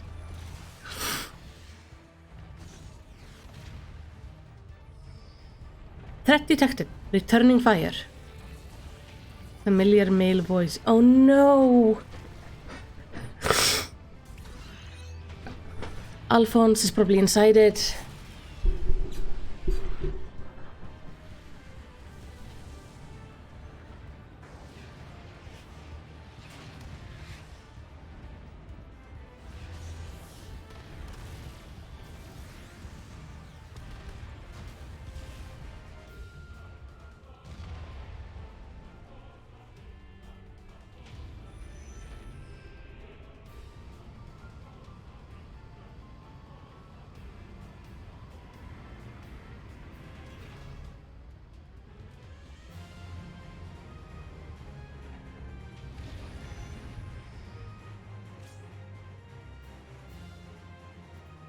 All right.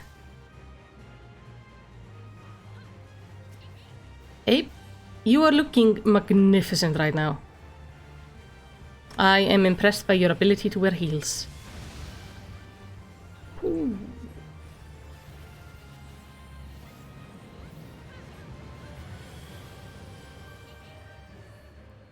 I'm just gonna start with us like this.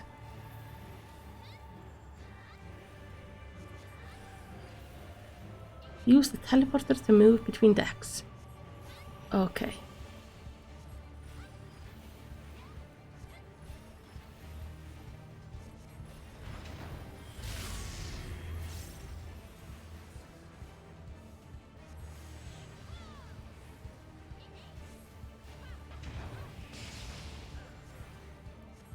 Oh.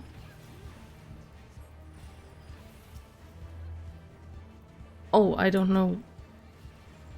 Oh, they're over there. Okay. We'll have to...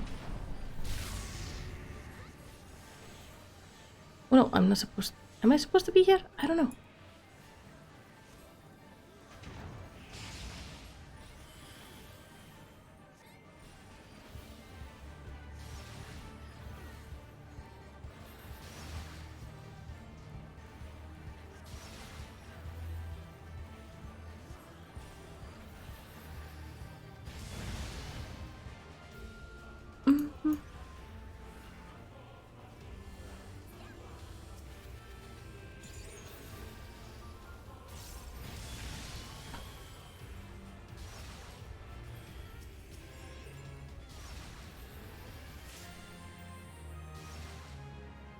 Okay.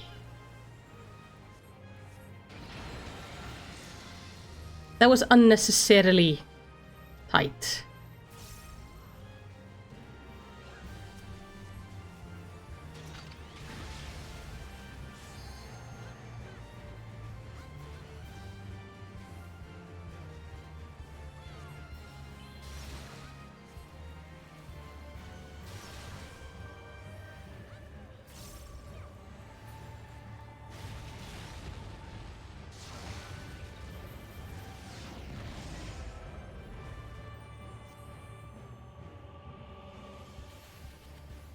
Huh.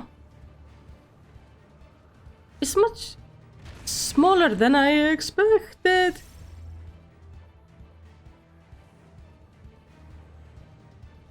Ow.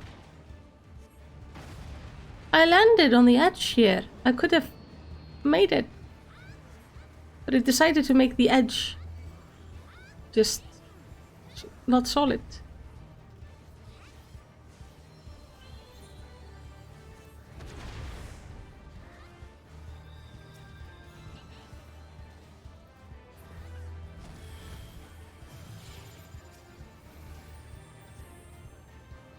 Ooh.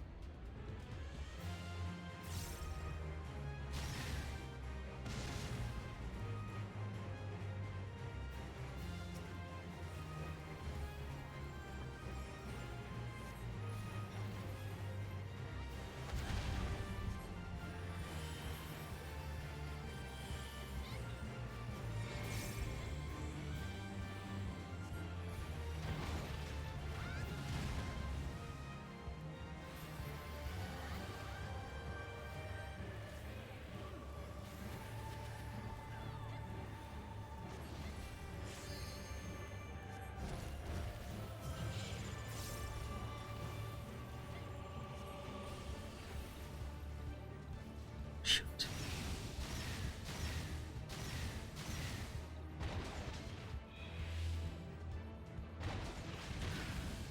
I am impressed I managed to do that.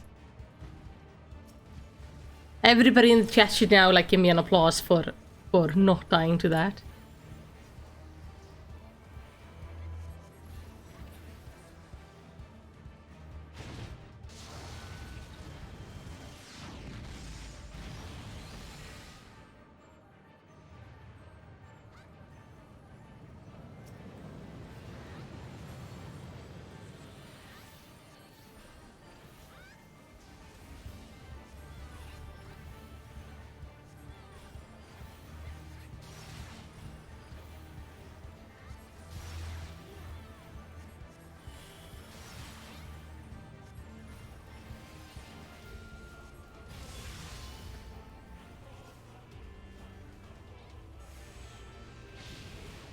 Oh, I didn't think that through. Whoops.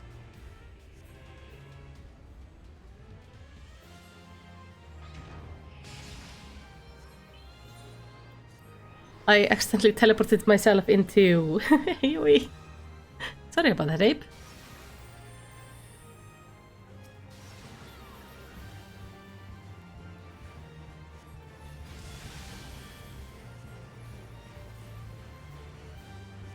Ooh, gotta watch out for these.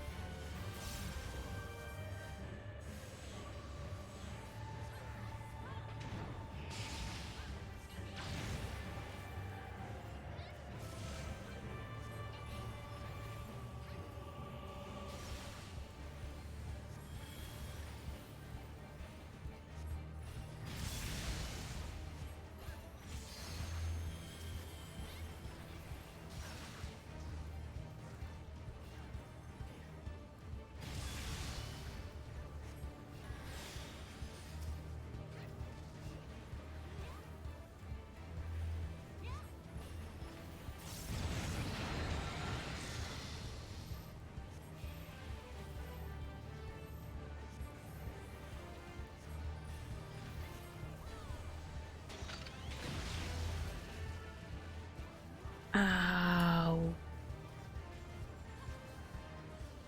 Oh, this is not good.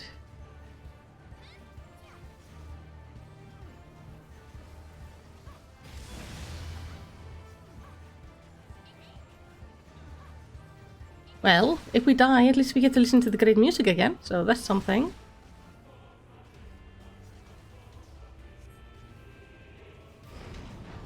I wish we had the red mage. Because if we had something that could, like, res either me or Abe, we could res everybody.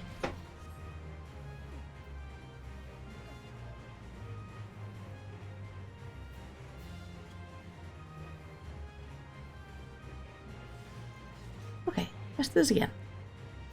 I do notice... Like, I do notice... I think it's Alphonse speaking to Ellie. I think he is the one piloting, but she is somehow inside the suit.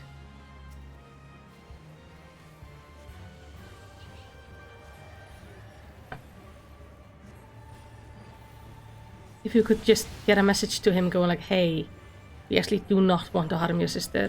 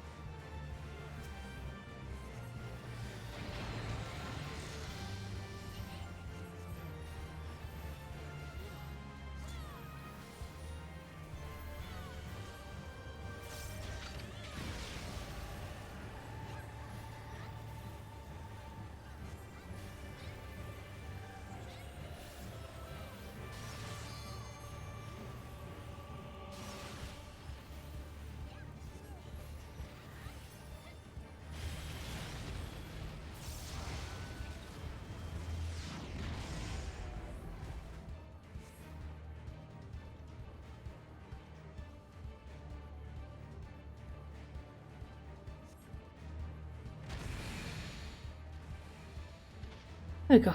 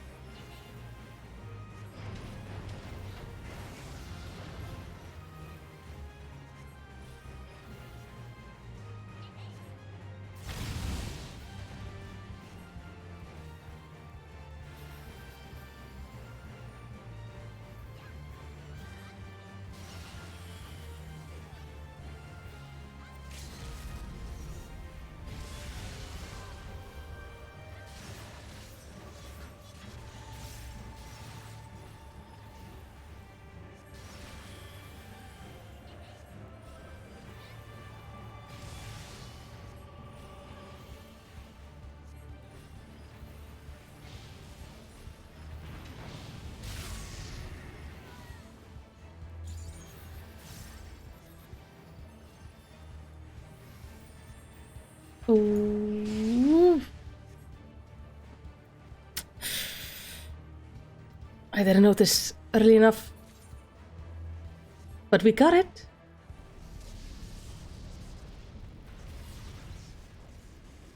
The containment field won't hold. What?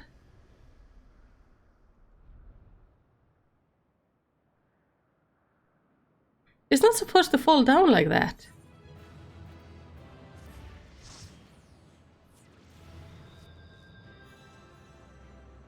Right?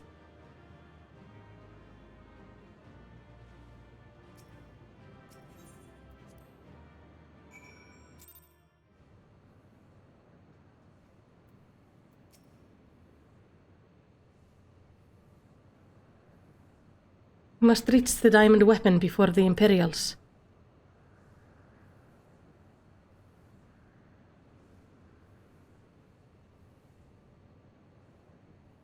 Please be okay.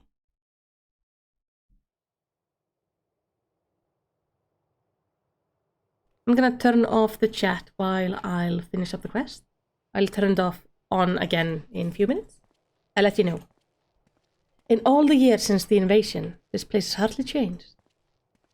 I was expecting to find some sign of the 7th Legion here, but it would appear the diamond weapon has already taken them out of the equation.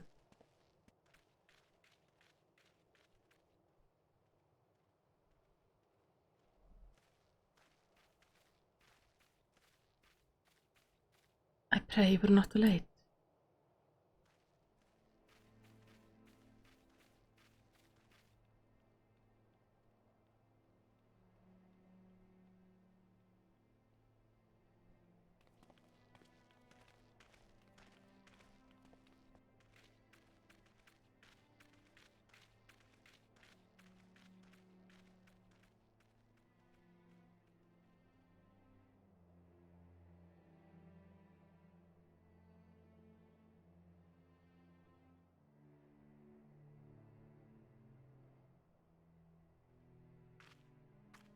Ellie?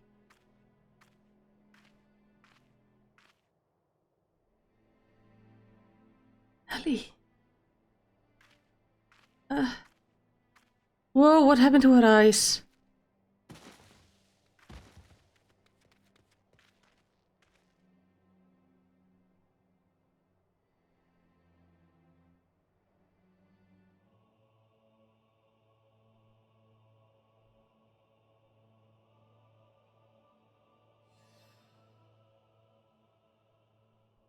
Please take her back to Terrancliff. I have unfinished business to attend to.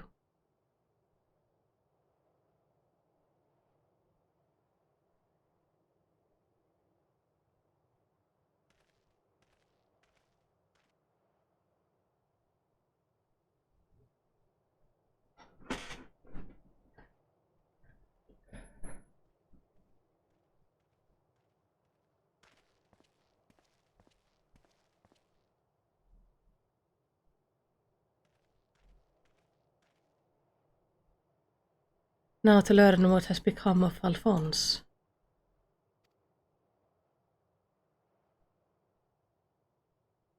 If you have a score to settle, now is your chance. Show yourself.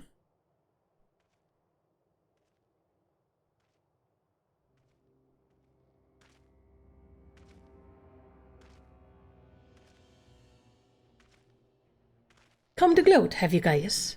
It's not over yet.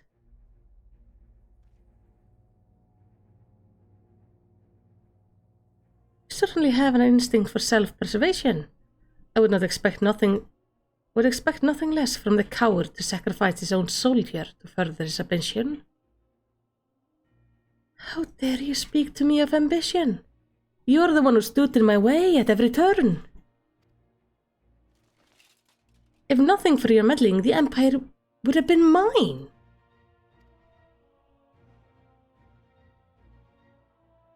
Enough of your delusion of grandeur. Where is Alphonse?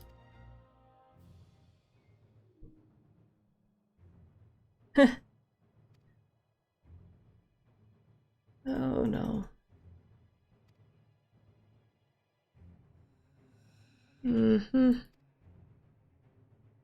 Why, he's right in front of you.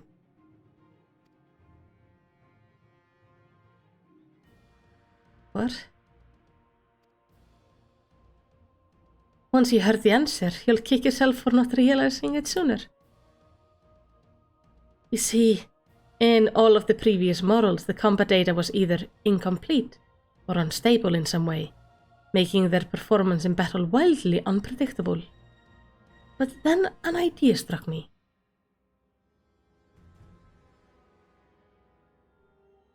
Rather than using data gathered in battle, I should use something little more realistic.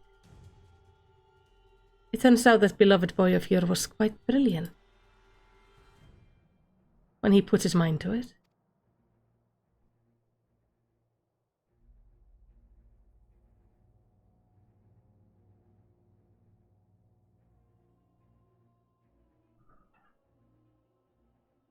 By my ingenuity, he has been reborn as the core of the greatest machine ever devised.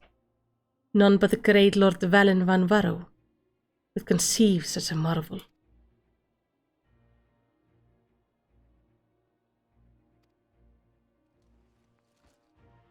And to think that Ellie came here to steal the diamond weapon to save her brother, only to find he'd already become part of it. Perhaps it wasn't the reunion she envisioned, but I'm sure she was grateful nonetheless. Oh, that might also explain why Overmind activated all by itself. It was clearly an attempt to protect its precious sister. A fascinating anomaly, but I can't stand disobedience. Such atrocities should continue unabated is proof of the rot that has spread through the Empire.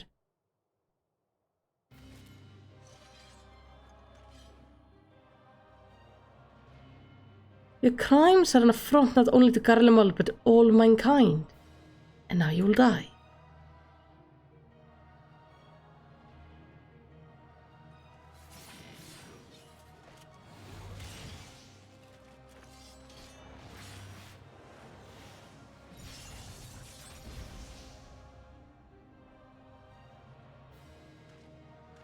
Have you forgotten, guys? I've seen your data. I know your every move. Such pitiful swordsmanship is a relic of the past, just like you.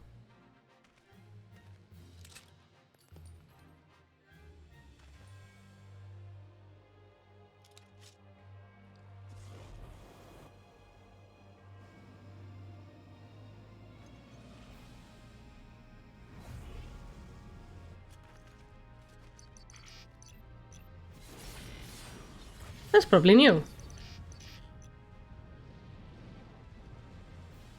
Terminus est.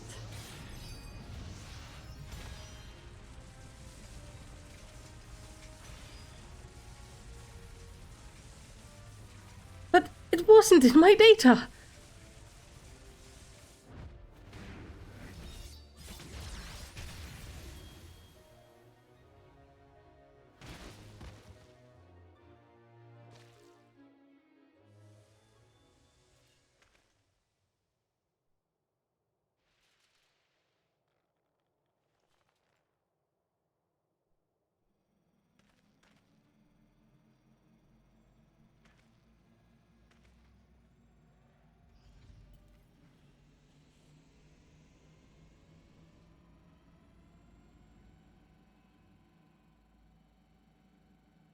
Reactivating synthetic orosite system.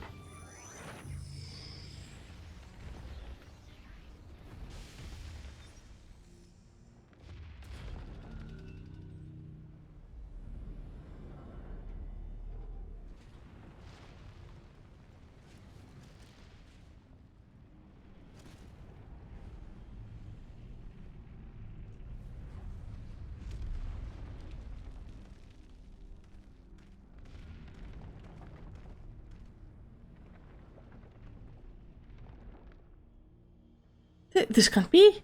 How is it still functional? Removing memory inhibitors. Ooh.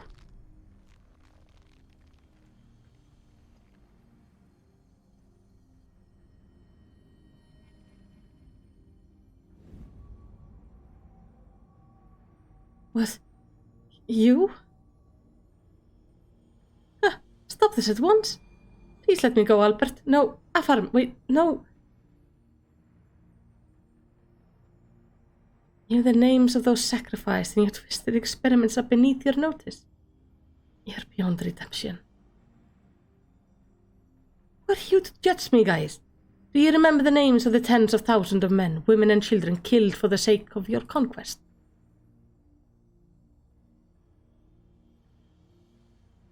I do not deny the blood spilled at my behest, nor will I run from my past. That's why I fight, to prevent the wrongs I committed from being repeated.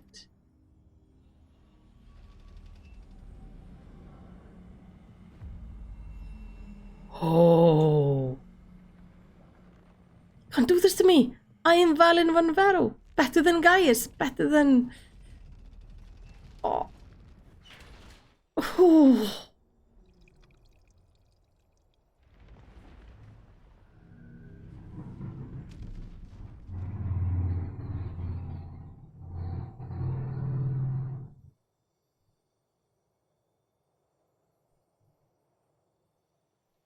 Alphonse?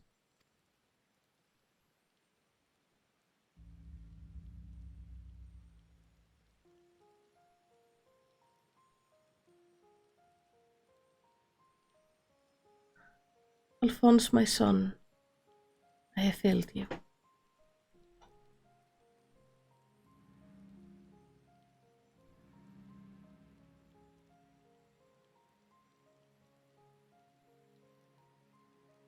This is not the end. I will see your dreams fulfilled. This I swear. I ask only that you, Melisandria, Raikon and Rex watch over me.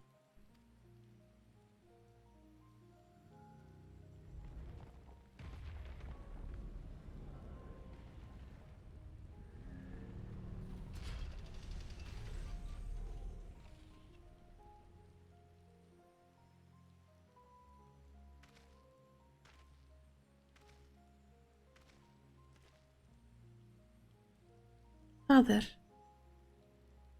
the memories stored in the diamond weapon, give them to Ellie.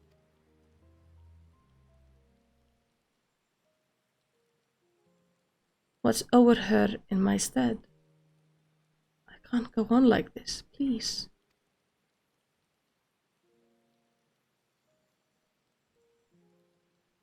Understand?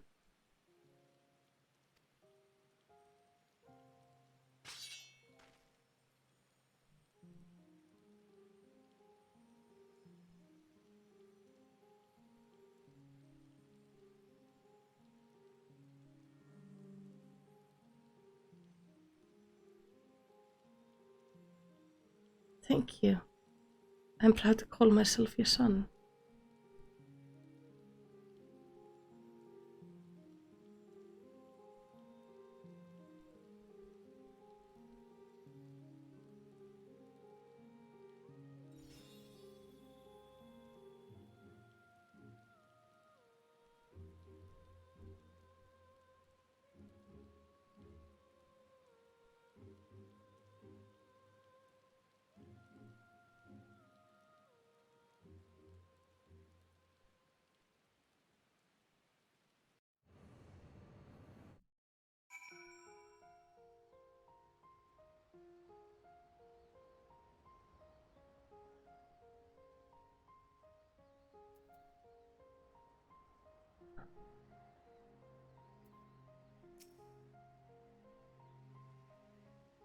I put the chat back on. Because, you know, sheesh. I see. We'll remain here until further notice. That was Gaius. Valen van Varo and the weapon project are no more. Seizing the opportunity, the Berlit revolutionaries have taken control of the city. Though they still suffered considerable losses, they have last gained their freedom. And even with the Empire gone, what people like me live under Imperial rule is all we've ever known. We might never be able to heal the scars left by decades of oppression. While there is hope for those who have survived this ordeal, nothing can bring back the dead. The loss of my wife and daughter, of the void in me that can never be filled. In the years since, I have struggled to find a purpose, a reason to keep on living. It is the same for Gaius. No matter how hard he tries to make amends, the children he lost are gone forever.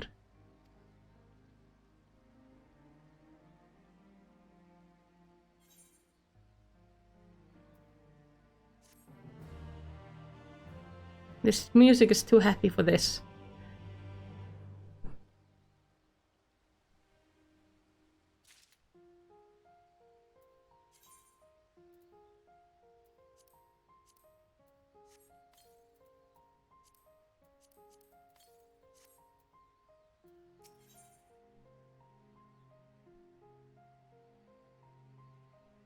Severa is concerned for Ali's well-being.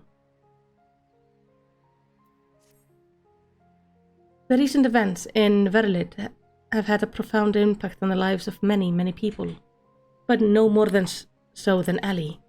She's been in a state of shock ever since he returned. We've even called in Sid to see if he can ascertain what the problem might be.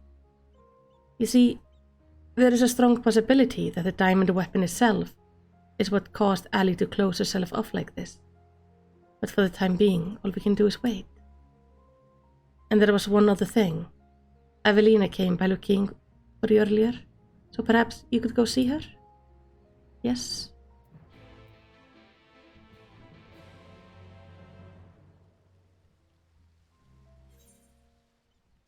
They're down there. That was a beautiful scene though, like in the rain and everything. It was so well done. Oh, it's the memorial.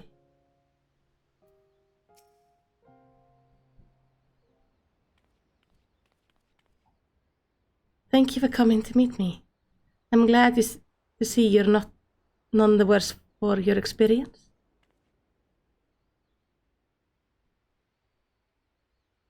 Actually, I've been meaning to show you this. Thanks to the Alamican resistance, the monument of the fallen is complete. Though they may no longer be with us, we never forget them. This way, they'll always be part of the Terncliff, and future generations will be reminded of the sacrifices that were made.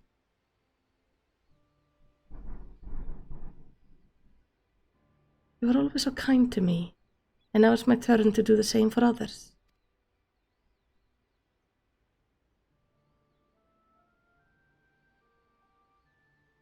Evelina is absorbed in a prayer. Now would be a good time to return to Severa.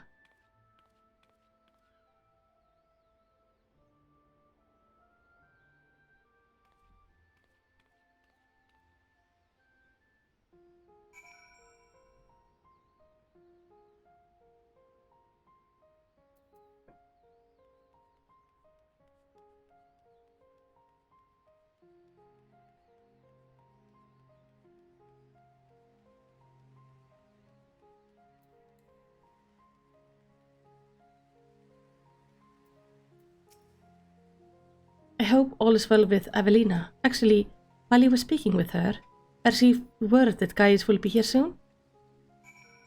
Then we'll wait for Gaius.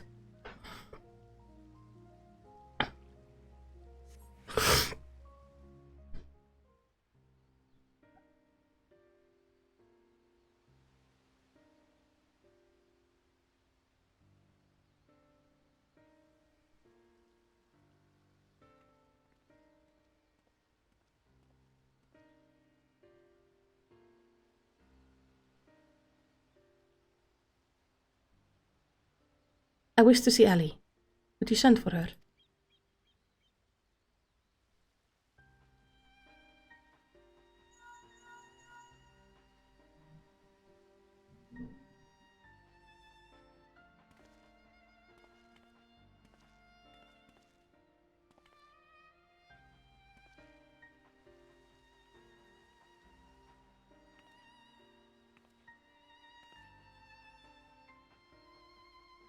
Ali.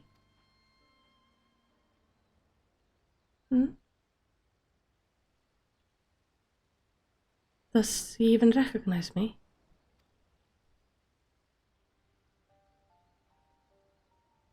At first, we thought the weapon's influence had caused this, but it seems there is more to it than that. The doctor says that this is most likely the result of intense trauma. Her mind has been scarred, perhaps irrevocably.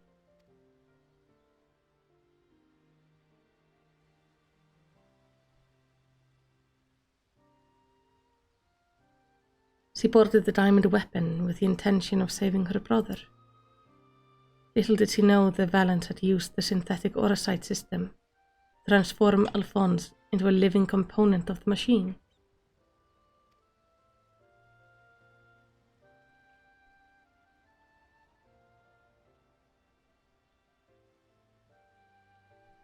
Then, when she boarded the diamond weapon, she finally learned the horrible truth.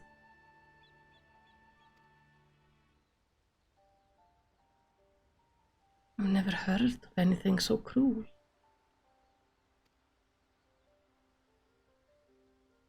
Just a moment.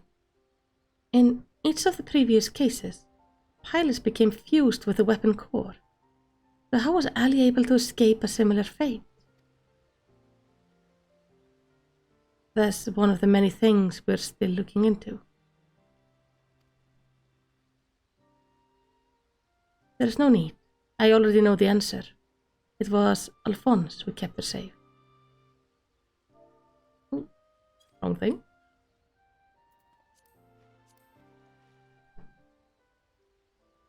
In the end, I was unable to save your brother, my son.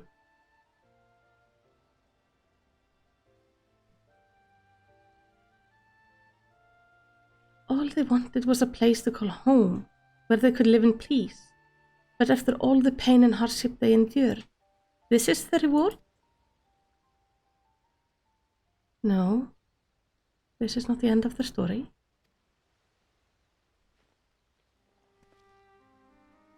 I taught them the strong must lead the weak, but absolute power corrupts absolutely, and those who have suffered at the hand of the corrupt are beyond counting.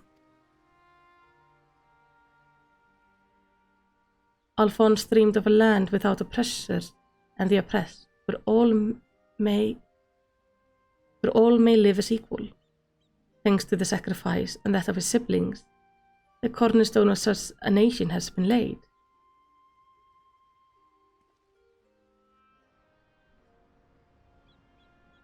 Melisandre, Raikon, Rex, Alphonse and Ali. They risked everything to win the freedom of Berlin. And now it has come to pass.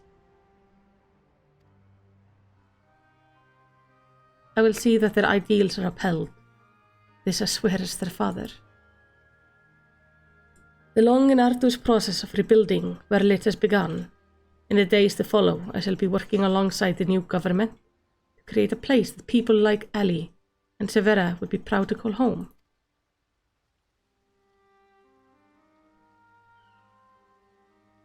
For so long, all that kept me alive was hate. But time has come to cast it aside.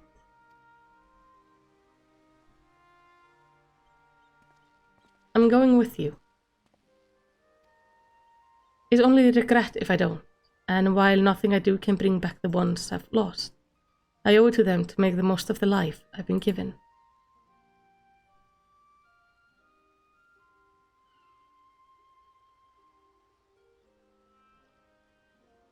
Times change, people change, and it's just as well. We inventors would soon find ourselves out of work if everything stayed the same.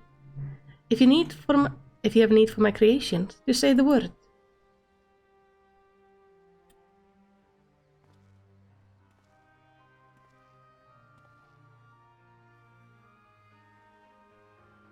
You know, Gaius, I could fill a book with all the things I've been meaning to say to you over the years.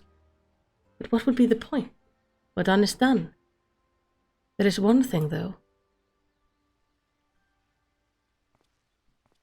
If anyone can get through to Ali, it's you. She looks up to you, the same way I did as a boy. Don't give up on her.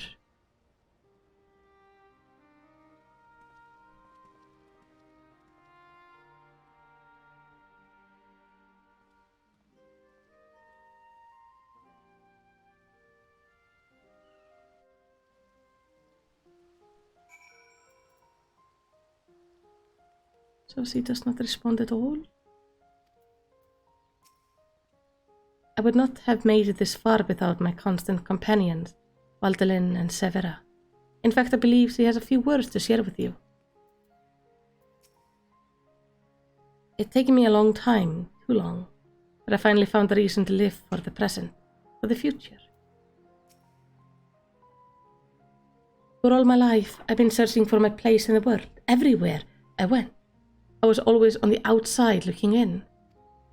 But I realized that if we can't find one, we just have to make it ourselves. That's what I learned from Gaius' children. Despite everything, they never gave up, and neither will I. For now at least, my place is at Gaius' side. I'll follow him and see where this journey leads. And before I leave, I want to tell you how grateful I am that you chose to stand by us until the end. I hope we'll meet one day.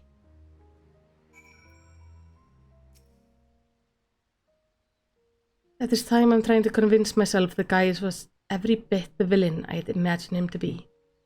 The ruthless subjugator of nation, evil made flesh. And while many who fight under the banner of Garlemald are all that and worse, I realize now that Gaius was driven by his own notion of right and wrong, misguided as they were.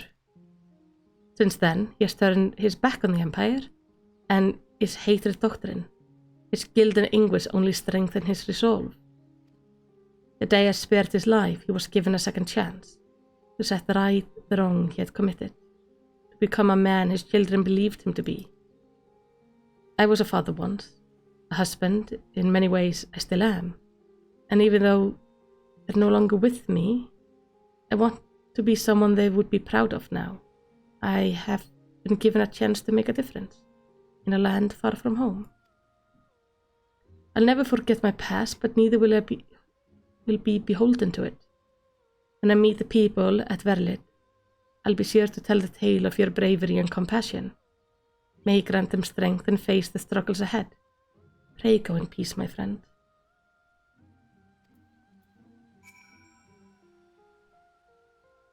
Though we were brought together under strange circumstances, Valdalin, Severa and I will continue to work together, at least for the foreseeable future.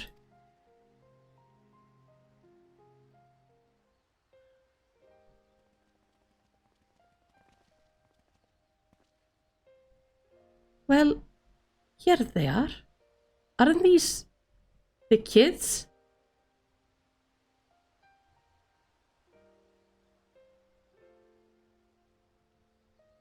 And who might these charming young men be? They were found in the 7th Legion headquarters, in one of the few areas that escaped unscathed following the diamond weapon rampage. Perhaps that was Alphonse's intention. Do not be afraid, we mean you no harm.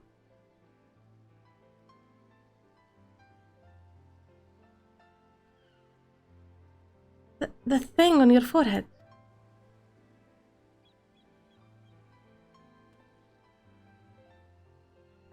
My name is Gaius Belsar, and like Valen van Varro, I was once legatus of the Garlean Empire. Though I believe I was fighting for a just cause, my conquest came at a terrible cost. Pray forgive me. I do not mean to scare you. If you would lend me your ears, I have a story to tell.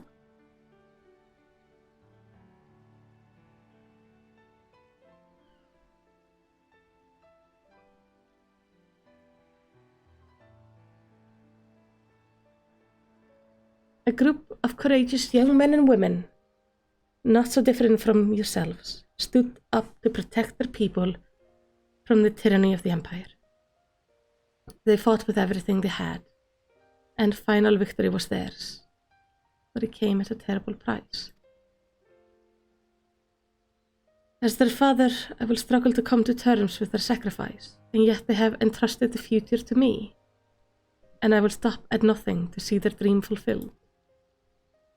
Even so, there is only so much one old soldier can achieve by himself. I would be honored to have your support in the days to come.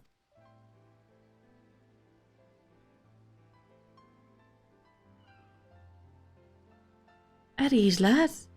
He's not as scary as he looks. And if he steps out of line, he'll have me to answer to.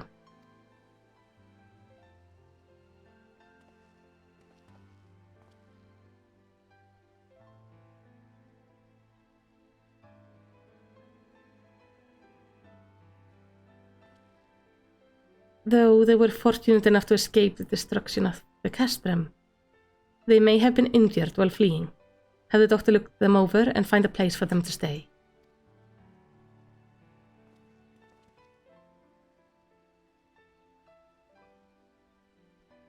I'm so glad he... Oh, God.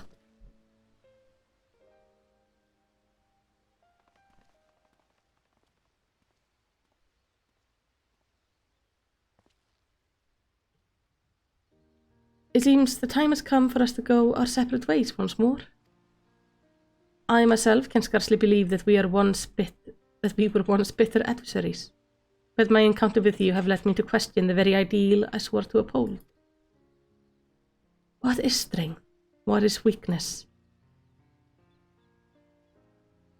If those who grasp the reins of power are said to be strong, then those who lack such power must therefore be weak. For better or worse, however, we are far more complex creatures than that.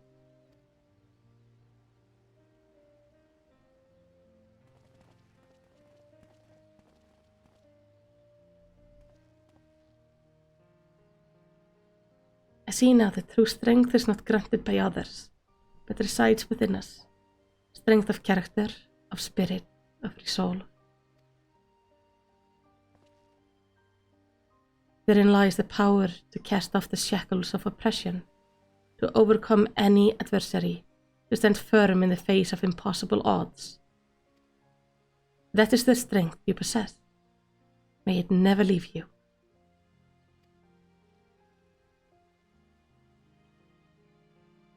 It seems I will have to summon all resolve I can muster if I'm to keep my promised Alphonse.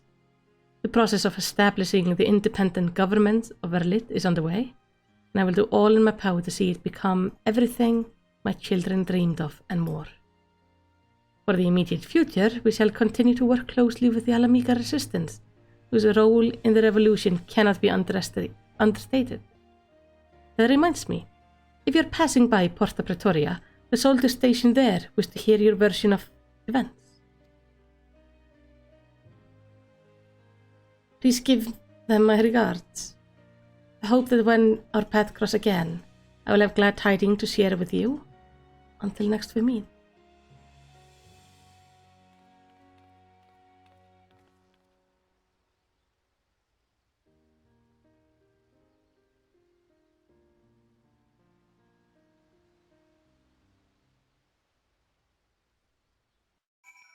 There is more. How can there be more, Abe?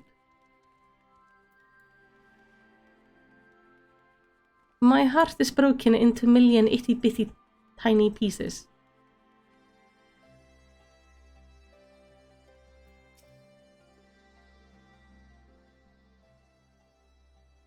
Welcome back, Melisty. Congratulations on another hard-earned victory. Ever since we first heard the news, I've been dying to hear exactly how it all unfolded. So what can you tell me of the diamond weapon?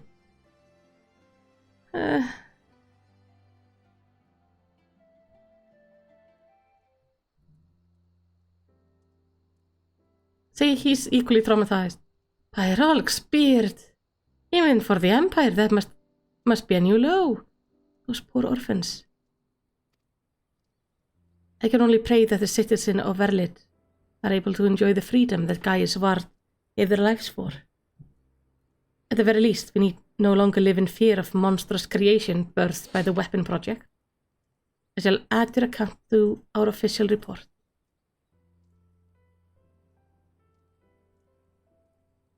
Finally, on behalf of the Alamican Resistance and the whole of Eorzea, for that matter, allow me to express my heartfelt gratitude. Thank you.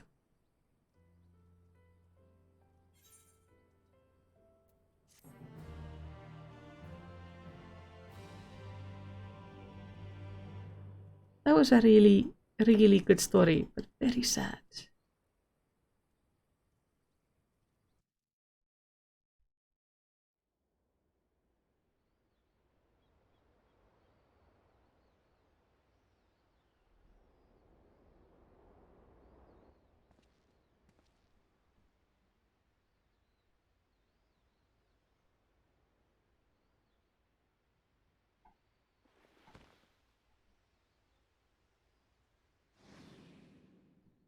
Father, the memories stored in the diamond weapon. Give them to Ali.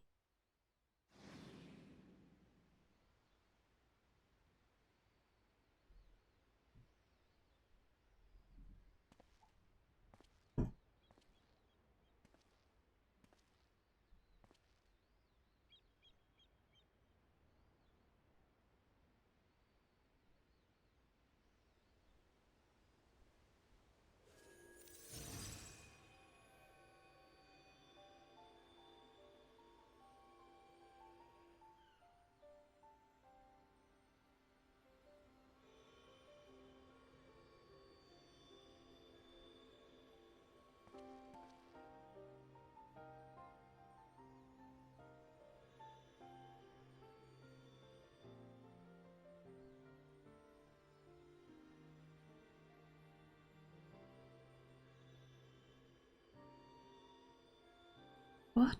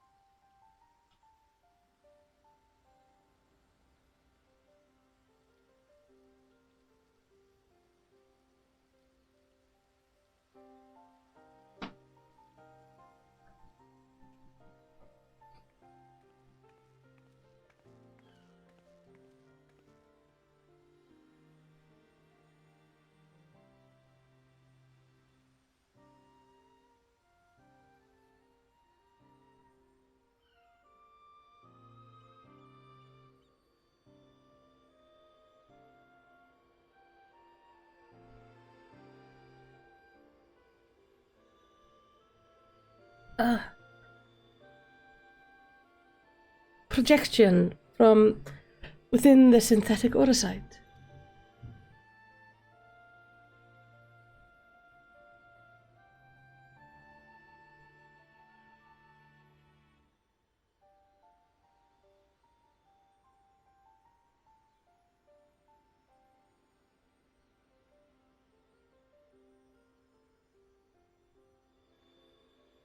These are his memories. Their memories.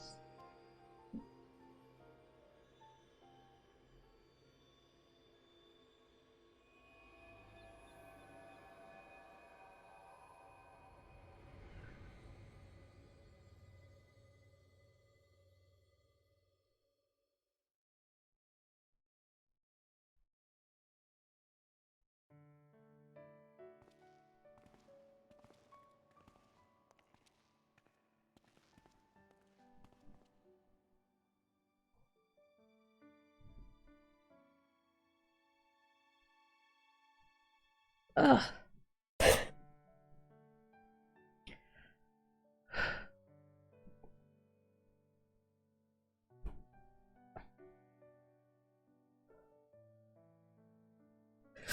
Of course they make me voice act this part. I don't want to live in a world without you. That's why I'm going with you.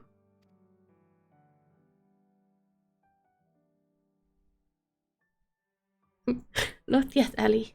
Now is not your time. Father still needs you. Please take care of him in her place. And if you're worried about Alphonse, don't be. He got us for company.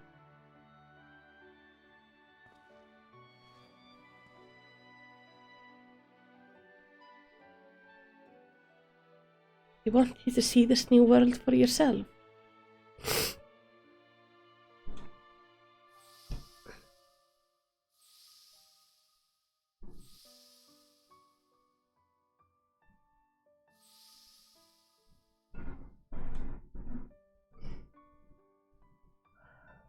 They will be forever at your side.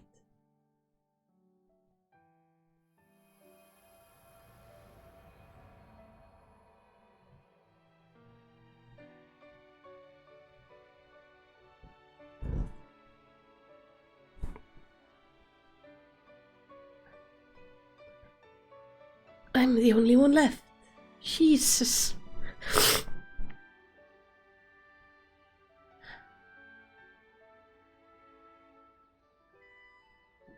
But I'll never be alone.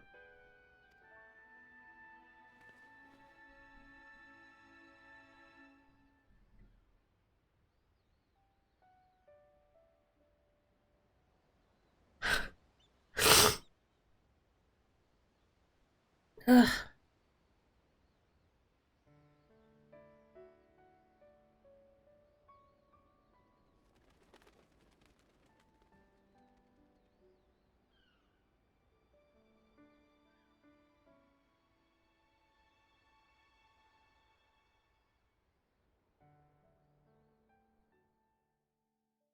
Oh, they know you traumatized you enough that they go like, okay, we're done now. We're done now. We won't break you anymore. Jesus. Oh yeah, I'm fine. You warned me this was a sad one, but sheesh. We had like 4 doves in the end representing our 4 siblings and everything. God damn it. Oh, this game is evil. I thought I had gotten through everything without crying. I was doing so good.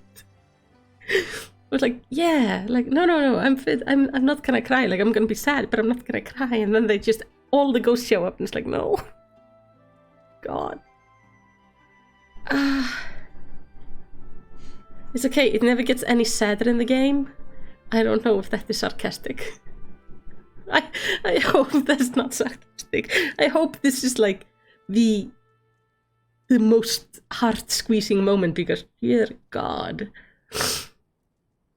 That was such a good story to play through. I'm like, my nose is runny and oh, it's 1000% sarcastic. Yay!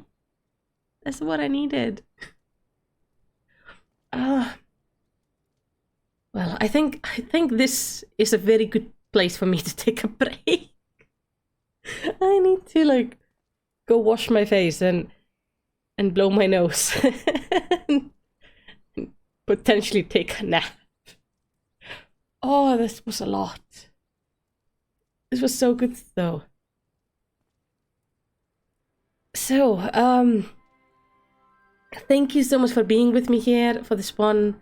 Next Sunday we are entering 5.2, where we continue on with the story. So that's gonna be probably less traumatizing than this, which is good.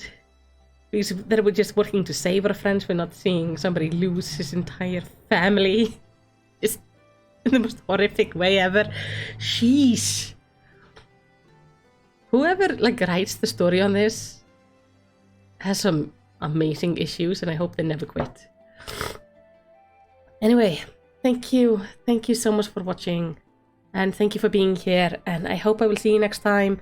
So Friday we will have some we're gonna be finishing Amnesia. I think we only have like maybe 2-ish hours left of it.